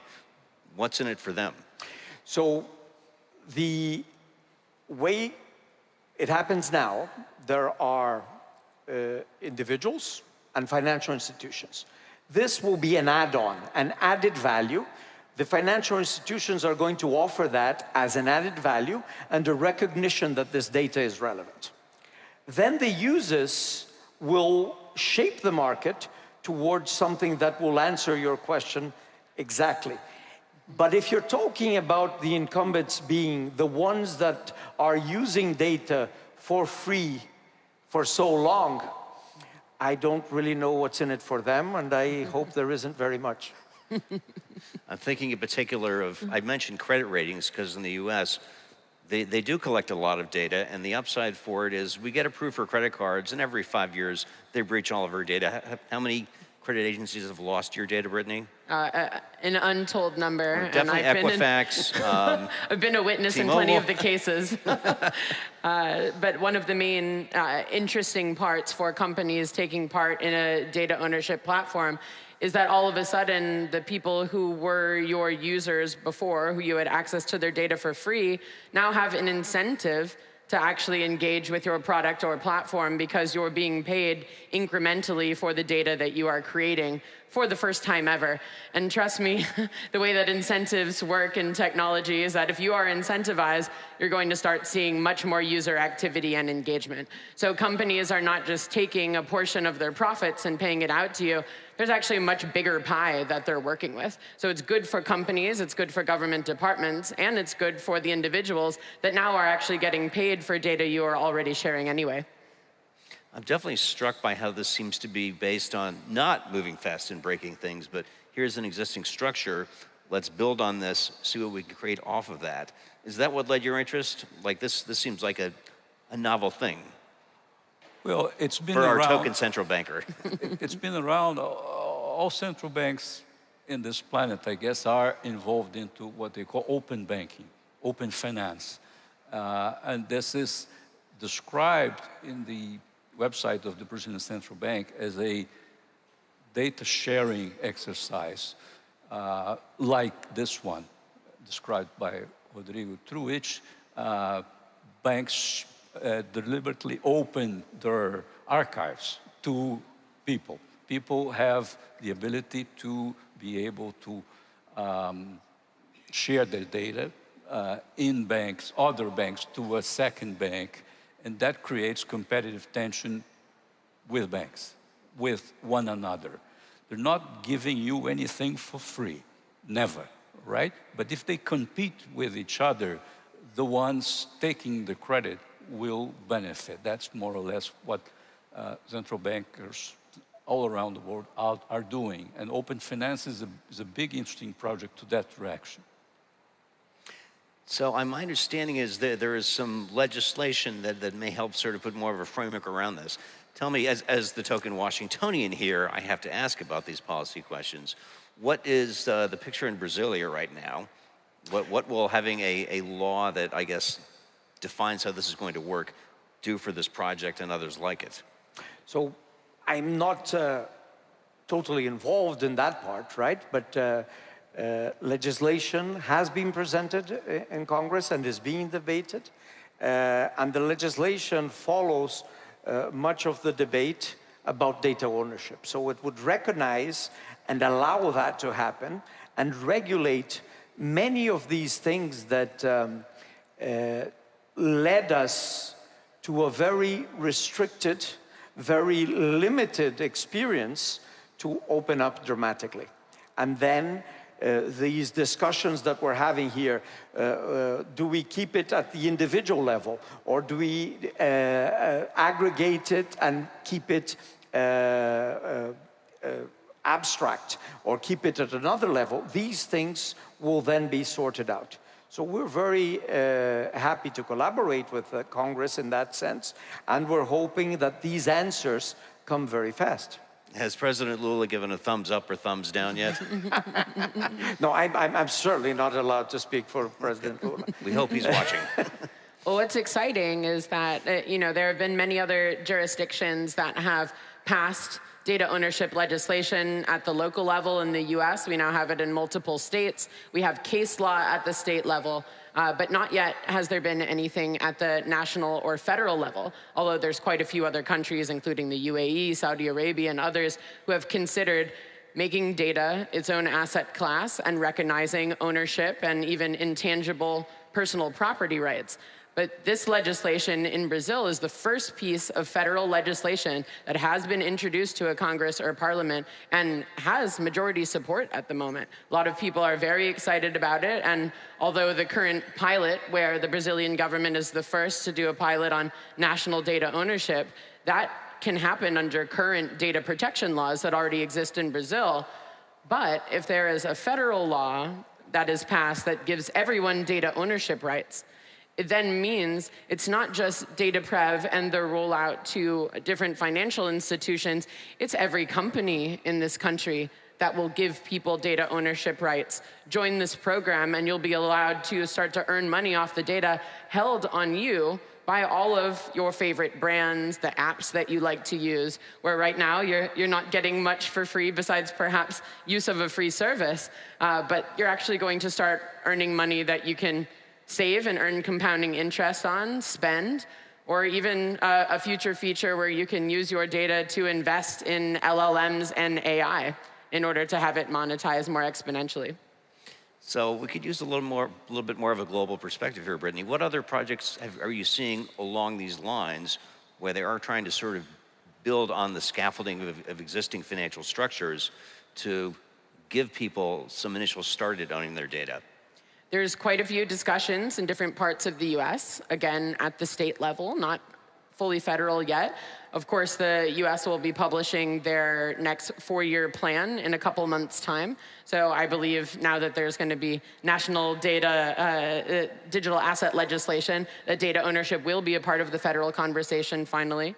But the UAE has taken this very far. It's just Brazil is the first to establish a federal piece of legislation, introduce it, bring it up for debate, and get the level of support where it can actually go through in parallel with an actual technical pilot that's being rolled out by DataPrev.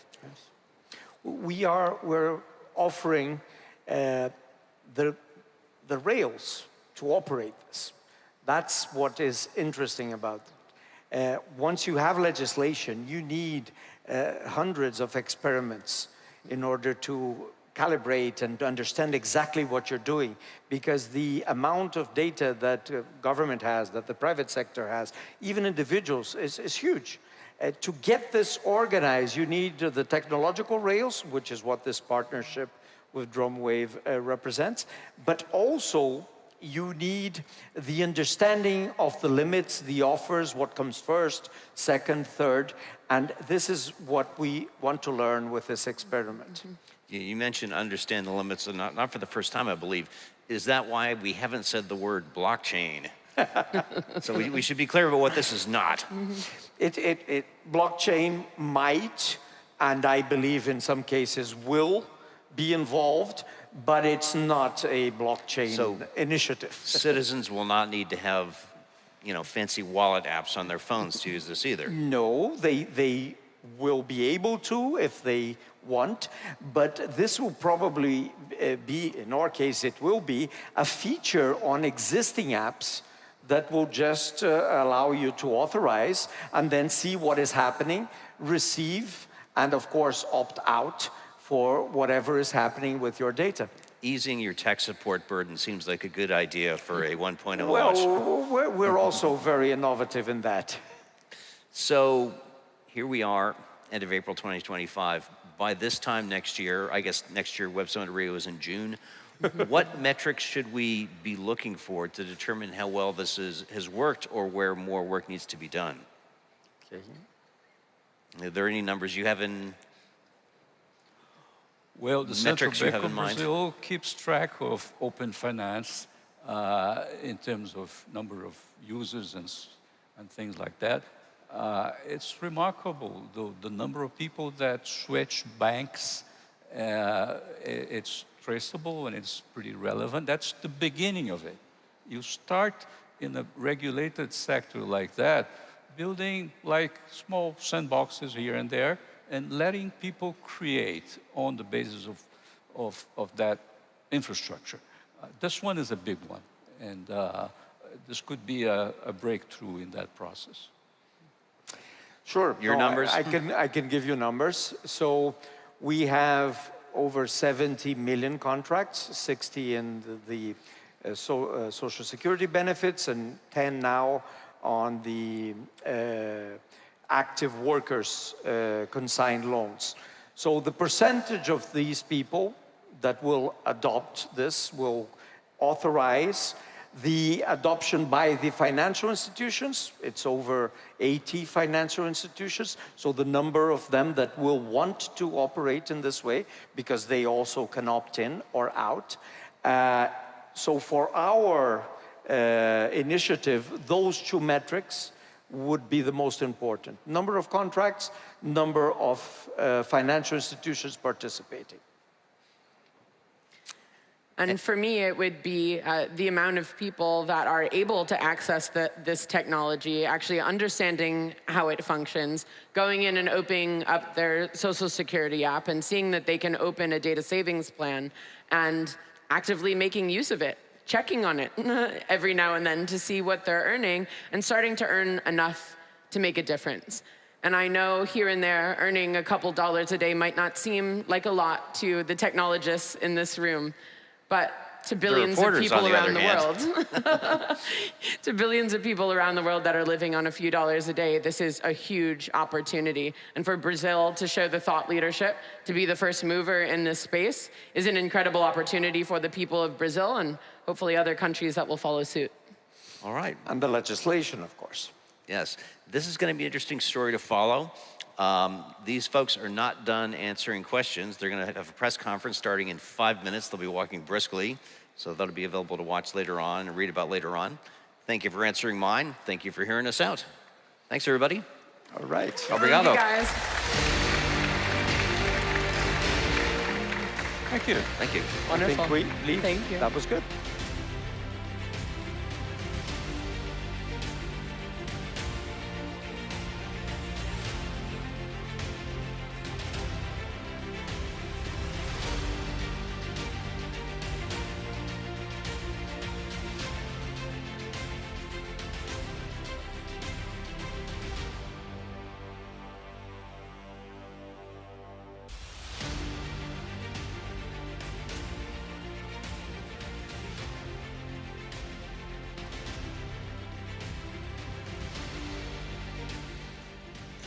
All right, so last session of the day. I hope you're still excited. Are you excited?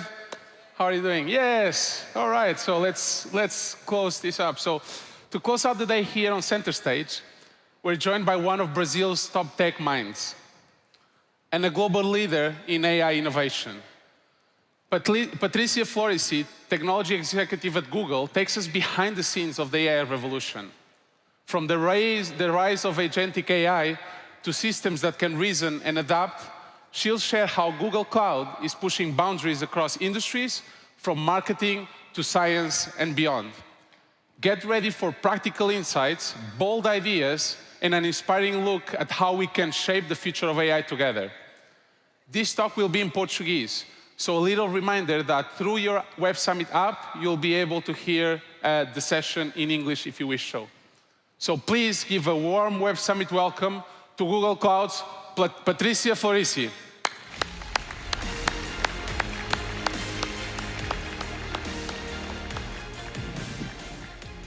Bom dia. Olá a todos.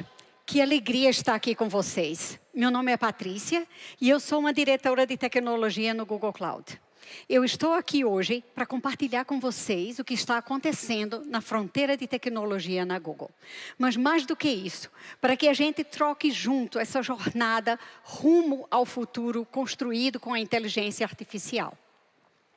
Para a gente entender onde estamos chegando, é muito bom olhar um pouco para trás, para a nossa jornada como seres pensantes.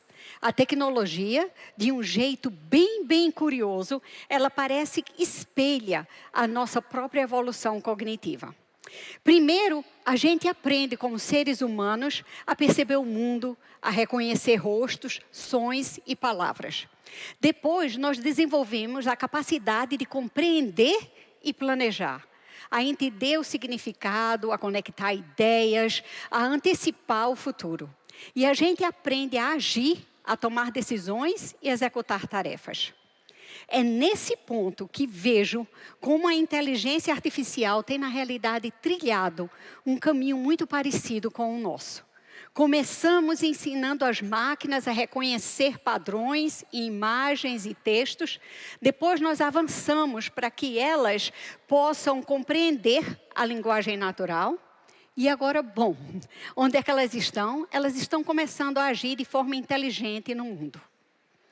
Vocês conhecem o livro Sapiens, uma breve história da humanidade, de Yuval Harari? Eu recomendo. No livro, ele diz que um dos momentos pivotais da evolução foi quando nós aprendemos a comunicar e a abstrair. Ou seja, a extrair a complexidade do mundo ao nosso redor, criar uma imagem abstrata e usar essa abstração para se comunicar. Essa habilidade de pegar a complexidade imensa do mundo e simplificá-la em conceitos e em ideias que podemos compartilhar é o que nos impulsionou como a espécie, como seres humanos. E é nessa mesma toada, nesse mesmo ritmo, que a tecnologia avança. A inteligência artificial está vivendo o seu próprio salto de abstração, em como ela aprende a compreender o mundo ao nosso redor. E para pensar nesse como, é muito importante que a gente fale de embeddings. Pensem nos embeddings como uma linguagem secreta da inteligência artificial, que representa com números tudo o que há ao nosso redor.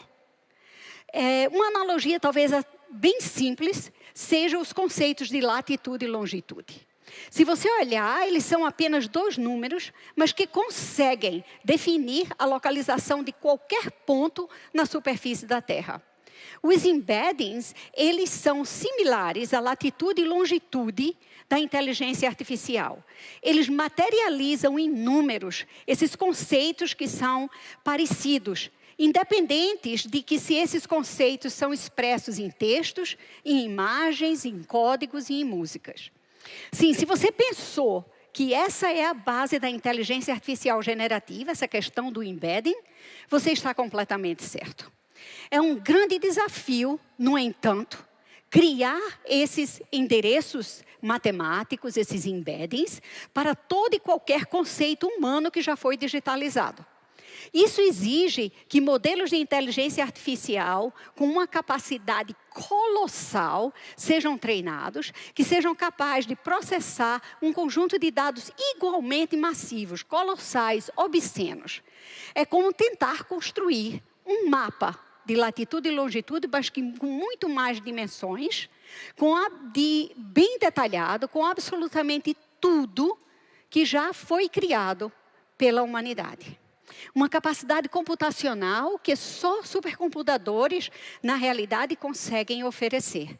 E que vamos falar disso daqui a pouco. Mas, no momento, a gente precisa voltar a como a gente tinha mapas separados para texto, mapas separados para imagens, para sons, alguns modelos como o nosso, mas agora modelos como o nosso Gemini, eles compreendem um espaço unificado.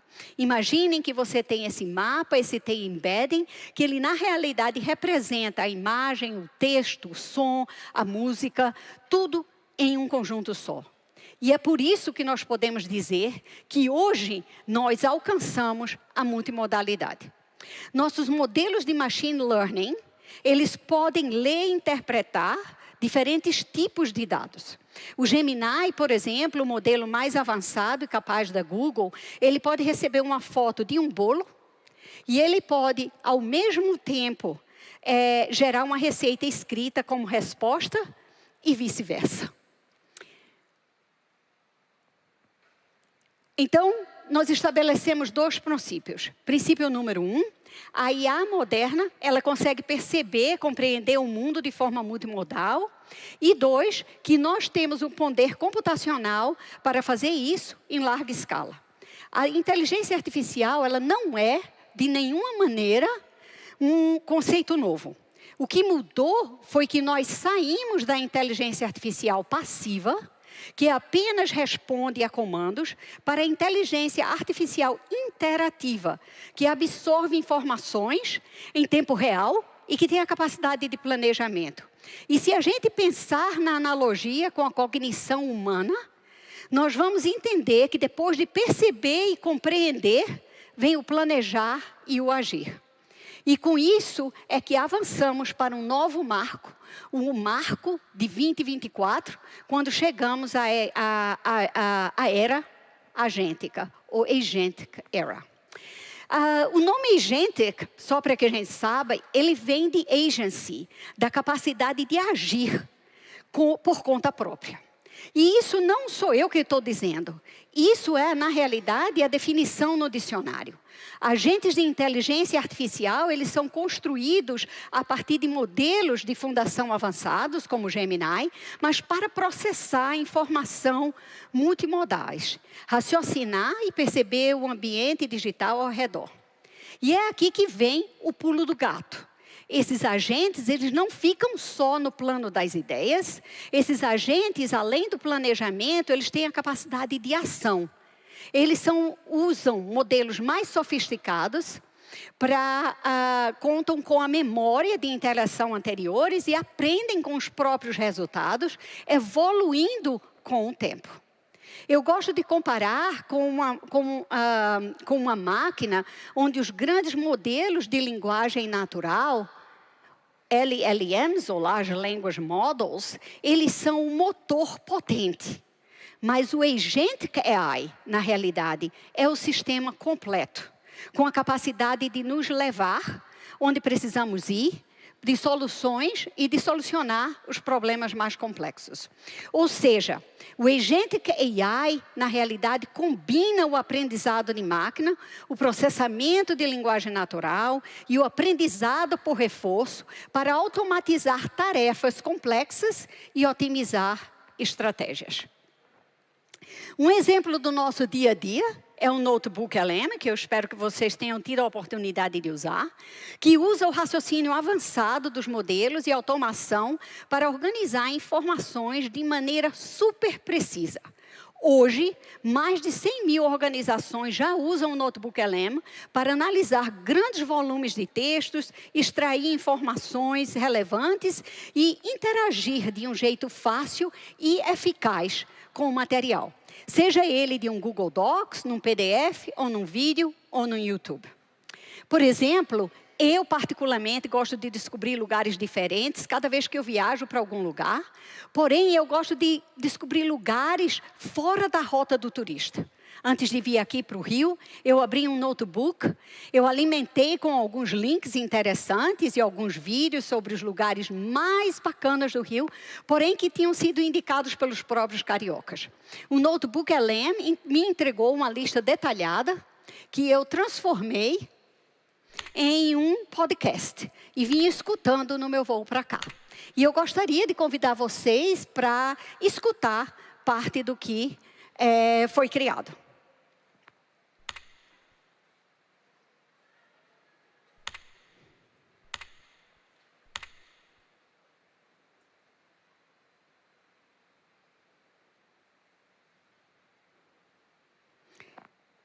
Por favor, se a gente pudesse botar o som do slide anterior.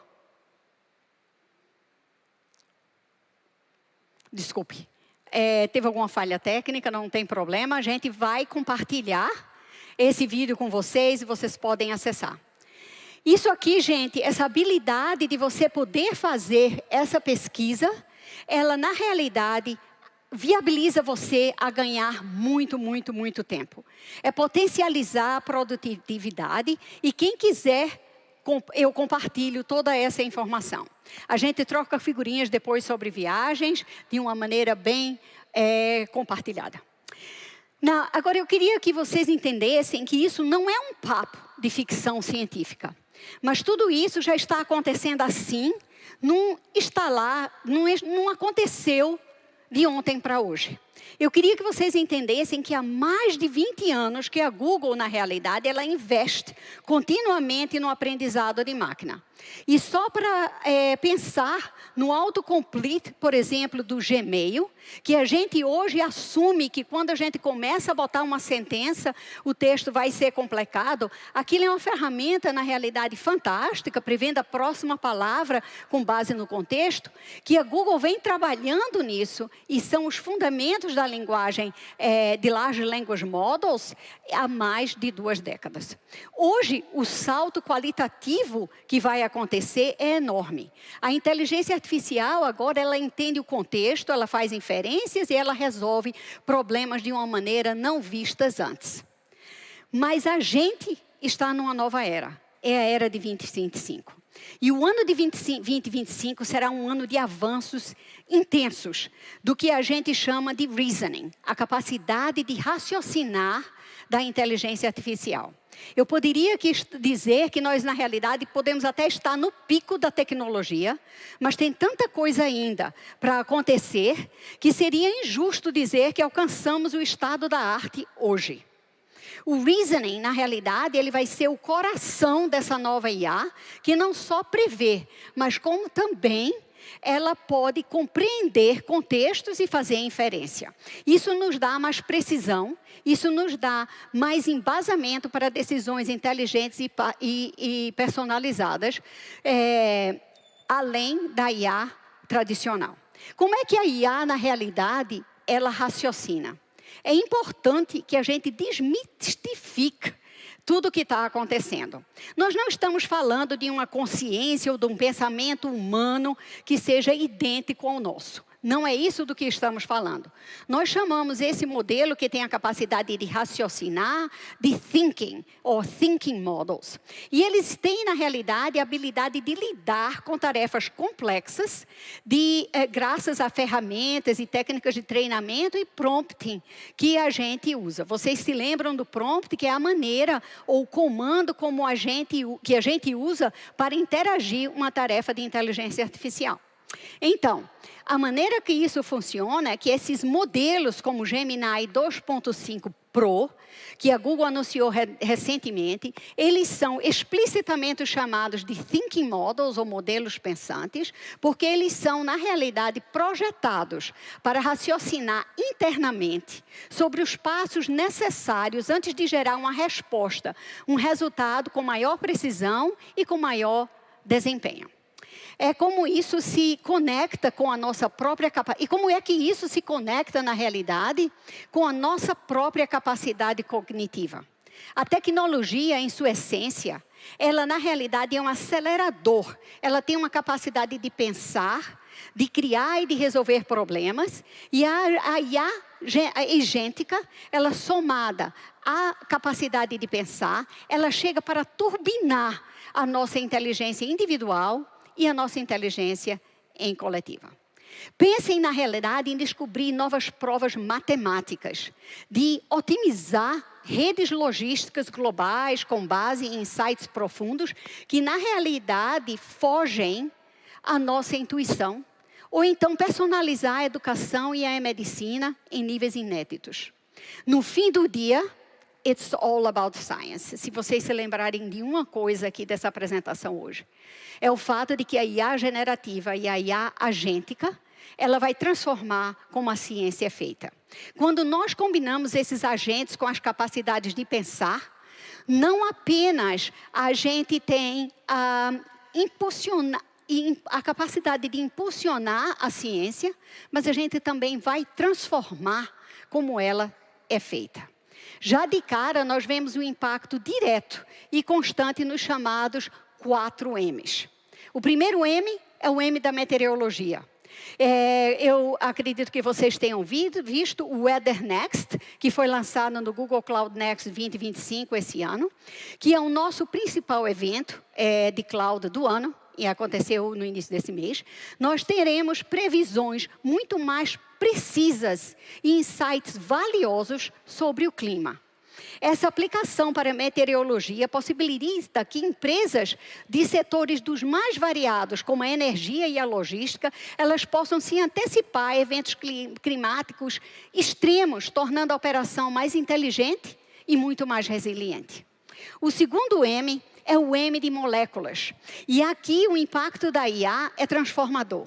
O AlphaFold, que ganhou um prêmio, levou o criador a ganhar um prêmio Nobel, ela revolucionou a biociência ao prever a estrutura tridimensional de proteínas com uma precisão que era antes inimaginável. Esse avanço, na realidade, já acelerou inúmeras descobertas científicas ao redor do mundo.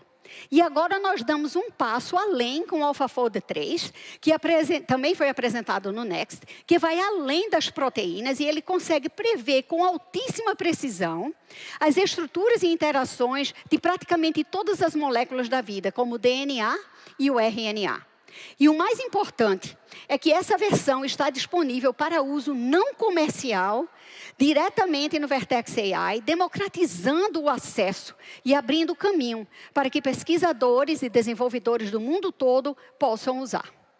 O terceiro M é o M de minerais. E a IA já tem sido usada para, na realidade, otimizar a exploração e o uso de recursos minerais de forma mais sustentável. E o quarto AI, por fim, é o AI de materiais. O Genome, que na realidade é o Graph Network for Materials Exploration, do Google DeepMind, é um exemplo fantástico, que já identificou mais de 2 milhões de cristais, incluindo 330 mil, que têm potencial para aplicações em bactérias, em baterias, em eletrônicos, em supercondutores e outras tecnologias. E isso, para mim, é incrível. Eu sei que eu sou suspeita para falar, mas a IA, para mim, ainda é surpreendedora. E o que acontece aqui é que é interessante que estamos, na realidade, falando de um ciclo virtuoso, onde a pesquisa científica, ela não só alimenta, mas ela também se beneficia diretamente do desenvolvimento da inteligência artificial. Lembra quando a gente falou dessa enorme capacidade computacional que é necessária para criar os embeds e treinar os modelos gigantescos, na realidade, que formam a base de IA generativa? Para treinar esses modelos gigantes e rodar esses agentes que, na realidade, analisam terabytes de dados genômicos, essas simulações climáticas ou que exploram milhões de artigos científicos, é preciso muito mais do que máquinas potentes. É, na realidade, preciso um hipercomputador. E é aqui que entra a arquitetura de supercomputação que foi integrada pela Google. A IA Supercomputer do Google Cloud tem uma arquitetura que é totalmente integrada, que foi o resultado de anos de experiência do Google com a IA em escala planetária. E o melhor é o seguinte, é que tudo isso pode ser acessado por vocês, por cientistas e desenvolvedores do mundo inteiro, por meio da plataforma Vertex AI, onde eles podem usar esses modelos como o Gemini para colocar toda esta tecnologia a favor da resolução de problemas e criar o futuro. Em resumo, a IA fornece as ferramentas, mas é o AI Hypercomputer que dá a escala para que essas ferramentas realmente revolucionem a ciência. Eu sei que parece que a gente não pode ir muito mais longe do que já fomos, mas eu gostaria de falar mais sobre mais uma coisa com vocês. O futuro, que não está distante assim, é um mundo, na realidade, híbrido. Como é que ele é híbrido? Com a computação clássica, que é tudo que a gente já viu até agora, que ela avança na IA generativa e ganha um complemento poderoso, que é a computação quântica. E aqui cabe uma breve explicação. A computação clássica é a que conhecemos hoje, com base para tudo que usamos, para os celulares, para a nuvem, para a inteligência artificial. Já a quântica, ela explora principalmente os princípios da física quântica, para processar informações de forma totalmente diferentes, usando qubits, que podem representar múltiplos estados ao mesmo tempo. Na computação clássica, você tem o binário, 0 e 1, e na computação quântica, ele pode, em um único qubit, representar inúmeros estados. Isso, na realidade, gera um potencial gigantesco para que a gente resolva problemas extremamente complexos. Como assim? Como simulações químicas, otimizações e cálculos que levariam milhares de anos para um computador clássico. E ainda há muito mais para acontecer. 2025 é um ano internacional da ciência e tecnologia e quântica, que celebra o centenário do começo da mecânica quântica. O futuro é mais do que promissor, eu garanto a vocês, e essa capacidade de processamento complexo, ela abre novas fronteiras para a inteligência artificial. Com a tecnologia de Agentic AI e Thinking, a gente, na realidade, vislumbra um futuro de possibilidades ilimitadas, com uma IA que fará ainda mais parte do nosso dia a dia. O Google tem, na realidade, pavimentado esse caminho com o Gemini, e nossa família de modelos mais avançados e capazes, que está na mão de vocês, para nos ajudarem a criar o caminho. Nós queremos que as nossas soluções possibilitem essa criação, que nós acreditamos que é conjunta. Para a gente, a verdadeira transformação acontece quando a nossa tecnologia encontra a expertise de cada um de vocês, dos nossos parceiros, dos nossos clientes, da comunidade de inovação, das startups. Eu me lembro de uma frase do grande fotógrafo Sebastião Salgado. E ele disse uma vez, eu não tiro fotos, eu fotografo. E para mim é uma diferença enorme. Quando você tira uma foto, ele é um ato passivo, você está capturando somente o momento.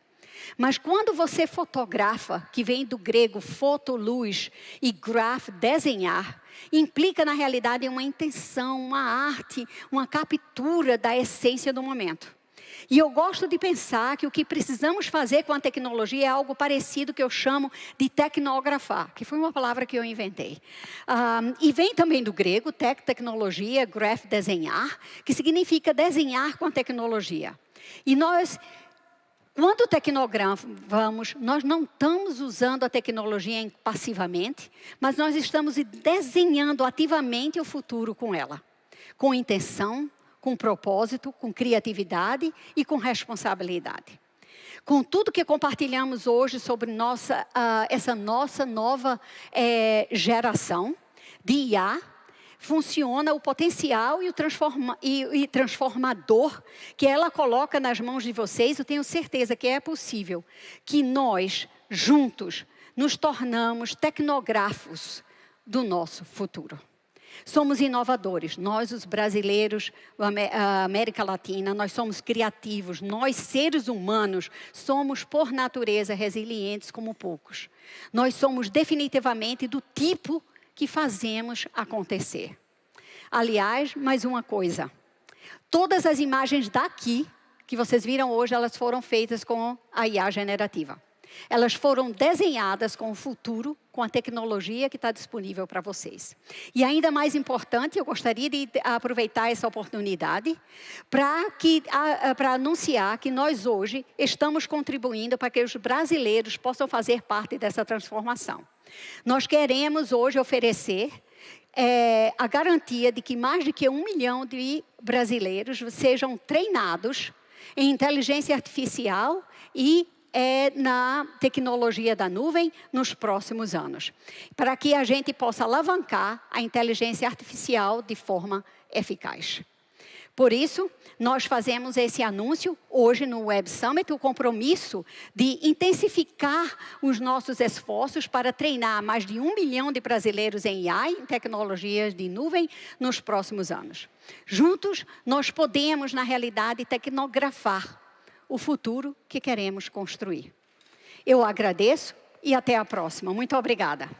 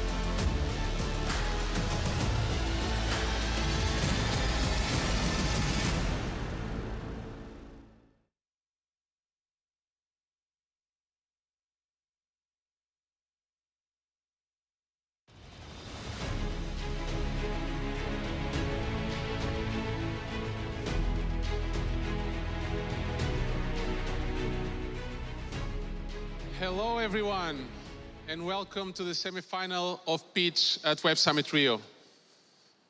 My name is Ricardo, and I'll be your host for the most eagerly anticipated startup pitch competition in LATAM. In just a few moments, our 10 semifinalists will begin pitching their hearts out here on center stage. And if you're like me and you love startups and technology, you're in for a treat. These startups fought hard through the group rounds yesterday to earn their place here today. Just to give you a context, we have 1,400 startups at Web Summit Rio this year. So making it to the top 10 is already a huge accomplishment. Now, they will battle it once again to decide who will go to the finals. Only 3 startups can make it to the final, which will take place tomorrow at 12:30 p.m. right here on center stage. Now, to determine the best finalists, we'll need some stellar judges. Please help me and welcome our group of judges that represent some of the biggest companies and funds in the world. Groups like Kleiner Perkins, Groupe Sororité, Saison Capital, Fairplay, Vox Capital, NVIDIA, Google Cloud, and Cubo Itaú. So please help me welcoming them on stage now.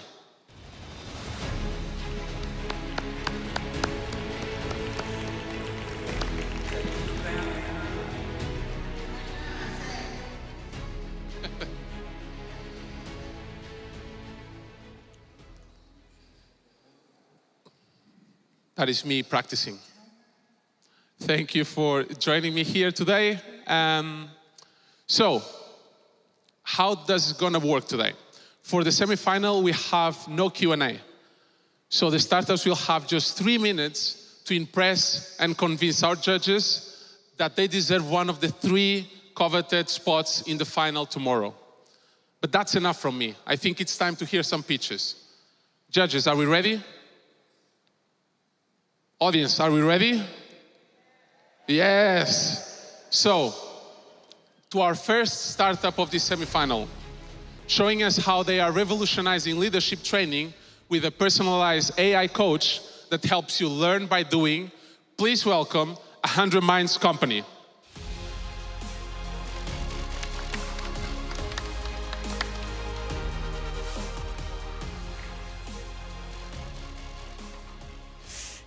Good afternoon.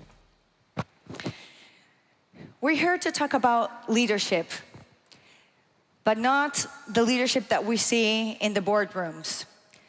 We're passionate about the leadership that's in the ground, in the field, the leadership that keeps your business running and your people engaged.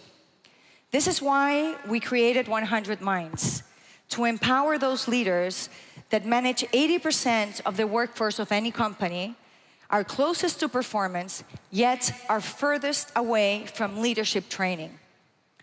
To ignore them, it costs us a big price. Poor leadership costs $9 trillion a year in the world.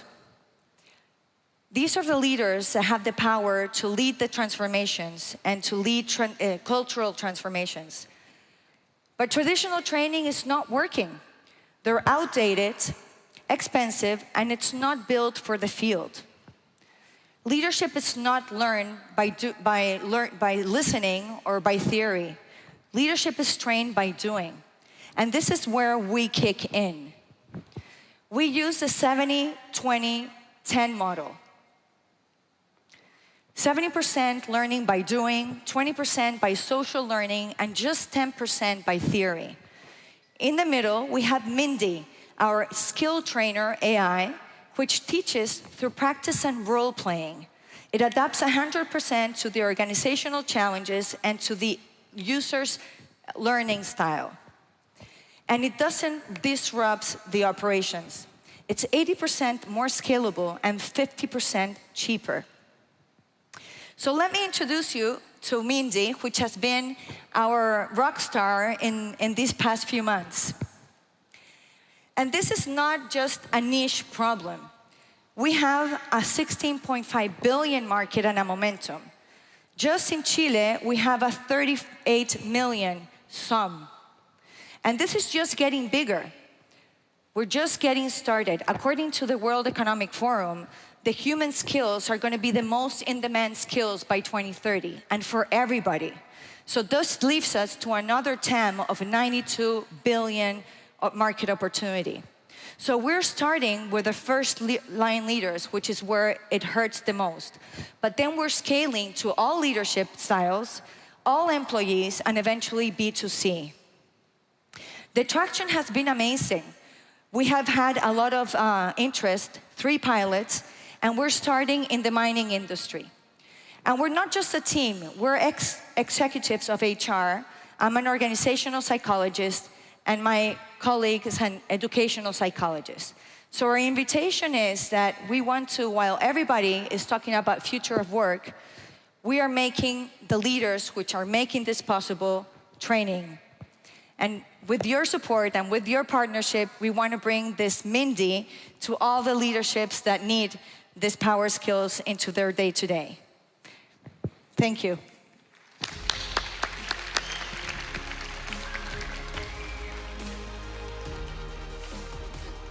Thank you very much. What a great way to start our semifinal.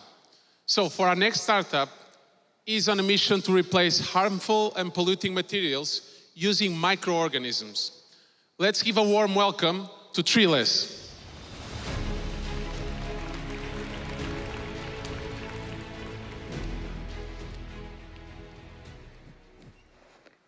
Hello everyone, my name is Patricia and I'm a co-founder of Treeless. At Treeless, we develop microorganism-based cellulose material for a sustainable future. We all know that harmful materials are all around us, harmful to the environment, but also harmful to our health. Governments around the world introducing strict regulations, pushing industries away from fossil-based materials, and banning harmful substances like PFAS and microplastic, creating an urgent need for alternatives. However, companies doesn't need only eco-friendly solutions. They need high-performance materials that are scalable, cost-efficient, and durable. In Treeless, our mission is to replace harmful and polluting materials by enabling bio-based, fossil-free alternatives. Our core solution is bacterial nanocellulose, non-toxic, natural, mechanically strong biomaterial. We produce it with a use of organic side stream and specialized bacteria. Once they grow, they produce the biofilm. And this biofilm we can harvest and post-process into our Treeless versatile gel. Our material is truly multifunctional. We already validate this product in different industries. We prove we can use it as a plastic-free barrier coating in packaging, as a rheology modifier in bio-based adhesives, and as a binder in wood composites. Our business model is based on 3 pillars. First, we sell R&D services to the product manufacturers to adjust our material to their need. Second, we sell our gel and formulations to those product manufacturers in tons. And in the future, we plan to license our technology. We already have a pilot production platform in Switzerland, in Zurich.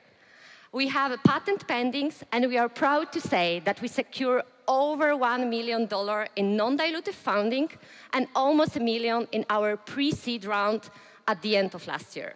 We also have an active pipeline of the customers. We are a diverse team with a key expertise in engineering, biotechnology, business development, and industrialization, with a huge support of our board of advisors.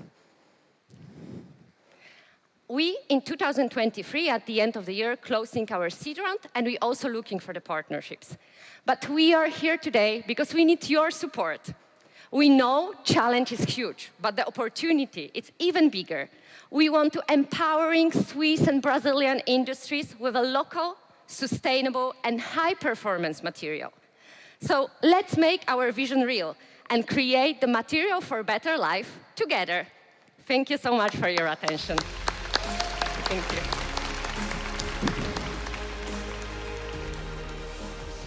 Another very strong pitch. Now we're going to hear from Versa Educação, a corporate education platform for frontline workers. Let's welcome them on stage.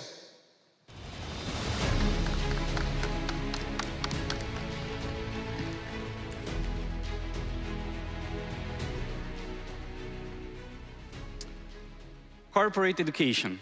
Help me out. Raise your hand if you think it's boring and ineffective and it sucks. Yes, that's my point. It's also true for those employees. Those employees. They are frontline workers. People you know. They grow your food, they serve you coffee, they build your house. And they represent 80% of the workers around the world. People who often lack access to quality education through life and doesn't have the external opportunities for learn like you and me. But as we said, corporate education for them, it's awful. It's their ultimate chance to really learn and grow. And why? Why is that so bad? Companies don't have the money to do it better? Well, actually, I can prove that companies do have the money to train better. The first reason I know companies have the money, it's because half of the training budgets in Brazil are allocated to those employees, often for in-person mandatory courses. The second reason I know companies have the money to train better is because they've been giving this money to us. Versa has been hired in the past years for major companies to train frontline workers. We are a digital corporate education platform that charges companies monthly per active user, so we can deliver high-quality video courses and certification right in the hands of the people who need it most. We use a data-driven model powered by AI to combine psychosocial data and learning data so we can give better feedback both for learners and their managers. And we are super nerds, so we developed our own methodology for training those people. And well, it works. Our clients say that our courses have 62% more engagement than other ones. And we've been gaining traction over the years.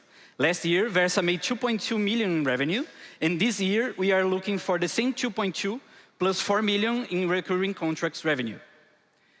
Of course, not always easy, so we have to deal with the low-tech environment. To do so, we use co-delivering tools like WhatsApp to make sure that workers get our courses. And I'm here because I think we are on the right track. If you look to the market, there are other awesome solutions for education. But all of them are looking to offices. And we are the only startup that are combining efficiently tech and content for frontline workers. And we have an awesome team. I have 15 years of startup experience. Our CTO is a hands-on developer. We have more than 40 people working on the project and a board with senior executives that are key in the markets we want to grow in. We are an impact startup because we empower people through education, and we are cheaper and cool. Thank you very much.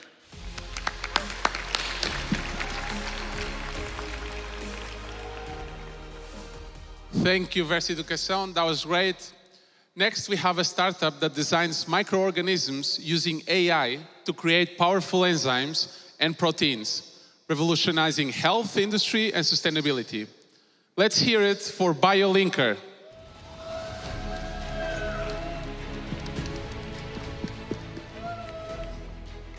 Hello.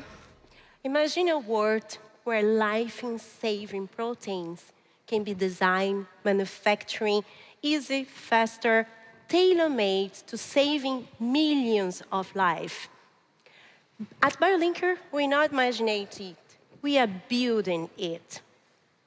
So today, it's hard in biotech make protein. They have such massive problem to make easy protein process purifications is slow to developing and discovering, and we have a solution for that.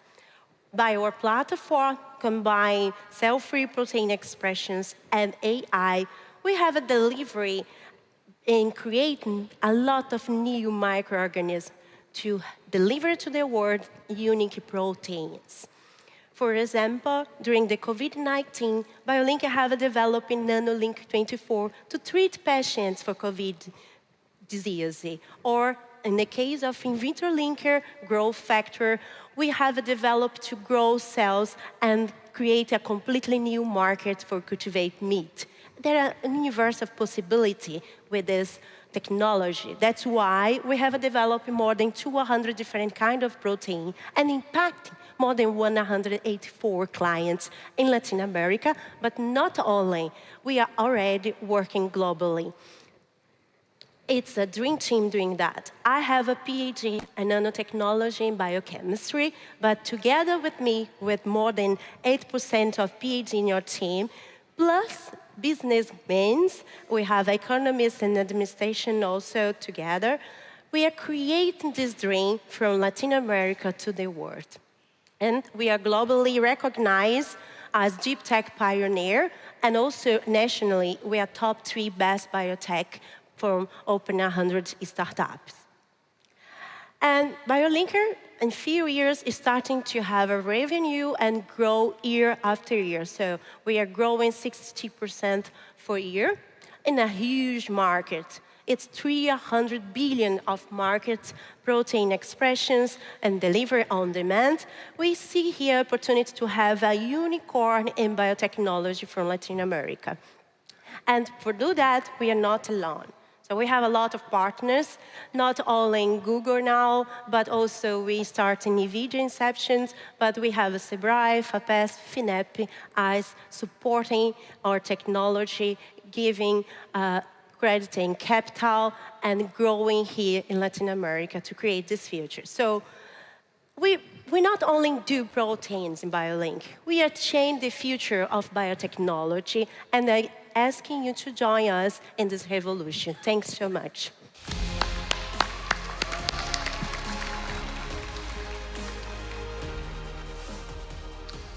Thank you for another great pitch. Now we're going to hear from DJI, replacing frustrating conversations by creating AI agents that think and act like you. Please welcome them on stage.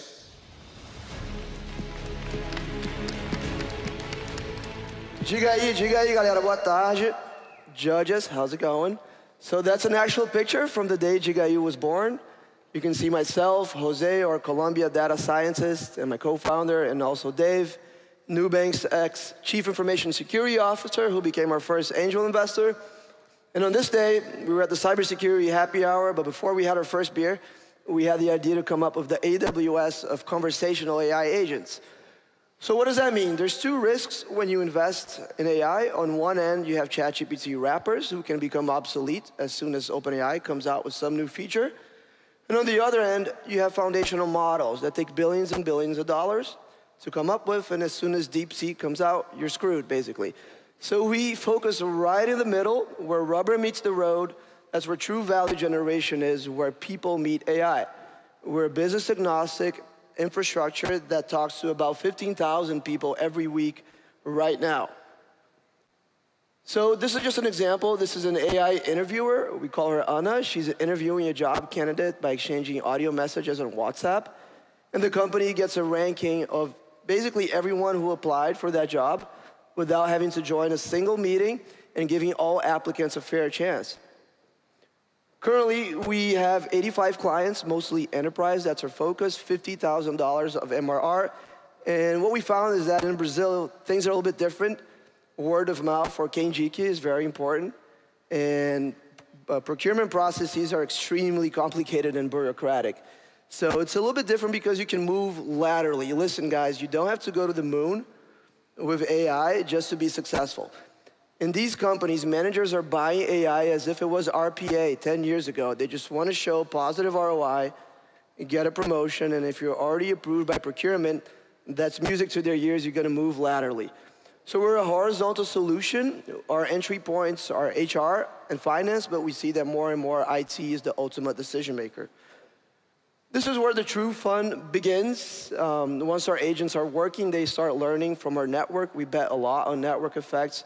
They start learning what works, what doesn't work, and they start giving you feedback and suggestions to optimize your workflows.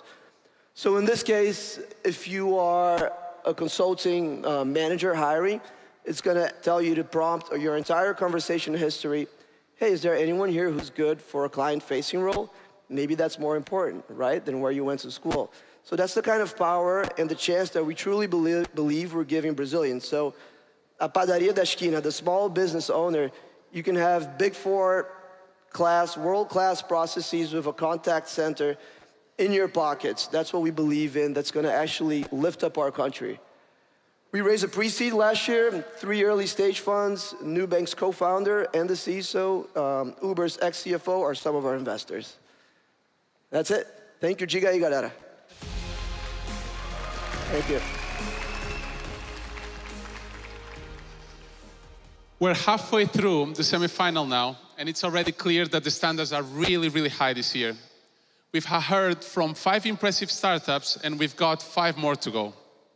But before we move on with the competition, let's throw it back to 2024.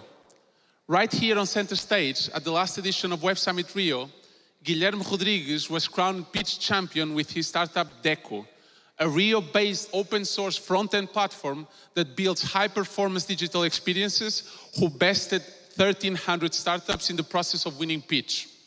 So now, we're going to be joined by Deco's founders, Guilherme Rodrigues and Rafael Crespo. Please welcome them on stage.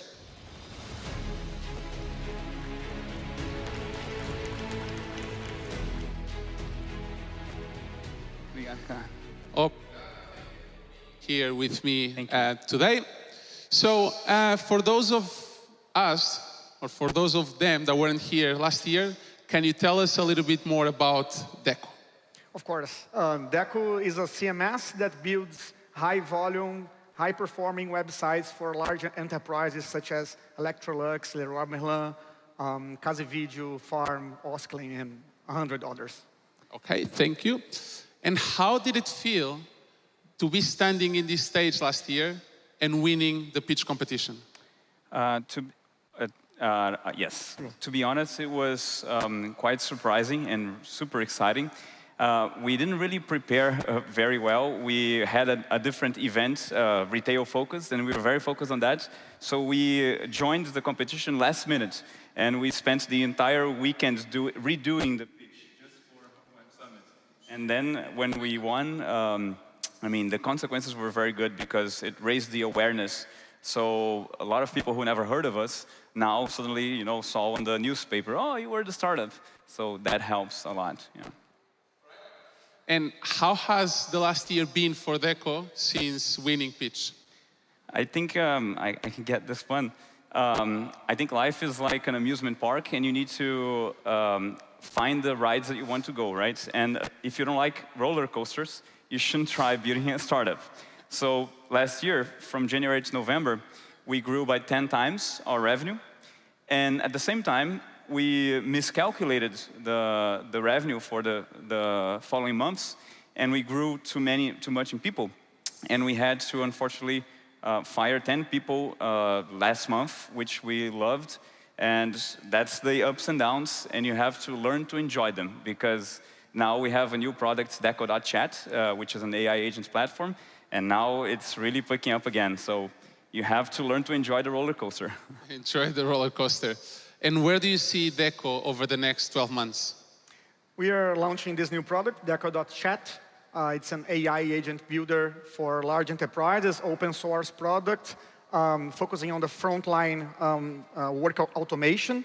So we have never seen so much interest in our first commercial sales meetings. So yeah, we are super excited.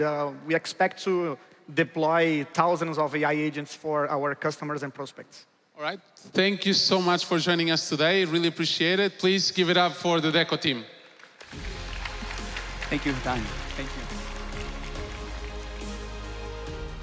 Okay. Now let's return to 2025 and finish this semifinal with the last 5 pitches. Joining us for the 6th pitch of the day is Pepperlaw, who are simplifying access to smarter legal solutions, helping businesses grow, scale, and thrive. Please give it up to the team.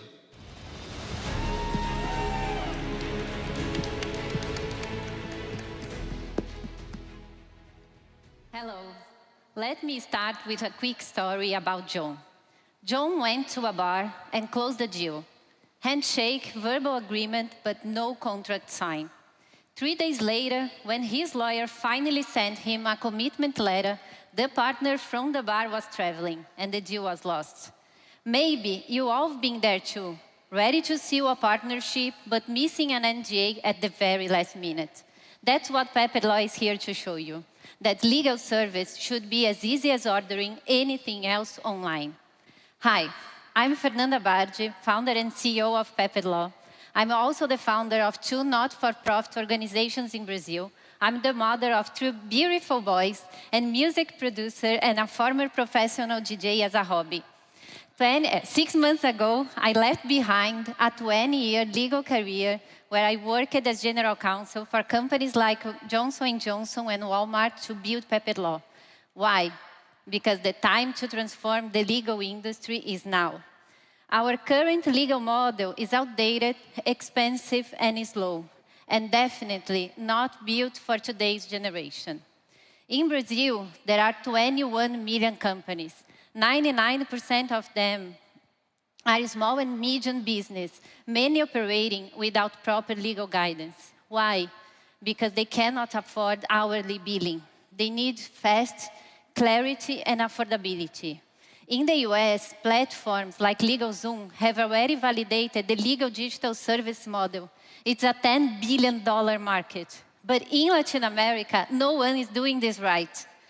It's what I call a legal blue ocean. And that's why we built Pepe Law.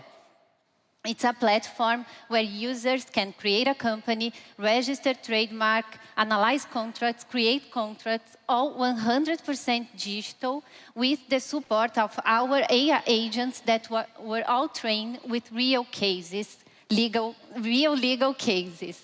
Everything a company needs to start, grow, and operate safely. Our model is flexible.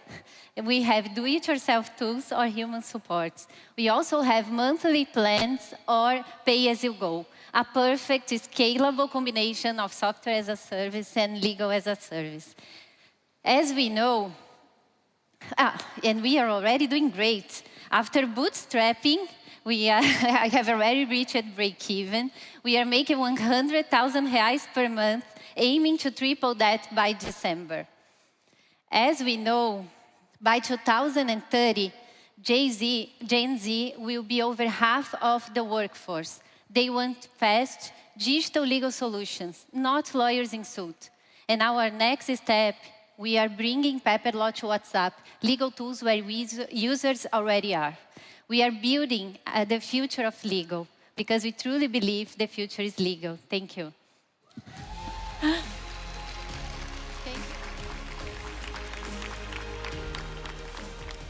Thank you very much.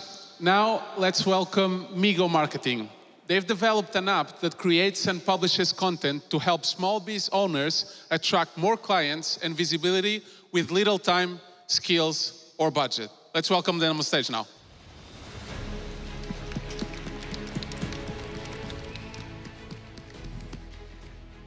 Hello, guys. So, this is Elaine.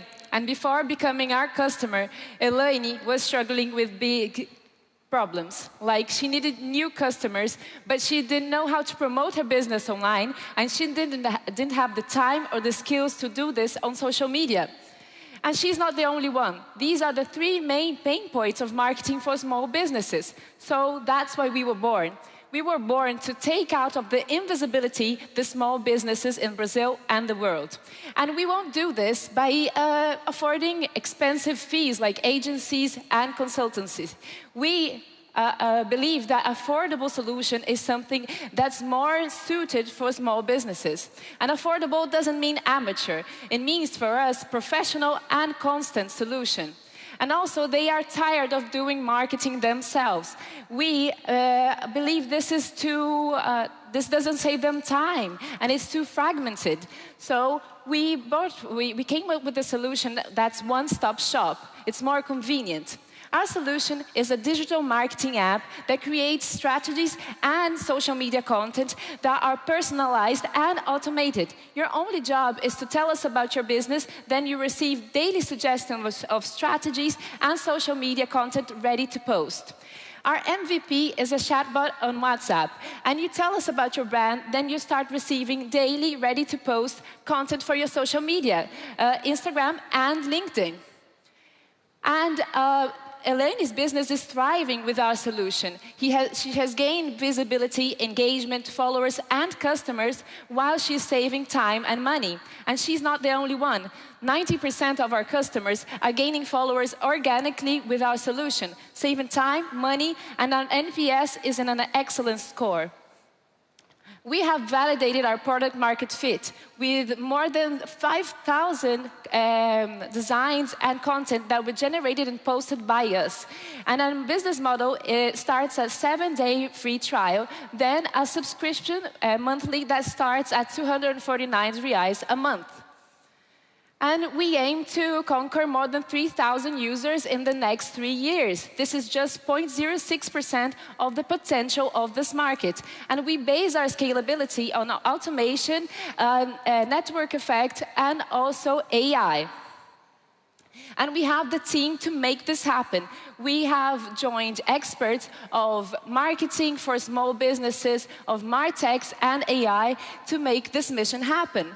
Our mission is to democratize marketing, digital marketing for all. And I would like to know if you accept to be part of this movement. Follow us, Migo Marketing on Instagram, and start now. Thank you.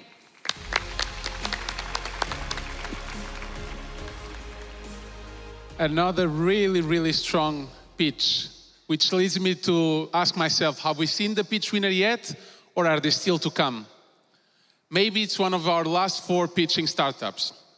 Next, we have GoScope, who are bringing endoscopy anywhere with portable equipment of surgical grade to help maximize healthcare, range, and accessibility for patients. Please give them a warm welcome to the stage.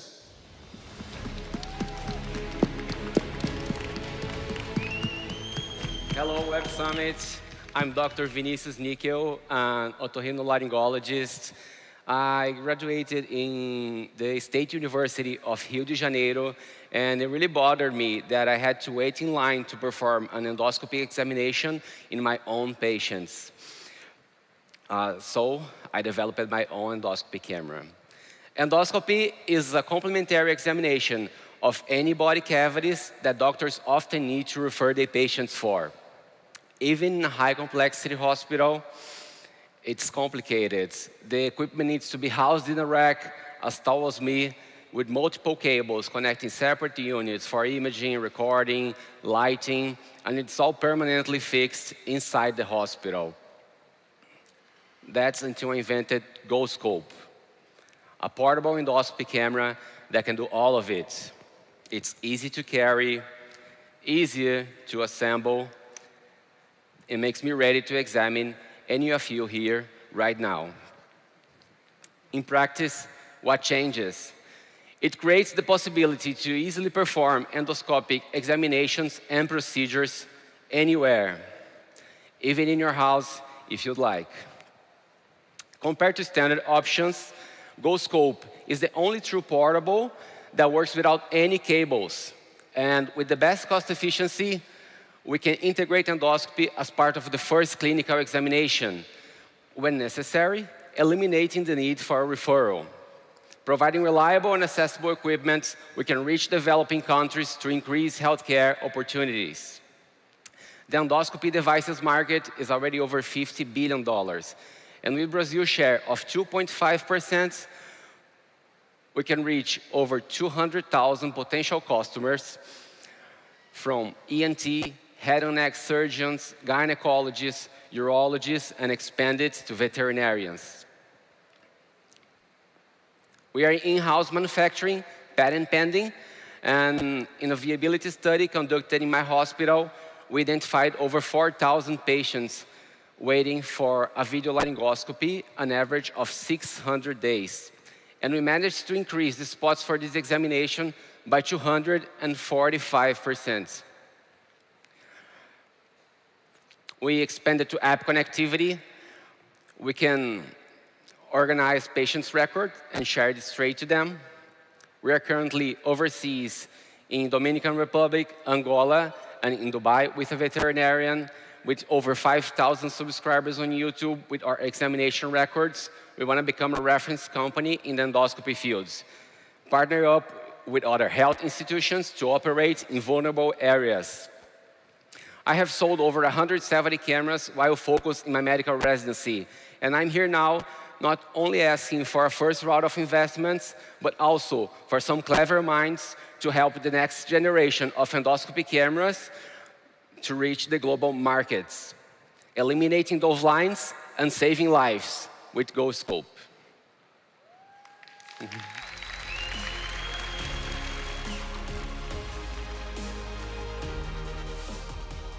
Thank you very much, Vinicius. All right, here comes our penultimate startup, sharing with us how they ensure conversations with customers don't go to waste. Come on out, Elephant.ai.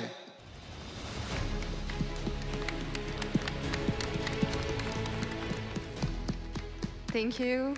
Hi, it's a pleasure to be here.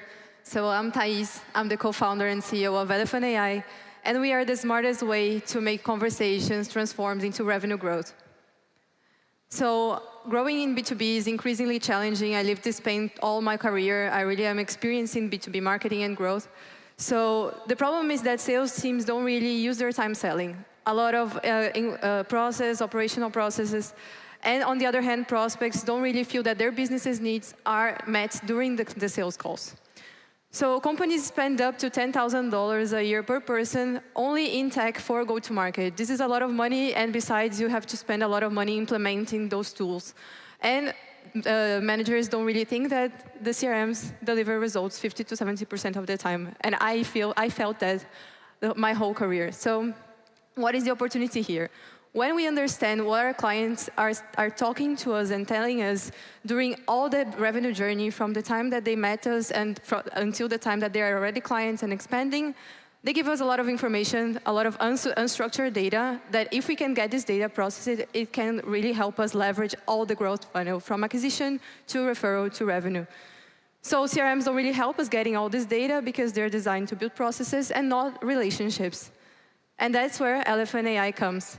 So we designed an omni-channel platform, AI-driven revenue intelligence platform that drives results for managers, for teams, and for clients. So the manager gets prediction. They understand how their leads are going to be sold and how the forecasting is going to work. The sales team has autonomy, has coaching, auto-coaching without the biases from the managers. And the customers, they get a lot more personalized care. So we integrate with main CRMs, we integrate with main omni-channel platforms, so online meetings, offline meetings, WhatsApp. And we have only 1 year old. We started developing Elephant April last year. We already have 130 clients already transforming their conversations into revenue growth. So we're really understanding the needs of our clients. Our ICP would be a company that have from 5 to 30, 35 salespeople. They can use it in sales and they can use it in customer success. And they'll have deal analysis and prediction, CRM autofill, sales self-coaching, sentiment analysis, and real-time assistant. We are the only ones who have real-time assistance during sales calls. So this is a really innovative product. And we have proven results. So 30 hours less per salesperson per month. We can really prove that we increase conversion and we can shorten the sales cycles. The opportunity here is that your data has answers. And let's finally use them to grow the business, putting together sales, growth, and customer. Our platform follows the customer in all their journey. So I invite you guys to forget the old sales playbook. Let's build real relationships and win bigger together. Thank you.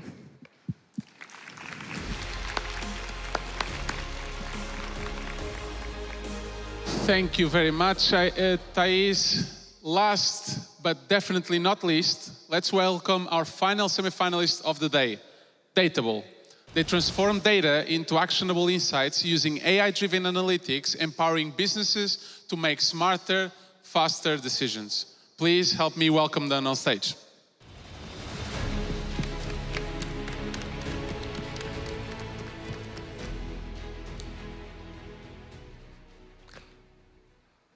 Is there anyone in this room who hasn't heard the term energy crisis yet?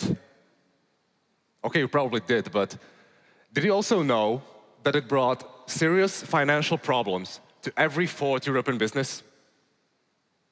These companies have already realized they need to start saving on energies, but they also found out they have no idea where to save, how to save, and how much to save. And the problem is they're lacking the right data. In most of the cases, though, they're trying to solve this by manually transcripting the values from their meters or by analyzing their bills, which is really time-consuming, not that accurate, and oftentimes it's too late. The damage is already done. Even if they use smart meter softwares, these usually only visualize values, and the managers have to do all the analytics, calculations, and forecasts manually. And in today's era of ESG, renewables, and all the complexity of the energy market, not having the right data can be fatal for the companies. So now imagine you are the managers, and instead of that, you see a real-time energy consumption of each of your machine on your cell phone, and you can even see the future. We have developed a fully scalable, cloud-based system that doesn't only gather data and visualize it, but does all the analytics, forecasts, calculations automatically, and warns before crossing crucial benchmarks that can cause negative financial consequences. Artificial intelligence creates these forecasts and warnings, helps with better forecasting, and can detect potential threats such as capacity exceeding or even machine breakdowns. Clients can thus save huge amounts of money, often ranging above 15% of their total energy consumption. Of course, there are several other smart metering solutions on the market already, but we are the only ones using these machine learning algorithms for which we see a huge demand, and that's why many of these competitors have rather already become our partners instead. The market is huge, growing double-digit, which really shows a nice perspective for our future, honestly already visible on our results this year. We're a young, passionate team full of professionals in hardware, software development, business, already counting to 14 members, winning competitions, gaining recognition internationally, but more importantly, having real traction, partnerships with big brands in IT, energy, telco sector, and several paying clients as well, bringing us revenues of already hundreds of thousands of euros by now, with a forecast of 1 million this year. There are 2 big international funds backing us up. And at this point, I'm announcing it the first time. We are opening a new round of an investment round to help us fund our expansion towards the West. It's going to be a ticket of 1 million euros for 10% of equity. So if you would like to also become part of this great green AI journey, you know where to find me. My name is Simon, and this is Dateable.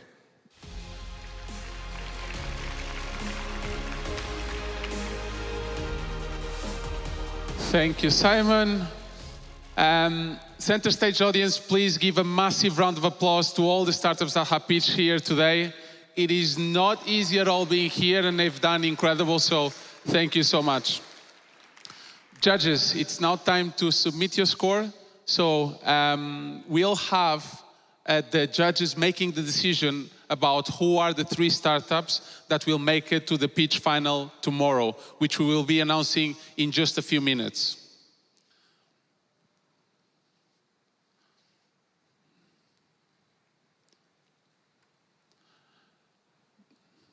So we will now have, you can sit, you can just stay seated. I'll meet you. Okay, so it's just exercising a little bit. They usually say that first impressions are important. So how does a startup approaching you make a great first impression?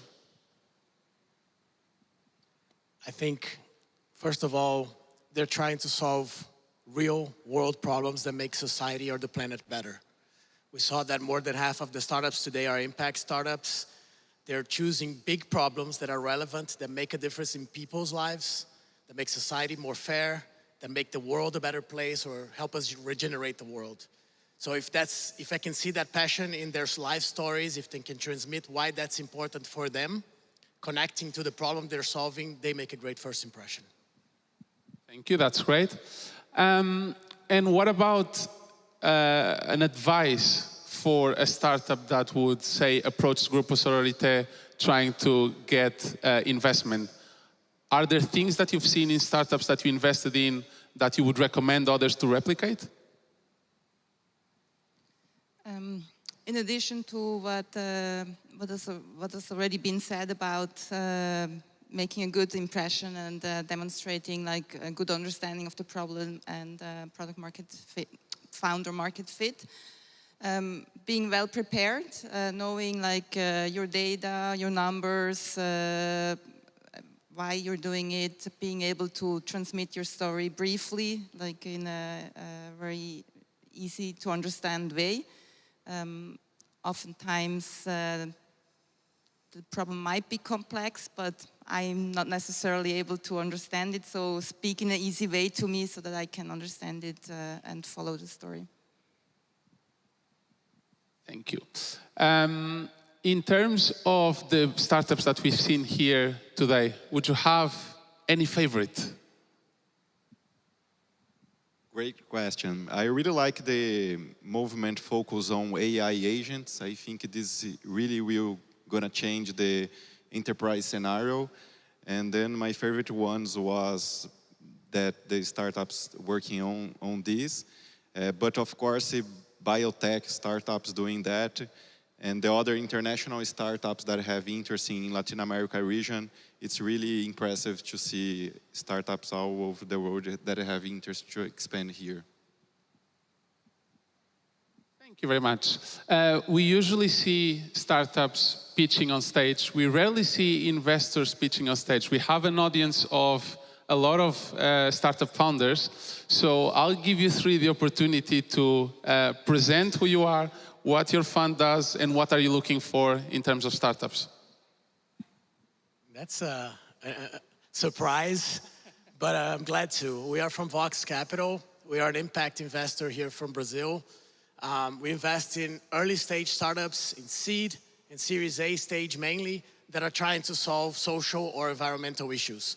That means we usually look for startups in health, education, financial inclusion, and on the environmental side, energy transition, agriculture, sustainable agriculture, circularity, or any other startups solving problems that help us regenerate the planet. And how can they reach out if they fit all those criteria? Even if you don't think you fit, if you just think you fit, reach out to us at voxcapital.com.br. You can find me as Rafael Campos on LinkedIn as well. And we're here walking around with these pink logos on our t-shirts around. There's 3 or 4 of my partners here and tomorrow at the event. Thank you very much.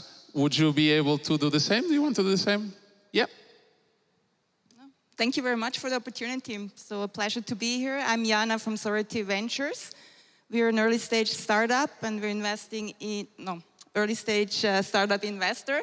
And we're investing in gender diversity. It's a huge opportunity that is not really explored yet in Brazil. We're the first one looking into that. Early stage, as I said, we invest in pre-seed and seed rounds, startups that have at least one woman in the founding team, that have technology propositions. So we invest only in software. Unfortunately, some of the theses we saw here today are outside of our scope. But super happy to connect with any founders. Please get in touch, either on our website, approach me, anybody from our team. We're also here with our marketing colors, so please get in touch with us. Thank you. Last but not least. I'm Gabriela from Cubo Itaú. Cubo is an entrepreneurial ecosystem with 500 startups, 70 corporations, and 50 VC funds.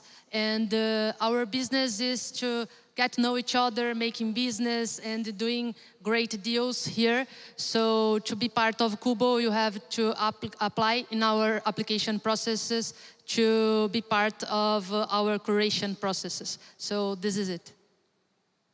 Thank you very much. Yep. So very quick, pleasure to be here. My name is Andrei. I am from NVIDIA. I am startup and VC manager for Latin America. At NVIDIA, we have a startup program that we help startups using better GPUs on GCP, for example.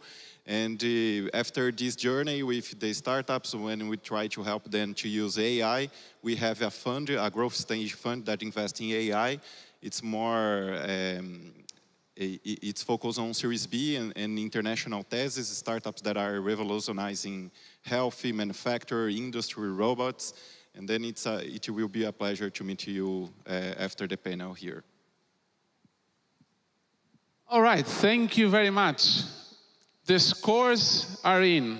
Our judges have decided who the 3 startups that will go on to the final again tomorrow at 12:30 p.m. Are you excited for the results? Yeah. All right. So, in no order, the 3 startups that are going to the final are BioLinker, aí, Digai, and some suspense, Elephant.ai.